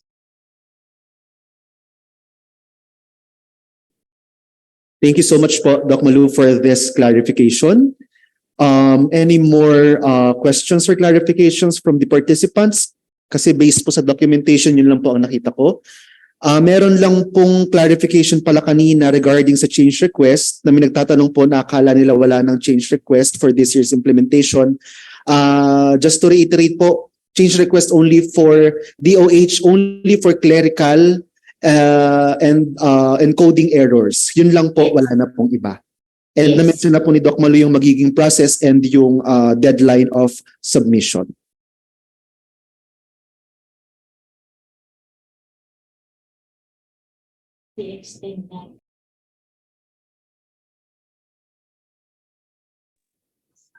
Any additional concerns po? Hello po. Yes po, Doc Malu. Oo, may request po sa chat box kami nakita regarding extension Okay po. Of the CRF. Opo, of the change request form.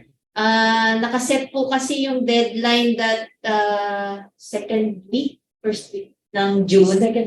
Oo, we need to submit also the updated data. So the CHDs need time to process yung change request. At the same time, when they submit it to us, we also need time to process and update the data set so that we'll be able to submit it to the SGLG PMS. So kaya po ganun yung aming schedule.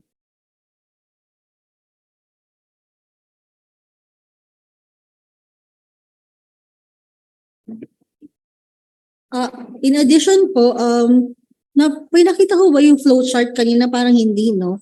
Hindi na kasi dadaan sa DILG mismo yung change request. Pwede kasing direct ito sa CHD, yung mga ganong proseso. Kung i-share siguro namin yung flowchart on that, no? Kung paano yung flow ng documents from the LGU to the DOH.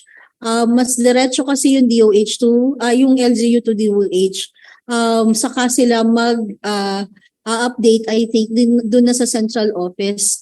So, pag nilabas namin yung data, hindi naman na kailangang hintayin na magpunta ang RAT para sabihin magpa-change request kayo dahil hindi niyo naibasa sa indicators na ito. As a matter of fact, available na po yung DOH data sa amin. As I remember, meron na sa amin, Doc Malu, naibigay na. So as soon as we distribute the data na available na sa amin, you can already use it. Pag nag-orient kayo ulit, regional orientation, you can distribute na data ng DOH at saka yung ibang NGA data na available. And for DOH, the change request process can already be facilitated. Hindi kinakailangang hintayin yung RAT schedule para ma-process yung change request. Thank you, Ms. Melay, for that clarification. We hope this clarifies the concern of other regions regarding the submission of change request forms. Any additional concerns, clarifications? When po kaya mabibigay yung national data? Hoping na ma-receive po ng LGUs before May. Thank you po. Noted po ito, we will fast track po and we will provide as soon as possible. Any additional concerns or clarifications po with regards to the indicators for health compliance and responsiveness? Before we proceed to the next governance area?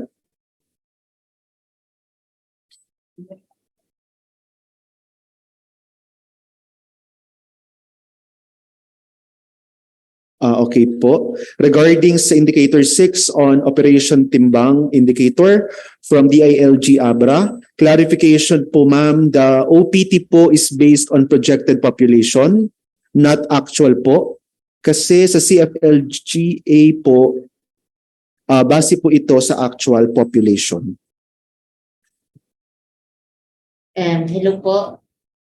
Yes. Bali, pag tinignan niyo po, hinimay niyo po yung indicator ng stunting, yung OPT is just one component po. So, yun yung coverage na dapat ma-achieve niya, yung 60 to 110%.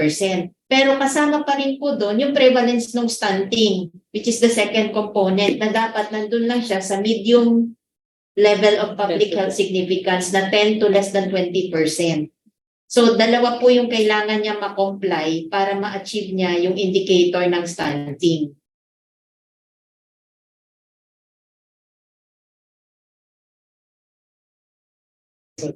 Imay-mayin na lang po ng gusto.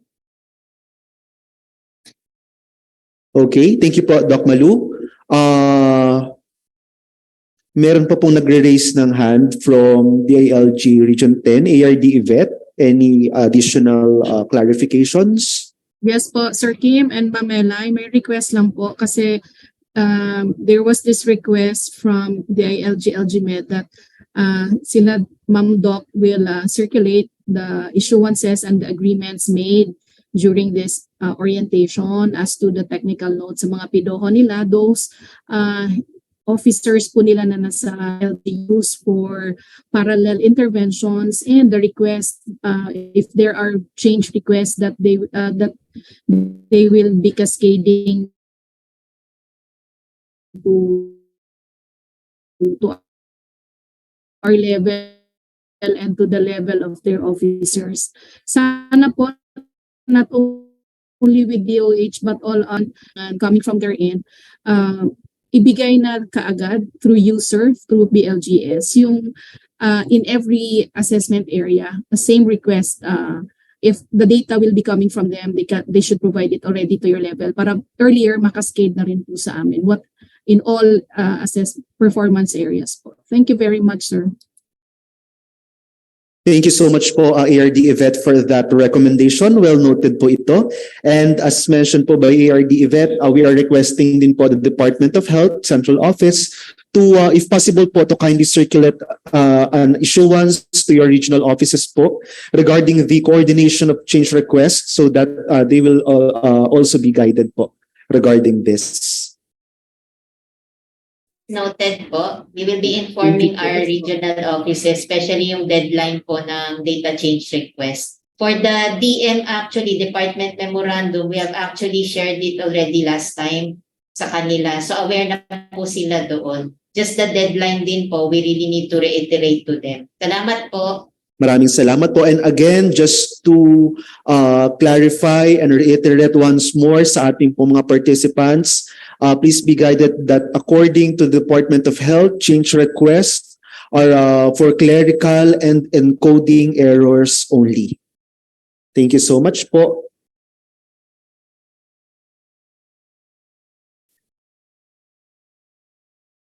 Any additional questions? Sorry po, nagre-raise po ng hand ang Region 9, Zamboanga del Norte.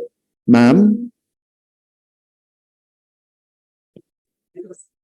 Yes po. Good afternoon, everyone.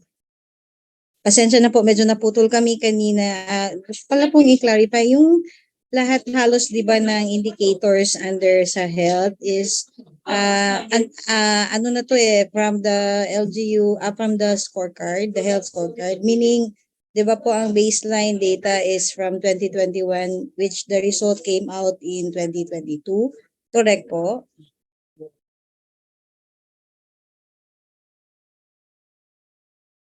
Yes po, ma'am. Yes po.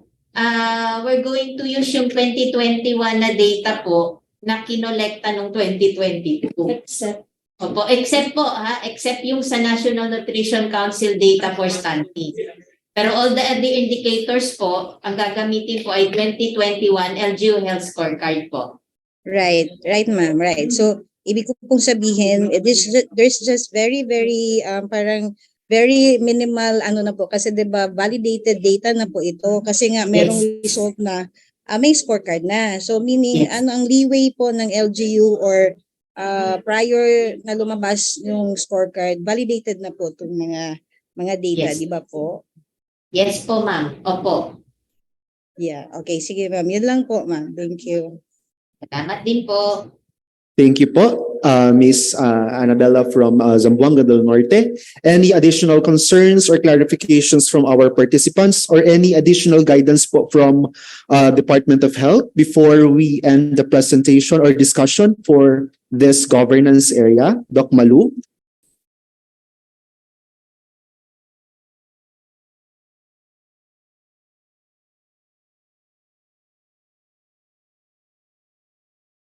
Mukhang wala na po.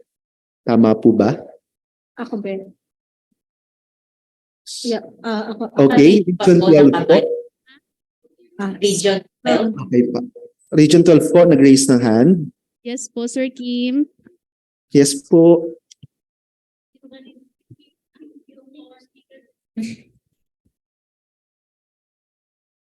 Hello po. Sir Kim, may question po kami kay Doc relative to LIPH approval.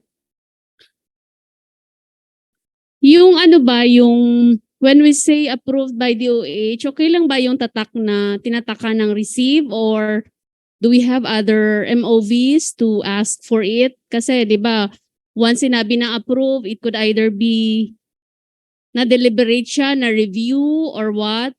So last year kasi meron kaming na mga na-encounter na it's just but yung tatak lang na received by DOH. Would that be okay?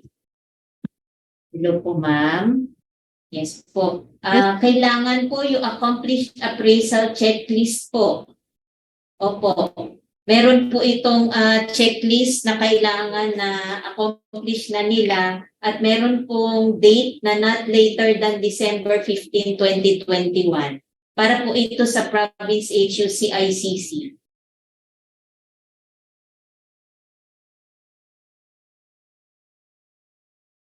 Thank you po, Doc Malu. ARD Lai, may additional po?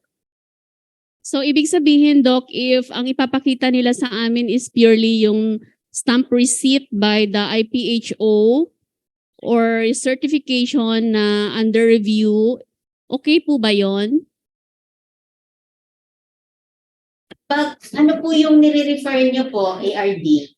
Yung pong sa Province HUC-ICC po, yung po yung nabanggit kong may appraisal checklist po na dapat po by December 15, 2021. Pero pag municipalities or component city po, may endorsement po na galing sa LCE or sa health officer to the provincial health officer. Ito naman po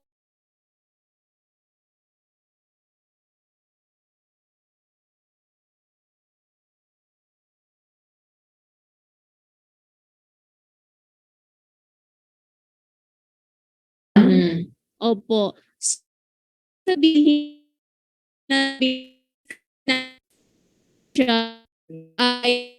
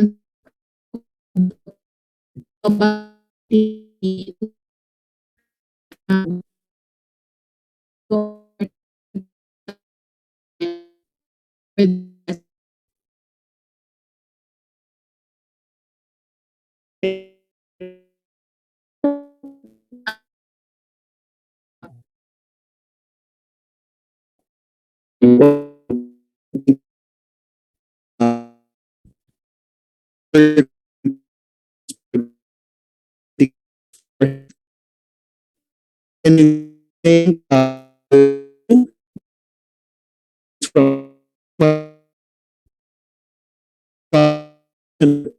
into clients are for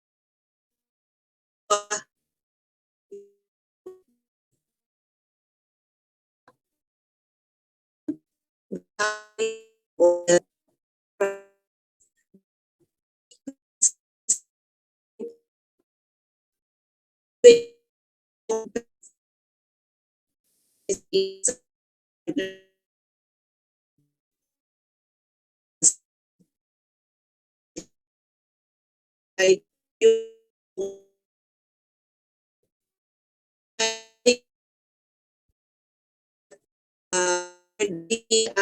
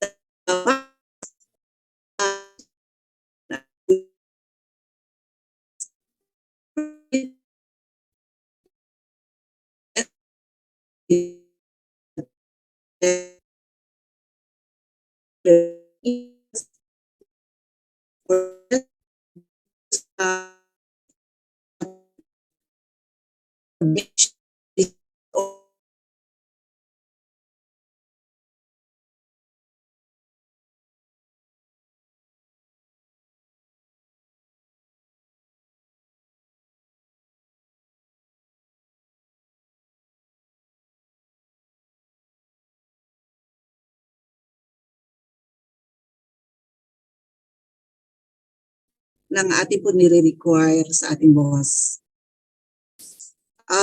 Okay po,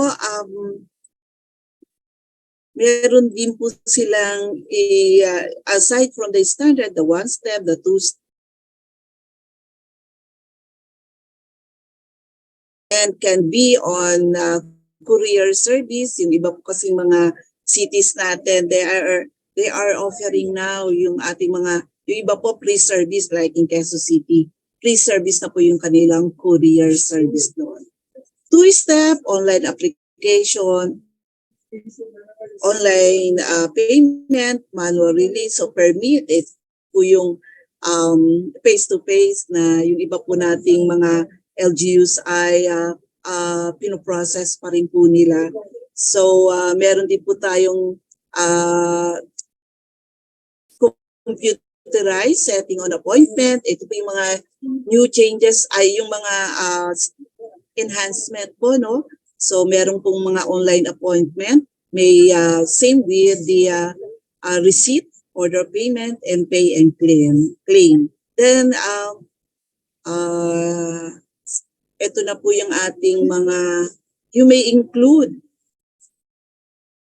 Okay, sige.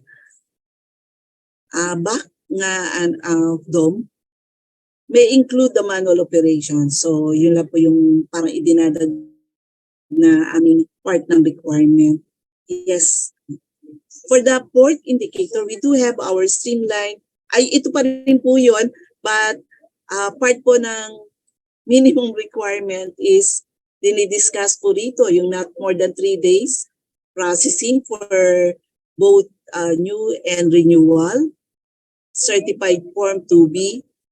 And for the second, presence of business one-stop shop or the BOSS must be established all year round for cities and seasonal BOSS at least for municipalities. So we expect na yung cities all year round na po sila. While our do understand yung ating mga municipalities na seasonal pa po ang pag-establish ng kanilang BOSS. And of course, yung ating inuulit-ulit po namin, the presence of integration of barangay clearance on business permit process for cities. So yung municipalities po ay good kung nakakapag-integrate na po tayo. But we do expect na ang ating po cities ay integrated na po ang kanilang barangay clearance on business permit process. Next slide. And then for our PIP indicator, we do have our updated local economic development or LED data. So ito po, we would like that our LGU make sure to systematize economic database for the optimal use and reference of our LGU in support of our mga memorandum circular po no ng ating DILG. Makikita niyo po rito ang ating mga required na naka-stipulate po sa ating mga MC. So and then the data source, of course, ando po yung certified to be for the PLO and the summarized data. Then we also have the actual database or electronically generated report where our business application forms are tracked and summarized.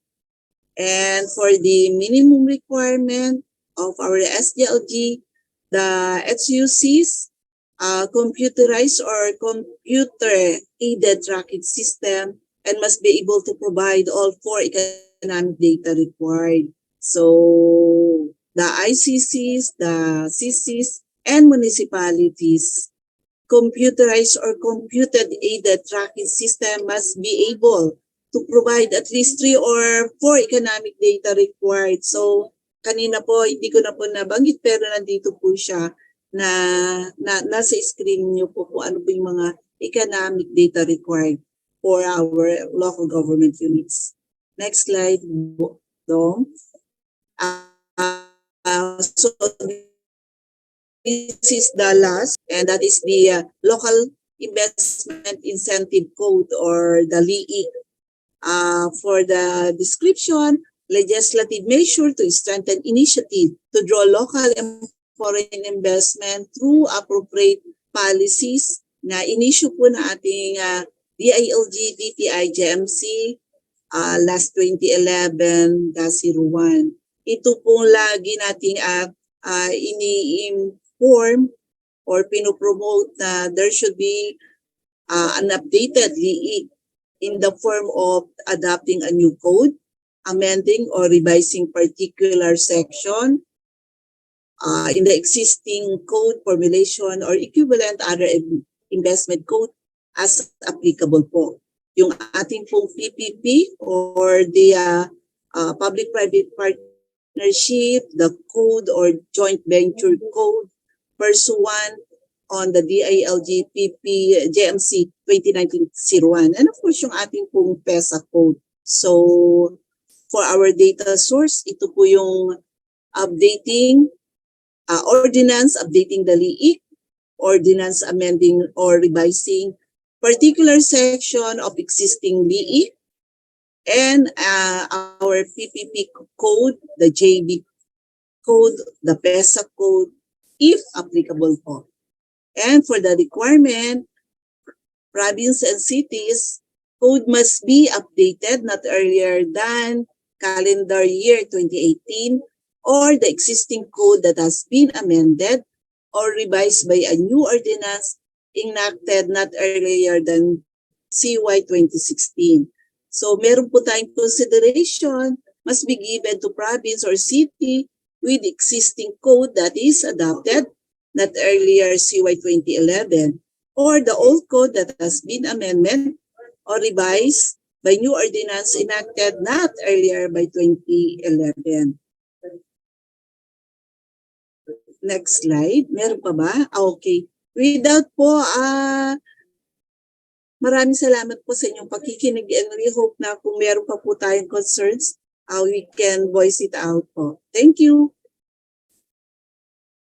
Thank you so much po, Ma'am Bell from DILG BLGD for the discussion of the performance indicators for business friendliness and competitiveness governance area. And Ma'am Bell, okay lang po ba na you stay with us muna po for some questions and clarifications from our participants from regional offices? To start with, for indicator 6.4, regarding streamlined process in doing business. Question po from DILG Region 10. What are the minimum documents po to be submitted? Because some LGUs are still requiring the applicants to go to the different regulatory offices and secure the clearances or certifications prior to the submission of the business permit application. Okay, thank you. Actually, from our Region 10 partners, nakita po namin yung concern nyo. This was always discussed po sa ating mga consultation with our partners. Ano po. But this time, we consider po na we will then to have our consultation with these regulatory requirements. Ay, ito pong ating sinasabi na mga requirements po, no? In particular po dito sa ating documents na tama po kayo, yung aming pong sinasabi na documentary requirements supposed to be pag tinanggap sa ating BPLO, dapat po meron pong backroom operation na hindi na po nila ibibigay pa ulit sa applicants kasi tama po na this will be another step. So nagsabi na po tayo na kailangan once na in-accept ni receiving officer, dapat ano yon, it means na ang kanilang responsibility is on the backroom operation. I do agree with you po na dapat ito po ay ating i-promote sa ating mga LGUs na dapat pong gawin nila ito sa backroom operation because there is no need na ibigay pa ulit sa ating mga applicant. Yes, sir. Thank you po, Ms. Bell, for this clarification. And before we proceed to the next question, meron po bang related question ang Region 10 LGCDD regarding po dun sa dinidiscuss natin at the moment? Or ibang topic po ito? The same topic. Same pa. Okay po. No, I was referring to the local regulatory offices like the zoning office, the health office, and ano pa ba yun? Iba. The environment office and all other local, the local offices no that regulates a specific business activity. So which means that dapat yun na nga, dapat kasi hindi na mag-reflect doon sa Citizens Charter. It should not be reflected in the Citizens Charter of the LGUs, those certifications coming from the different offices. Kasi pag ilagay nila doon, it's considered as a step already. So it's a step that the applicant will have to undertake kasi pupunta pa siya sa different offices. And then dapat din kasi na yung kung 'di ba yung ginamit mo diyan na reference na document, yung base, yung relevant na documents or basis, nandiyan naman sa technical notes, 'di ba? And naka-indicate naman doon yung JMC. That's yung JMC and with ARTA. So yes, we have already harmonized our policies with various national government agencies and that should be followed. So those submission of documents that was reflected in the technical note, it should refer only to those documents that are not issued, those documents that will not be issued by the different local offices because those documents should be issued together with the business permit na. Diba? That's based sa JMC. So if we are using JMC 2021 as basis for this policy, then that should be followed. Kasi I could still, in fact, even last year when I was part of the national validator, nakikita ko pa rin yan sa Citizens Charter ng mga LGUs, no? Yung mga health clearance, zoning clearance, kasama siya doon sa documentary requirements which should not be required already. Not required to be submitted, but it's part of the documents that will have to be processed sa backroom, no? Backroom processing. So yun. Para pareho tayo ng definition ng that, no? Yes. Okay, thank you. Thank you. Agree, Ma'am Hazel. Thank you so much po, Ma'am Bell and Ma'am Hazel for that clarification.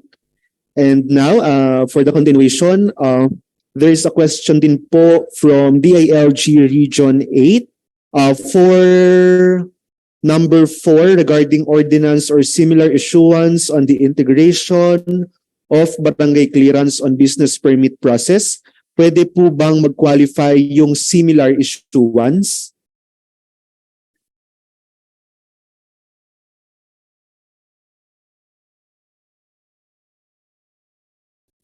Miss Bell, nakamute po ata kayo. Okay. I wonder kung sino region ang nagtanong? Region 8 po. Okay, from Region 8.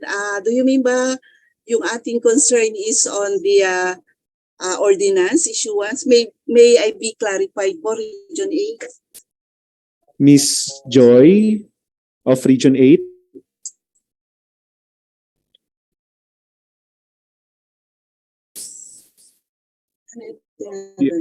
You're recognized, ma'am.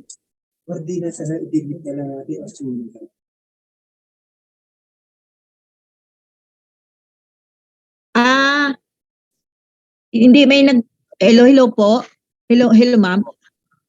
Somebody kasi from the yung MLGO CLGO namin asked if ano ba yung similar issuance other than the ordinance for the doon sa sa integration of barangay clearance on business permit process para ma-qualify lang so they would know. Okay. So actually po ang one of our vocal nagsasabi po siya sa amin na actually ordinance lang po ang ating nasa MC. So yes yung po ngayon ang ating susundin. So remove na lang po natin yung other similar that ito po yung ano natin basic po yung ating nakalagay sa MC na ordinance lang po ang ating hiningi. Yes, ma'am. So that should be omitted doon sa tech notes para hindi na misinterpret ng ating mga LGUs. Thank you po. Yes, take noted. Noted po yan, ma'am.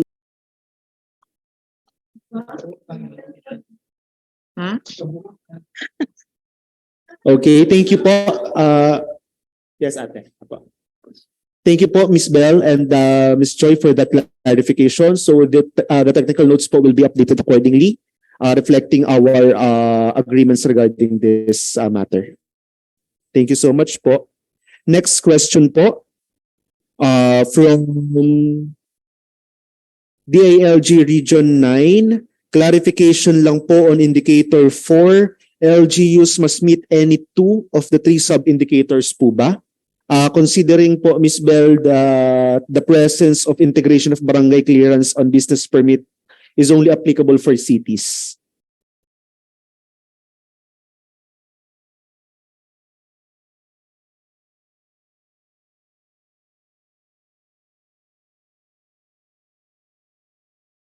Okay. Thank you for the question. But ito po yung sinasabi natin yung item 1 and 2 is for cities and municipalities. And then for item 3, cities lang po siya. Did I get the question po? Tama po ba?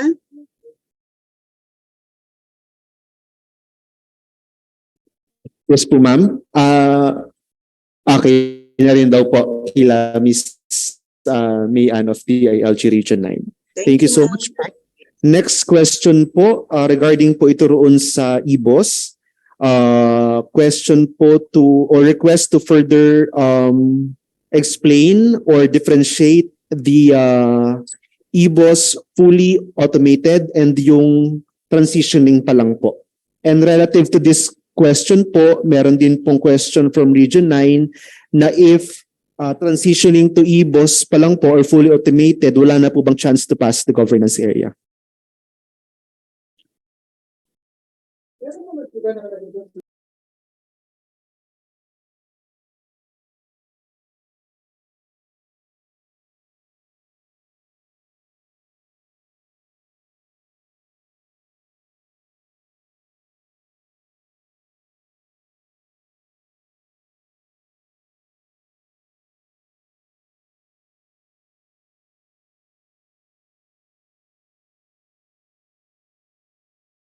Yes.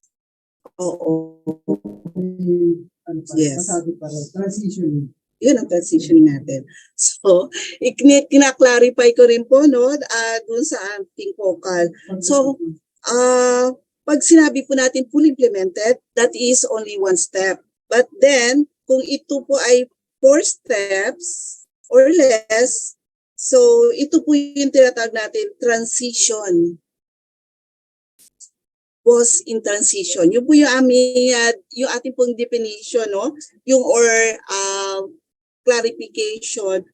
Pag talagang fully implemented, 1. And for transition, ito po yung 4 step or less. Okay po. Thank you, Ms. Bell, for this clarification. And relative to this po, may tanong din po sila na if transitioning pa lang po si LGU to fully automated, no chance na raw po ba to pass the governance area? Pass pa rin po siya. Don't you worry. Ito naman po ay, sabi nga po natin, transition, nakikita naman po yon sa inyong per citizen charter, if ever. So, kinukonsider pa rin po namin to. Apo.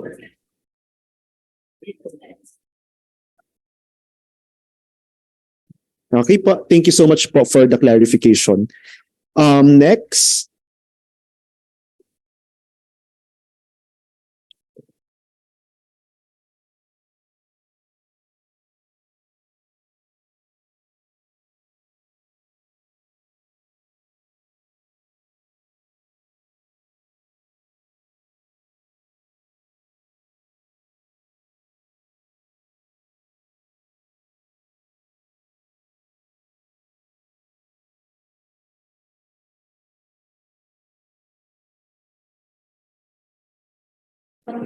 Next question po from DILG Pangasinan regarding barangay clearance integration. Yung ordinance daw po ba ay then both from the barangay and from the city or municipality?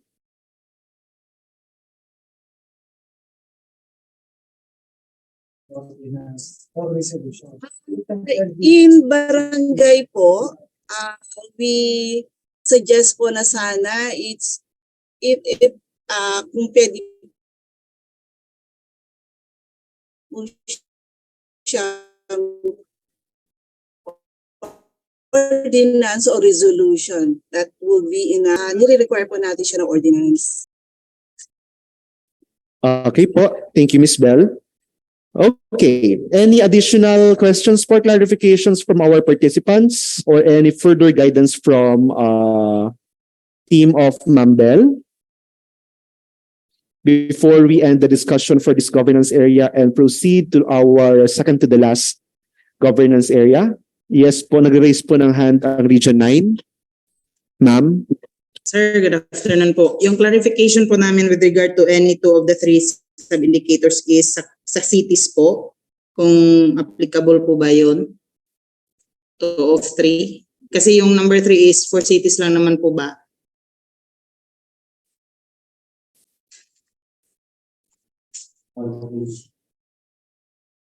Or all sub-indicators applicable sa cities? Ma'am, ano po yun? Nakamast po yun. So lahat po. Based po sa ating technical notes. So pa-clarify na lang po siguro natin yung ano sir, mas meet to kasi yung nakalagay po sa taas. Mas meet the two conditions yung cities and municipalities. Yes po, yung ating po, kine-check ko po yung ating documents, no? So yung ating pong number 3, ito po ay sa cities lang. Presence of integration ng barangay clearance on business permit. So ang process po nito ay for cities. Kasi hindi pa po natin na a-advocate o na-promote sa ating mga municipalities. So we suggest na i-advocate po natin to sa cities, yung integration, presence of integration ng ating barangay clearance. So for the cities po, must meet 3 conditions. Yes. Opo. Pero okay. kung sa 1 and 2, yun na po yung cities and municipalities ang nire-require natin, ma'am. Sa technical notes po kasi ma'am nakalagay must meet the 2 conditions ang both cities and municipalities po. Okay. Ay, oh yes. Ang ibig lang po namin sabihin dito, yung cities and municipalities is for sub 1 and 2. And then for our integration, yung po ay for cities lang. So yung both 2 po yung cities and municipalities. At ang ating number item 3 is for cities only, ma'am. Thank you for the clarification. Salamat din po. Thank you po, Ma'am Bel, and thank you po, Miss Mayan. We will look into this po to further clarify ang pagkakastate sa technical notes. From Zamboanga del Norte, ma'am. Hello po, Ma'am Bel. Additional parang follow-up question dun po sa integration of yung collection of the barangay clearance fee by the city or municipality. Yung sinasabi nyo kanina, both preferably for the barangay ordinance or resolution and for the municipalities and cities ordinance.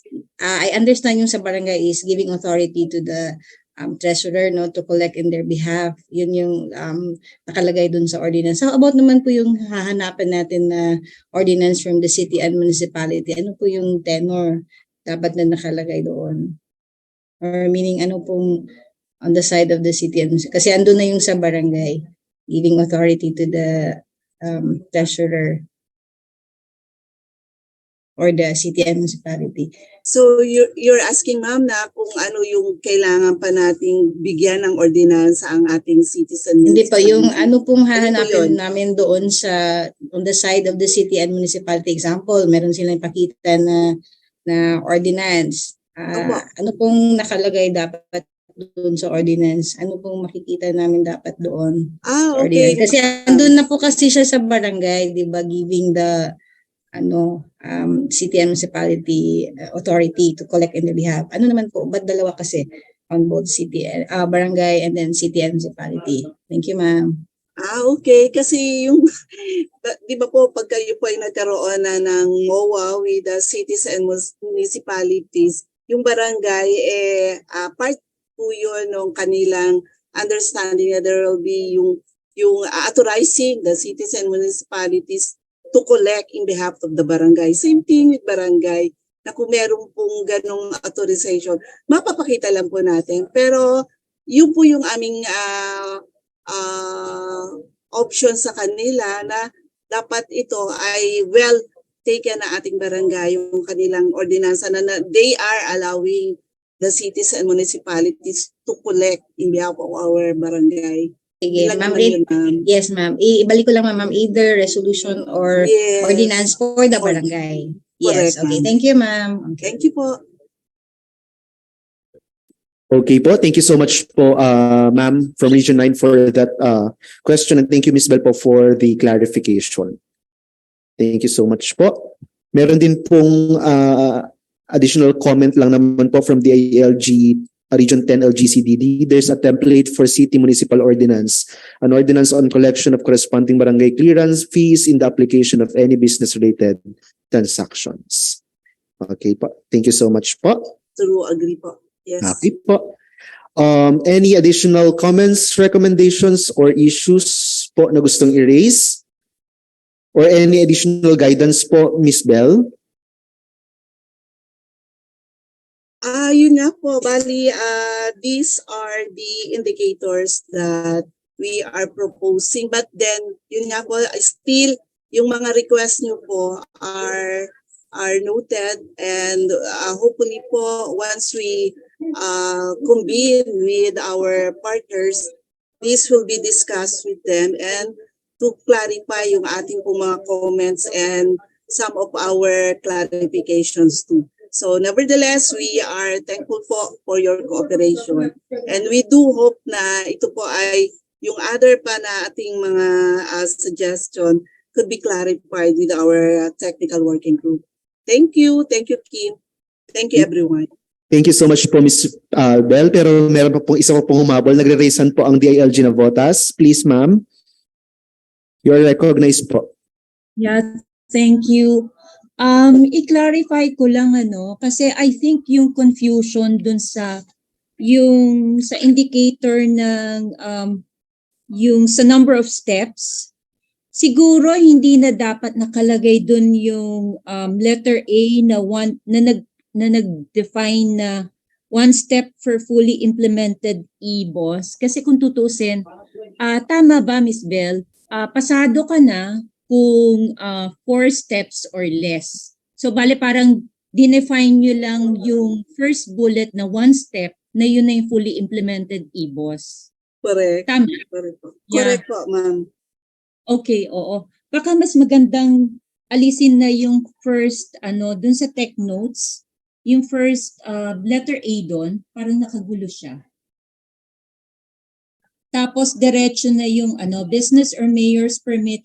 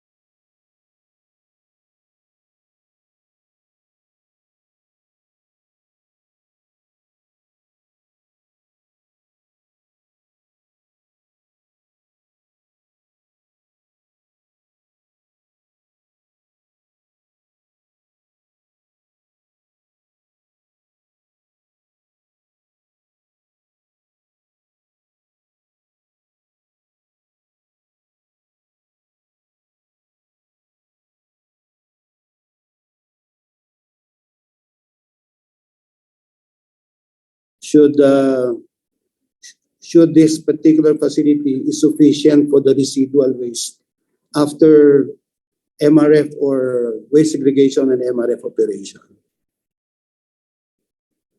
Sabihin kung nasa-segregate naman nila at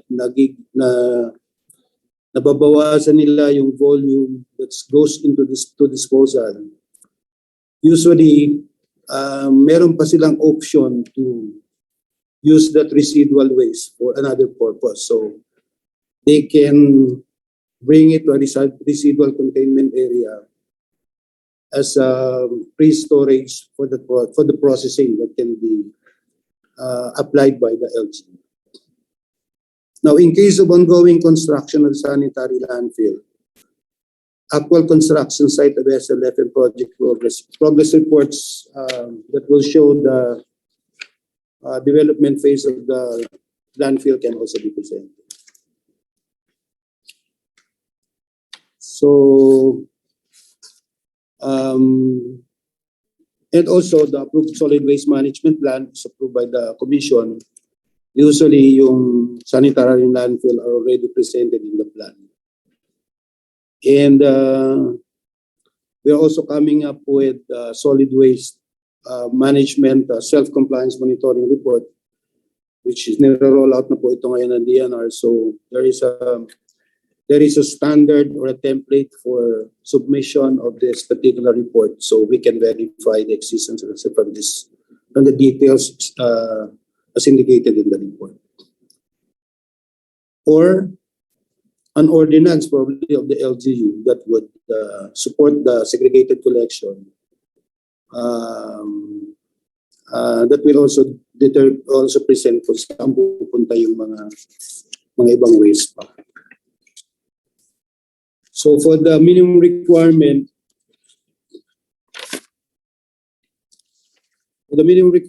for the cities and municipalities, they must have all of the following. All of the following.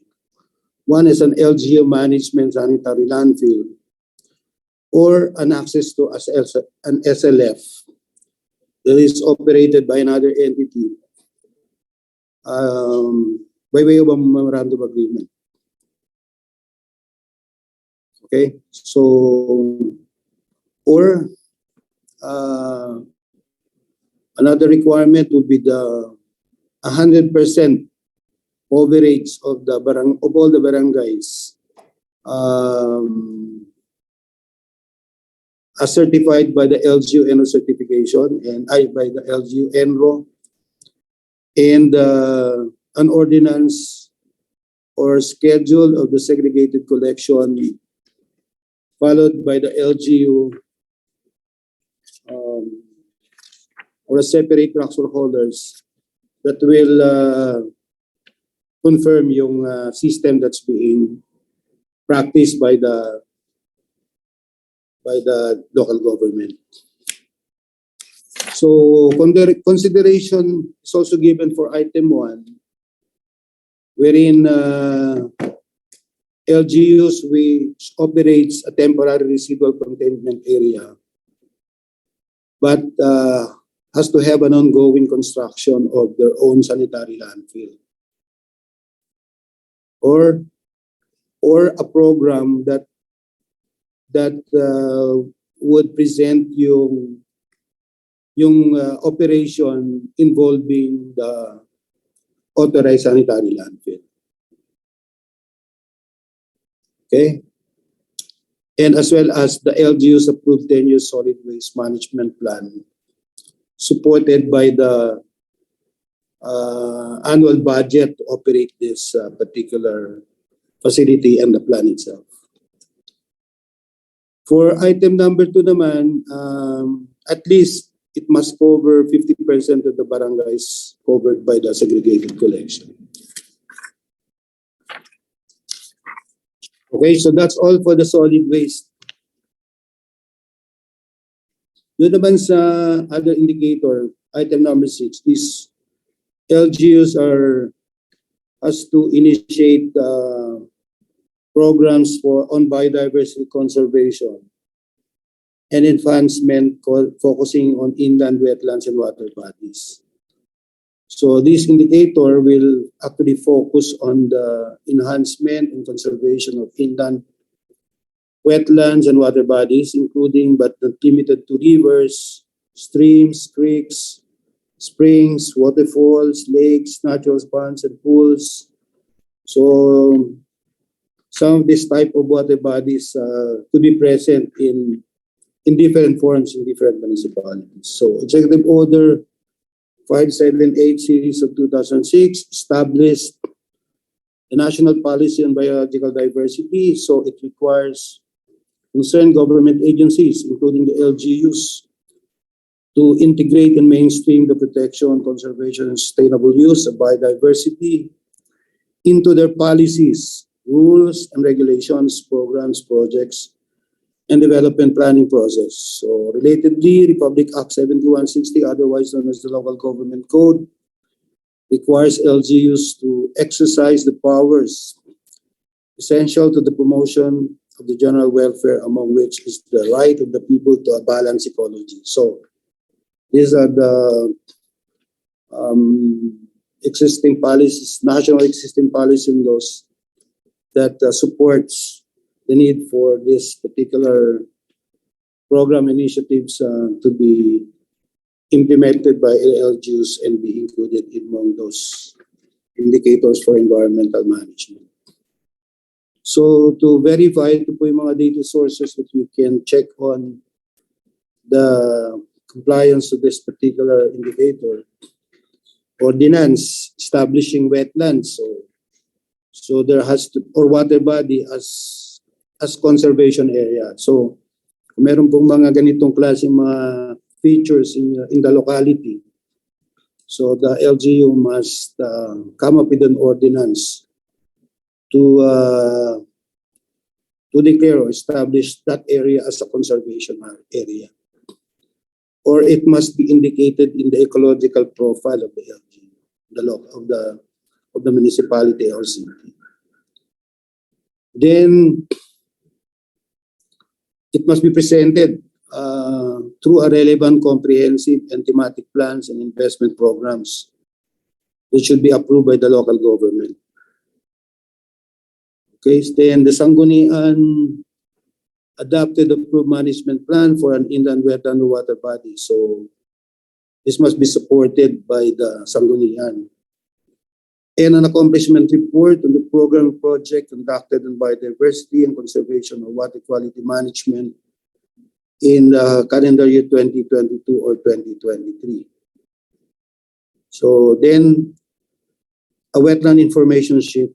So the LGU can prepare this and they can be assisted by the DNR to be able to give a better description kung ano talaga yung details that will support this to be a conservation area. So as a minimum requirement, the province, the cities and municipalities, they must have at least three of the following. One is the registry and map of the wetlands and water bodies within the administrative jurisdiction included in the LGU ecological profile, or the CLUP, PDPFP, the CBP, or LCCAP.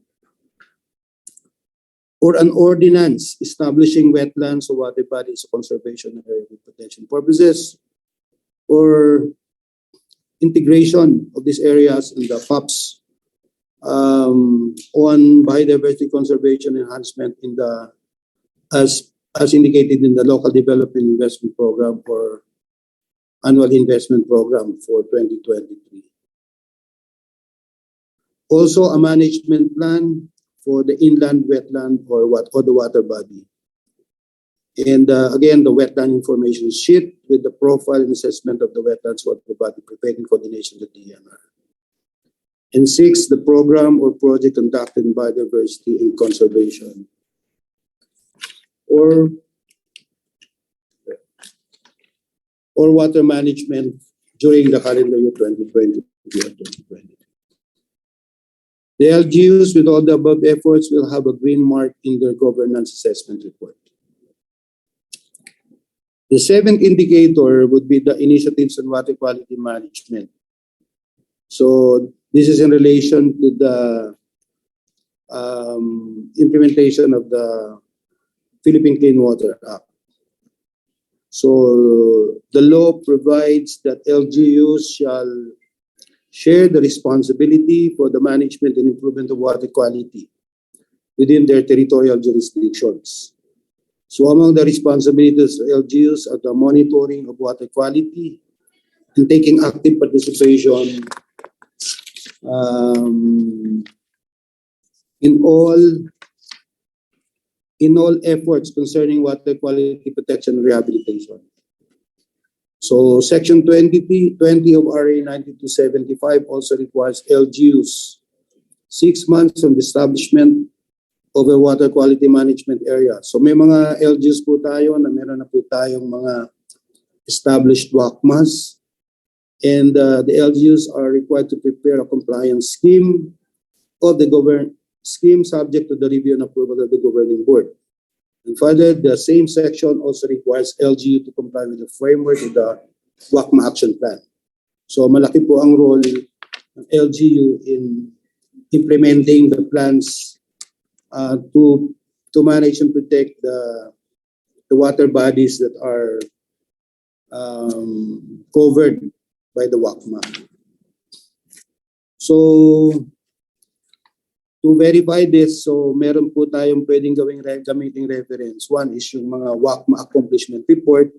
Should there be a WACMA in the LGU within the municipality or city, the compliance scheme or localized water quality management area action plan. So ito yung ginagawa po ng LGU. LGU kasi in a particular WACMA, there could be a number of LGUs as member. As they are traversed by a particular water body or covered by a particular water body. So also the WACMA board can come up with the solutions. So that is relevant to the particular water body that the LGU is managing or has a program for water quality management. So there can also be an executive order or other issuances creating a water quality monitoring unit. So kasi yung mga water quality management related programs po natin can only be undertaken effectively if there is a designated unit by the LGU to do that. So we are encouraging that the LGUs must establish a water quality monitoring unit to be able to implement water quality management or monitoring program to check on the conditions of these water bodies. Or an annual water quality monitoring results. Kasi kung yung LGU naman ay meron ng water quality monitoring program, for sure they will be generating data that would provide as reference in confirming the conditions of the water body. Okay, so usually these programs are indicated the annual investment plan or the local development, the LDIP. So for the minimum requirement for this particular indicator, so the province, the cities, and municipalities at least must have two of the following. One is the annual water quality monitoring results. Yeah, so the LGU must do a water quality monitoring of the water body. Then the unit, a water quality monitoring unit created with monitoring capabilities. So the LGU must show proof that they have invested in creating a unit that will implement the program related to managing the water body. Then the water quality management and monitoring hubs, the program and the project activities, and as well as a compliance scheme or localized water quality management area action plan, which is to be prepared by LGUs that are involved in the WACMA. Okay, so LGUs with all of the above efforts will have a green mark in their governance assessment report. So yan po ang magiging ano dito sa compliance this particular SGLG requirements. And the last indicator po would be the establishment or maintenance of public parks and green spaces. So in most cases, all LGUs provides open spaces or green parks. So nakalagay naman po kasi yan under Section 17 447-458 of the Local Government Code, which requires all LGUs shall provide parks, green belts, forests, and public spaces. Furthermore, the Philippine Development Plan for 2020-2028 also calls for an increase in the area of green spaces as a prerequisite for creating livable communities. So, isa po yan sa mga under the Philippine Development Plan. So in this indicator, green spaces cover communal lands that are partly or completely covered with grass, trees, shrubs, or other vegetation. This is freedom parks, public urban forest parks, or forest bathing and recreation, and vegetable gardens. So in developing these spaces, LGUs are strongly encouraged to utilize native and indigenous flora and fauna species. Related to these projects can be an opportunity for LGUs to showcase their flagship species. And more than ensuring policy compliance, this indicator demonstrates and measures the LGU's efforts in enhancing their overall environmental governance and better use of public parks and green open spaces, with emphasis on the importance of biodiversity and linked to health, well-being, and green government. So, in any urban development naman talaga, these open areas, green spaces are very essential and basic in the design. So, to verify this, the existence or establishment of this public parks and green spaces can be verified through the LGU's ecological profile on their CLUP, or probably their LGU's might have an ordinance supporting the establishments of all these public parks and green open spaces. On the annual investment plan, site profile assessment of public parks and green spaces. Also from accomplishment reports of programs or projects conducted for these public parks and green spaces. So on the SGLG minimum requirement, to be able to qualify for this particular indicator, the provinces and cities and municipalities must at least have these two of the following, no? Must have at least two. At least one public park or green space maintained by the LGU.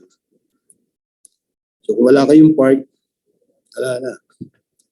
Second, a list and map of the public parks and green spaces in their jurisdictions should be included in the ecological profile or CLUP or PDPFP. And the integration of PAPs or a program or projects or activities for the public parks and the green spaces development. Maintenance as indicated in the LDIP or AIP for calendar year 2023. Or a site profile and assessment of at least one public park and green space. And if the LGU would have all the above efforts, they will have a green mark in their governance assessment report. So, ladies and gentlemen, that's all for the environmental management areas indicators for the SGLG. Thank you.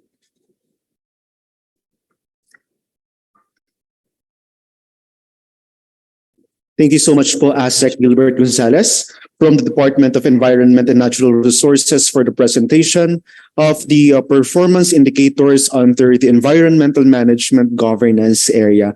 But sir, may we request you po to please stay with us po for a moment for the discussion of some issues and concerns, questions raised by our participants from our regional and provincial offices.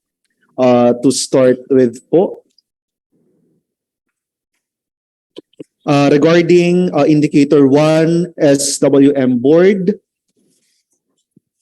question or concern from the ALG CAR Apayao. Consideration in item 1 is not included in the tech notes provided for this orientation po. Kindly ensure that this be included in the final tech notes.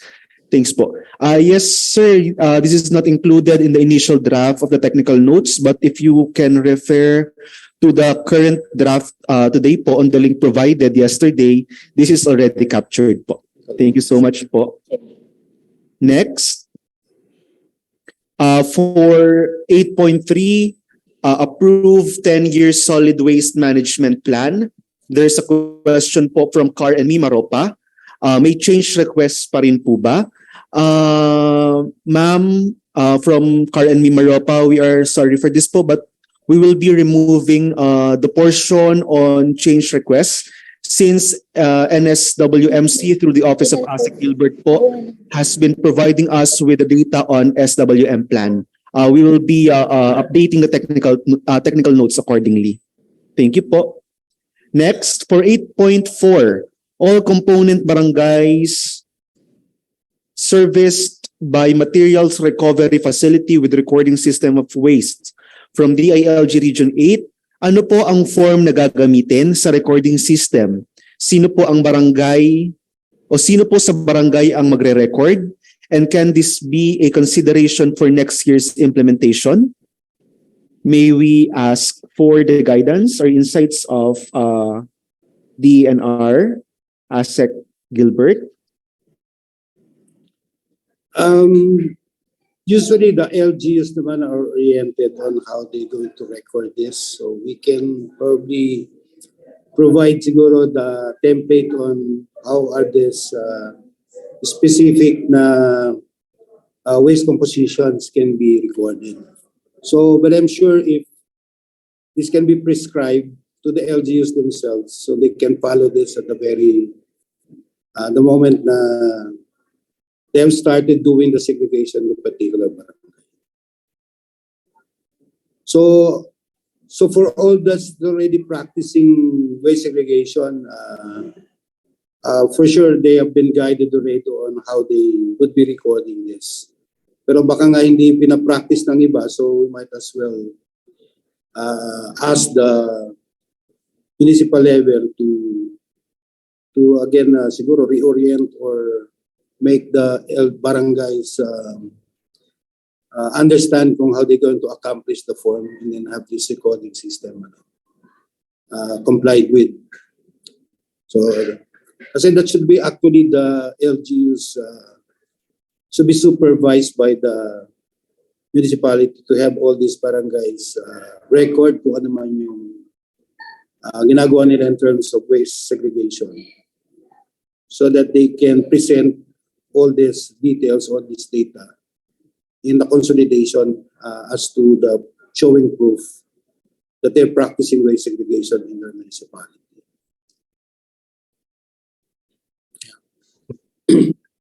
Thank you po, ASEC Gilbert, for that clarification.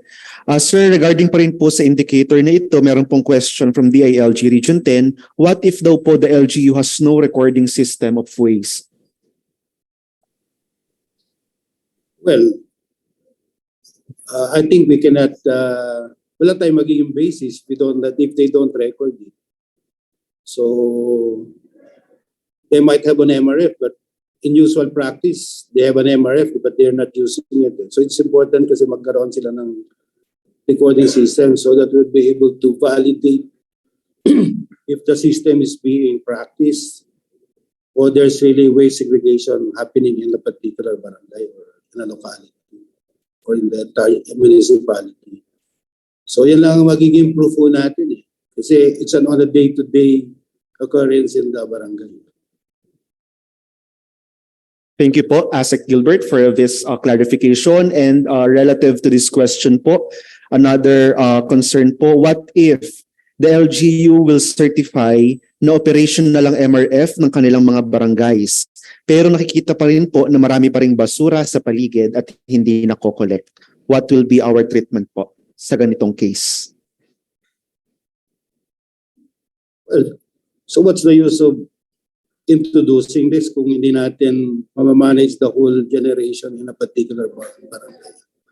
So as we practice segregation or as we practice proper implementation of a system, it must be effective and efficient. So there should be proper management of all the generated waste in a particular area. So kailangan talaga, and littering is strictly provided in the law as a prohibited act. So wala tayong dapat ma-observe na littering around in an area, particular locality. So yun ang ano natin. That's the reason why we're introducing this as a basic indicator, because we want solid waste management to be practiced properly in every LG. So there should be no excuse for LGUs that are not managing their waste properly. If we're going to do a very, if you want to really apply effectively itong ating mga indicators to rate the LGU's performance. Okay, thank you po, sir. Next po, from Region 6, this is, ano na po, sir, regarding indicator 8.5, access to sanitary landfill. We have an island municipality which has more than enough resources to construct a sanitary landfill.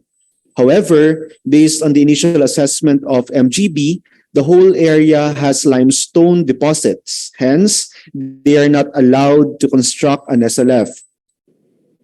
Also, it is impractical to venture into a memorandum of agreement with another municipality with SLF because it would require 3-hour sea travel and another 3-hour land travel.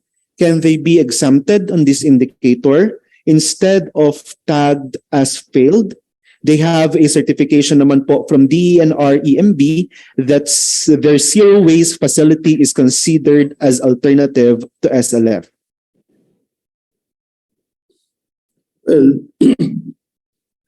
Well, ang sanitary landfill is considered an option if you have residual waste to dispose. Pag hindi, wala ka namang i-dispose, you don't need a sanitary landfill. So that means if they're doing, they have a system that can achieve zero waste, then that's good. Okay lang yun. So maybe the requirement of a sanitary landfill may not be, but that's just to be very clear and proven na talagang existing yung zero waste system na yan. Now, on the location naman, we have established already a selection criteria for sanitary landfill. So they can just follow the criteria. So basically, kung limestone yan, does not satisfy the selection criteria, therefore it does not qualify to be a site. So they have to find one location that would really fit for that particular purpose. So I'm sure there are other areas that they can find. Siyempre, nagbabari din kasi kung anong factors that might prevent them to locate that in a particular area, even if it meets the selection criteria. But that's parts of the process.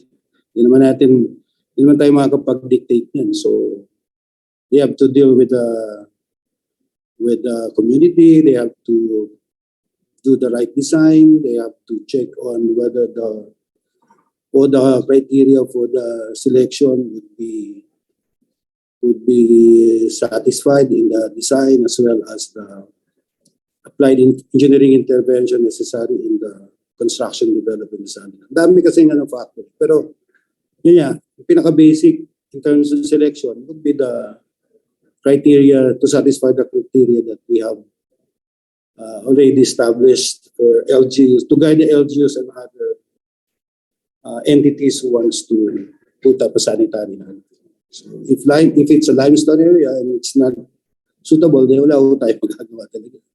They have to find another location. Thank you so much po, ASEC, for that guidance. Next po, sir, from DILG Ifugao, clarification regarding 50% of barangays covered by segregated collection. Does it mean po ba na yung segregated waste ng 50% of barangays ay yung kinokolekta ng munisipyo through the garbage truck? Ang ibig sabihin nun, 50% of the entire barangays in the municipality must be practicing waste segregation. So it's not on the volume, but it's the number of barangays that are involved in the waste segregation system, collection system. Okay, thank you po, ASEC. Next po, from DILG Region 10, for LGUs with SLF, how will we know if the standards are complied with? Iaalaw ba natin if makapal na ang basura sa SLF, parang open dump site na ang condition? May capacity lang po ang sanitary landfills. And it has a lifespan based on its design. So if it's already full, then they have to close it down. They have to develop expansions or find another site. Ganun lang kasimple. So it has its own capacity based on the available area, and the only reason they can probably extend the lifespan is to be more effective in doing segregation and waste reduction. And that's the reason why we're promoting segregation, so that we could extend the lifespan of the landfill and then lessen the cost of investment on this. Thank you po, ASEC, for this clarification. Next po, punta na po tayo sa indicator 8.6 regarding the initiatives contributing to biodiversity, conservation, and enhancement, focusing on inland wetlands and water bodies. Question po from DILG CAR. Can we consider the registry and map of wetlands and water bodies if it is included in the FLUP, not in the enumerated plans in the tech notes? I think yes, we can use the FLUP as a reference for. Thank you po, ASEC. Next po, regarding pa rin po sa indicator na ito, from DILG NCR, will item 6 be applicable to all LGUs po, or only to those with water bodies and wetlands?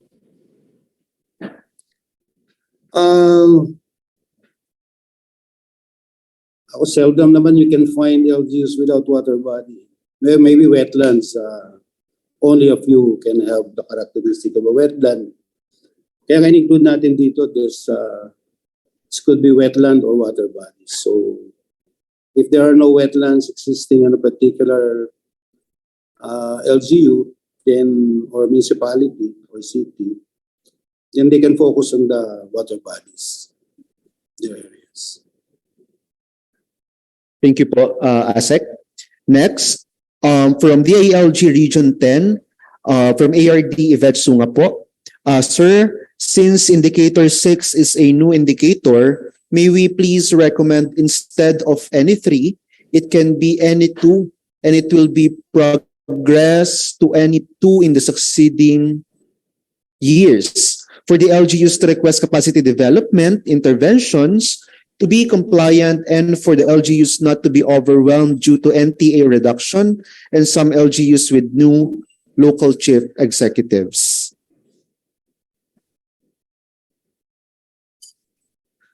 Well, looking at the list, no, karamihan naman dito mga documentary lang, hindi naman sila malaking mga investment kind of undertakings. So LGU's ordinance, they can come up with a plan, a map. So I don't think malaking actually preparatory lang to mga requirements to the bigger possible requirements as we progress in the coming years. These are just the first steps for us to determine or establish awareness and consciousness among LGUs the importance of this particular indicator. So tingin wala namang mabigat na requirement dito. So it's just a matter of the LGUs spending time and siguro an effort to be able to have all of this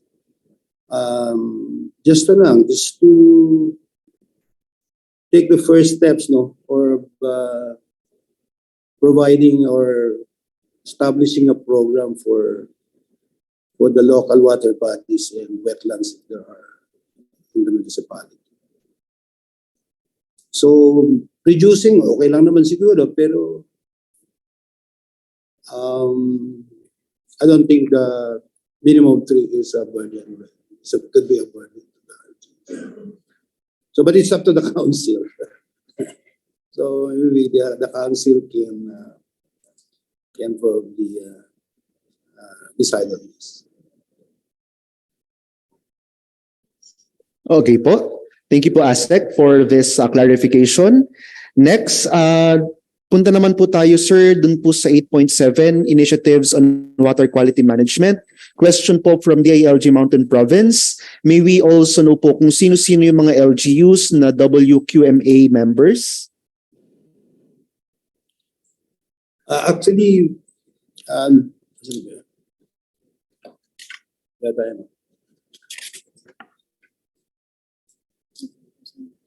yeah, I have to check. Pero basically, ang members ng WACMA are all the LGUs that are covered by the water quality management area, down to the barangays. No? They are involved in the WACMA. Then I think the water service providers, just to name a few, I'm not very familiar dun sa pinangaiba pang members, but there is a guidelines particular defining the membership of this WACMA governing board. So maybe we can just provide the LGUs an access to this information. Thank you so much po, Asek. Next, regarding pa rin po, sir, sa same indicator, question po from the ALG Region 10.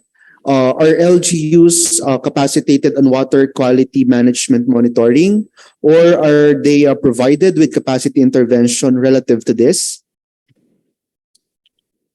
Very basic naman yung mga procedures, but if the LGUs would need proper or formal trainings on this, the regional office of DNR can initiate the training for them to be able to be oriented on how this will be undertaken.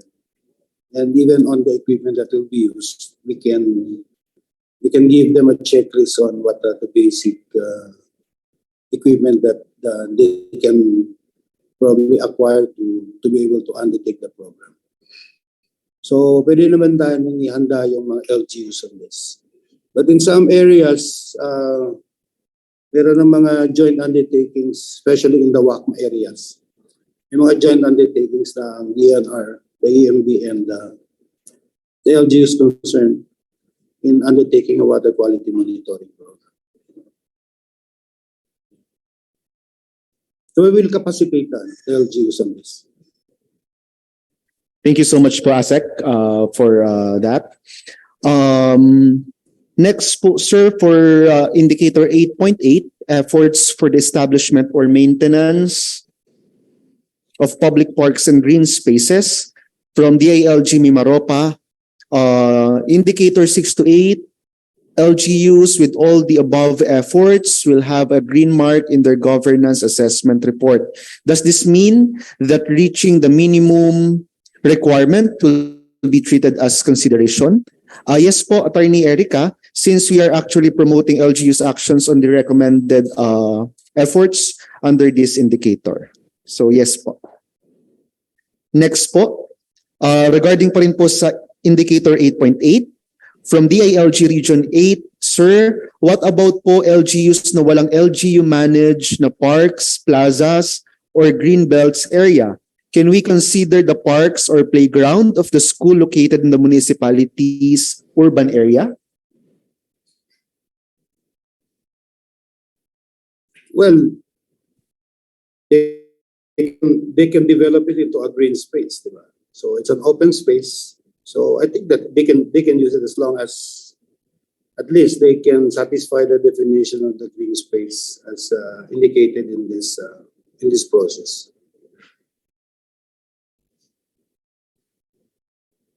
Okay, thank you po, ASEC.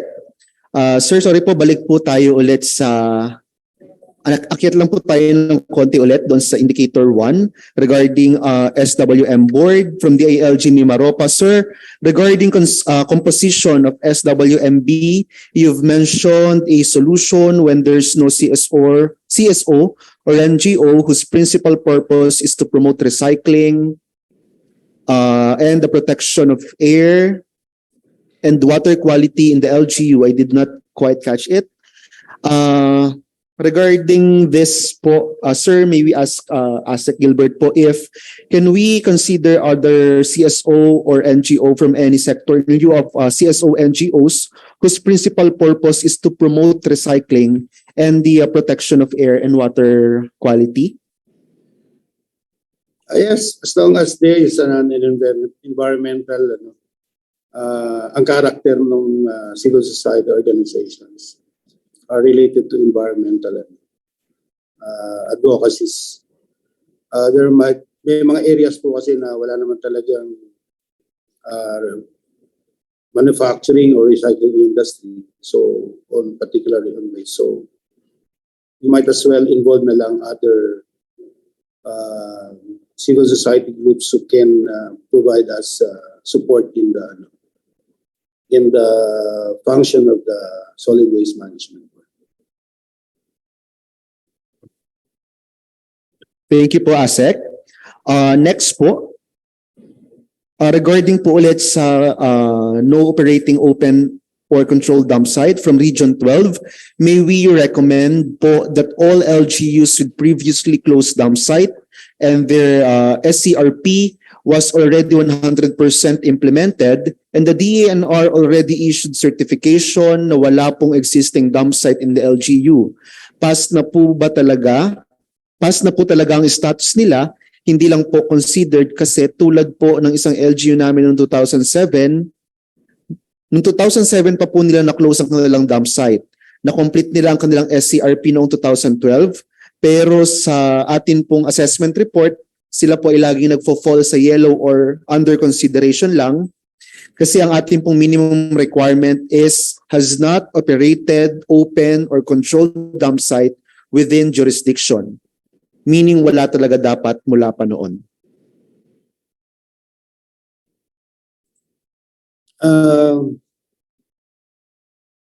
Hindi ko masyado nakuha yung question, pero basically wala na talaga kasi yan eh. Wala na yung open dump site sa kalan. And the reason why we are including this particular indicator is because there are instances kasi na even if we have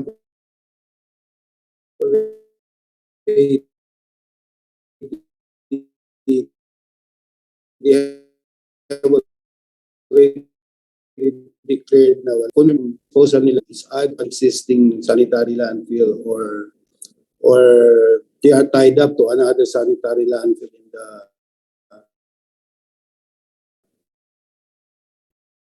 in the adjoining areas. Kasi some of these are, kaya even if they have been already verified before na wala na silang pero we need to validate pa rin that all the LGUs that are subject to this assessment should be confirmed na wala talaga silang mga ganitong existing landfills, open landfills and dump sites.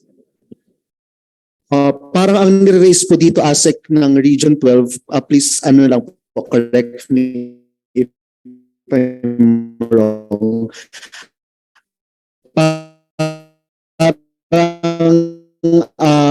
Ang nire-recommend po nila with and meron na rin po silang DNR certification na wala na po silang existing dump site sa LGU, ay matag as passed. Meaning po green sila doon sa ating governance assessment report because sa ating po kasi ang ating pong minimum requirement di po ba ay no operating and has not operate within jurisdiction.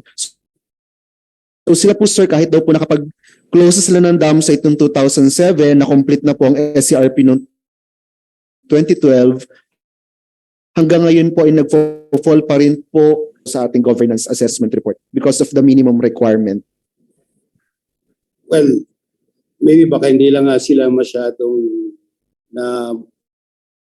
nababalidate in terms of full compliance, kaya ganun pa rin sila nag-fall. Kasi nga, hindi naman natin nasa-saturate lahat. So kaya sinasabi ko, kaya nga we are maintaining this indicator even if some already tagged to already complied or accomplished this. Kailangan pa rin natin because some LGUs are even reported na despite already previously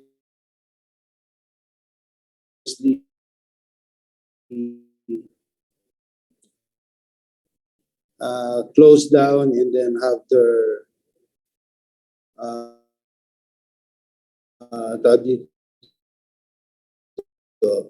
SCRP implemented. I don't know kung we cannot, not even those who have been declared to have already done SCRP are considered to be cleared. Kaya when we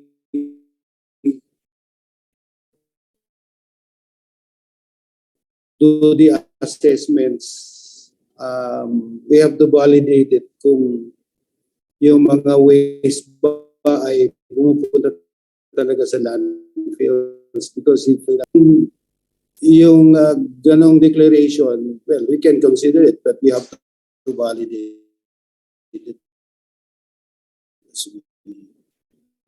as we do the assessment of the LGUs. Thank you po, ASEC. Any additional clarification po regarding this, Attorney Erica, regarding this concern? Maybe it's just a matter of terminology, no? Kasi our indicator says has not operated, so that means has never operated open or controlled dump site. Pwede ba nating i-rephrase na has no open or controlled dump site? Yun na lang.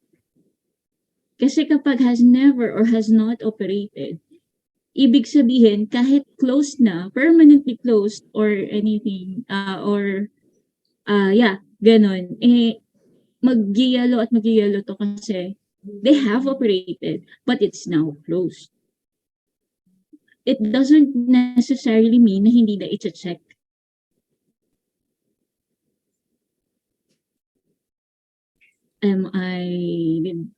Have I conveyed my message here? Well, okay naman yun eh. It actually satisfied the criteria, di ba? So, kung they are no longer operating, wala na talaga. So, yun naman talaga ang intention. So, ang point ko lang is that maybe even if this LGUs really indicates na wala na talaga sila, they are not operating it. Kasi mahirap kasing para sa amin, no, parang hindi ko maniniwala na wala siyang open landfill kung wala naman siyang dadalan na ibang sanitary landfill, di ba? Kung wala siyang regular. So for sure, hindi nyo masasatisfy. So kaya, importante yung LG is be able to show an option on the open landfills that they have before. Ano kayo ba? Yes, thank you for that po. Okay, thank you so much po. Additional question po regarding this indicator from the ILG Makati. If LGU has no operating open or controlled dump site and validated by DENR EMB list, then no more needed documents to be submitted na po. The list from DENR EMB as a data source is sufficient na po ba? Yeah, I think so. Kasi kung we know for a fact, for example, if it's in Makati, wala naman talaga. There's no space for landfills in those particular kind of areas. So pwede namang, yeah, by presenting that kind of document, pwede namang ma-confirm yan. That can be enough. Yun nga lang, they have to show where's the final disposal of all these collected waste during the period. Thank you po, ASEC. I think Mr. Rios from the ILG Makati would like to clarify something. Yes, sir. Yes po. Good afternoon, ASEC.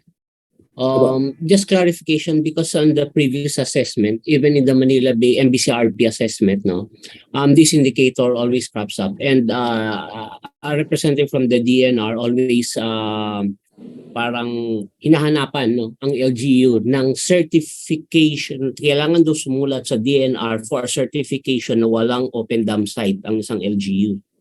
So that's why I'm clarifying right now.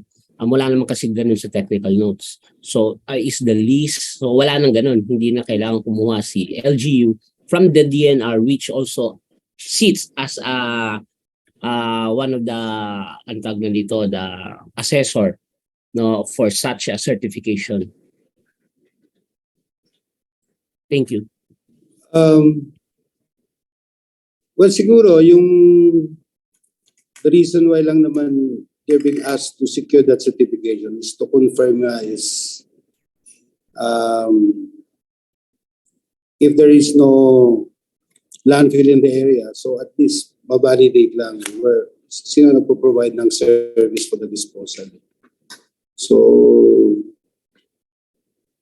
I mean, I think tinatali lang yung declaration that there is confirmation na walang is whether there's a completion in terms of disposing the collected garbage coming from this particular source. Yeah. Yes po, ASEC. The certification galing po sa landfill is a separate din na hinihingi. Kasi dito is doble-doble yung certification, and the DNR as a national data releases this list na ito yung mga LGUs na may open dam site or dating meron and then close na ngayon. Now, for example, in the case of Makati na ever since wala naman, why do such LGUs need a certification ng gagaling sa DNR na sinasabing walang open dam site? Meron naman nilabas na tayo ng national data na wala nga talaga itong mga LGUs na to. It's like a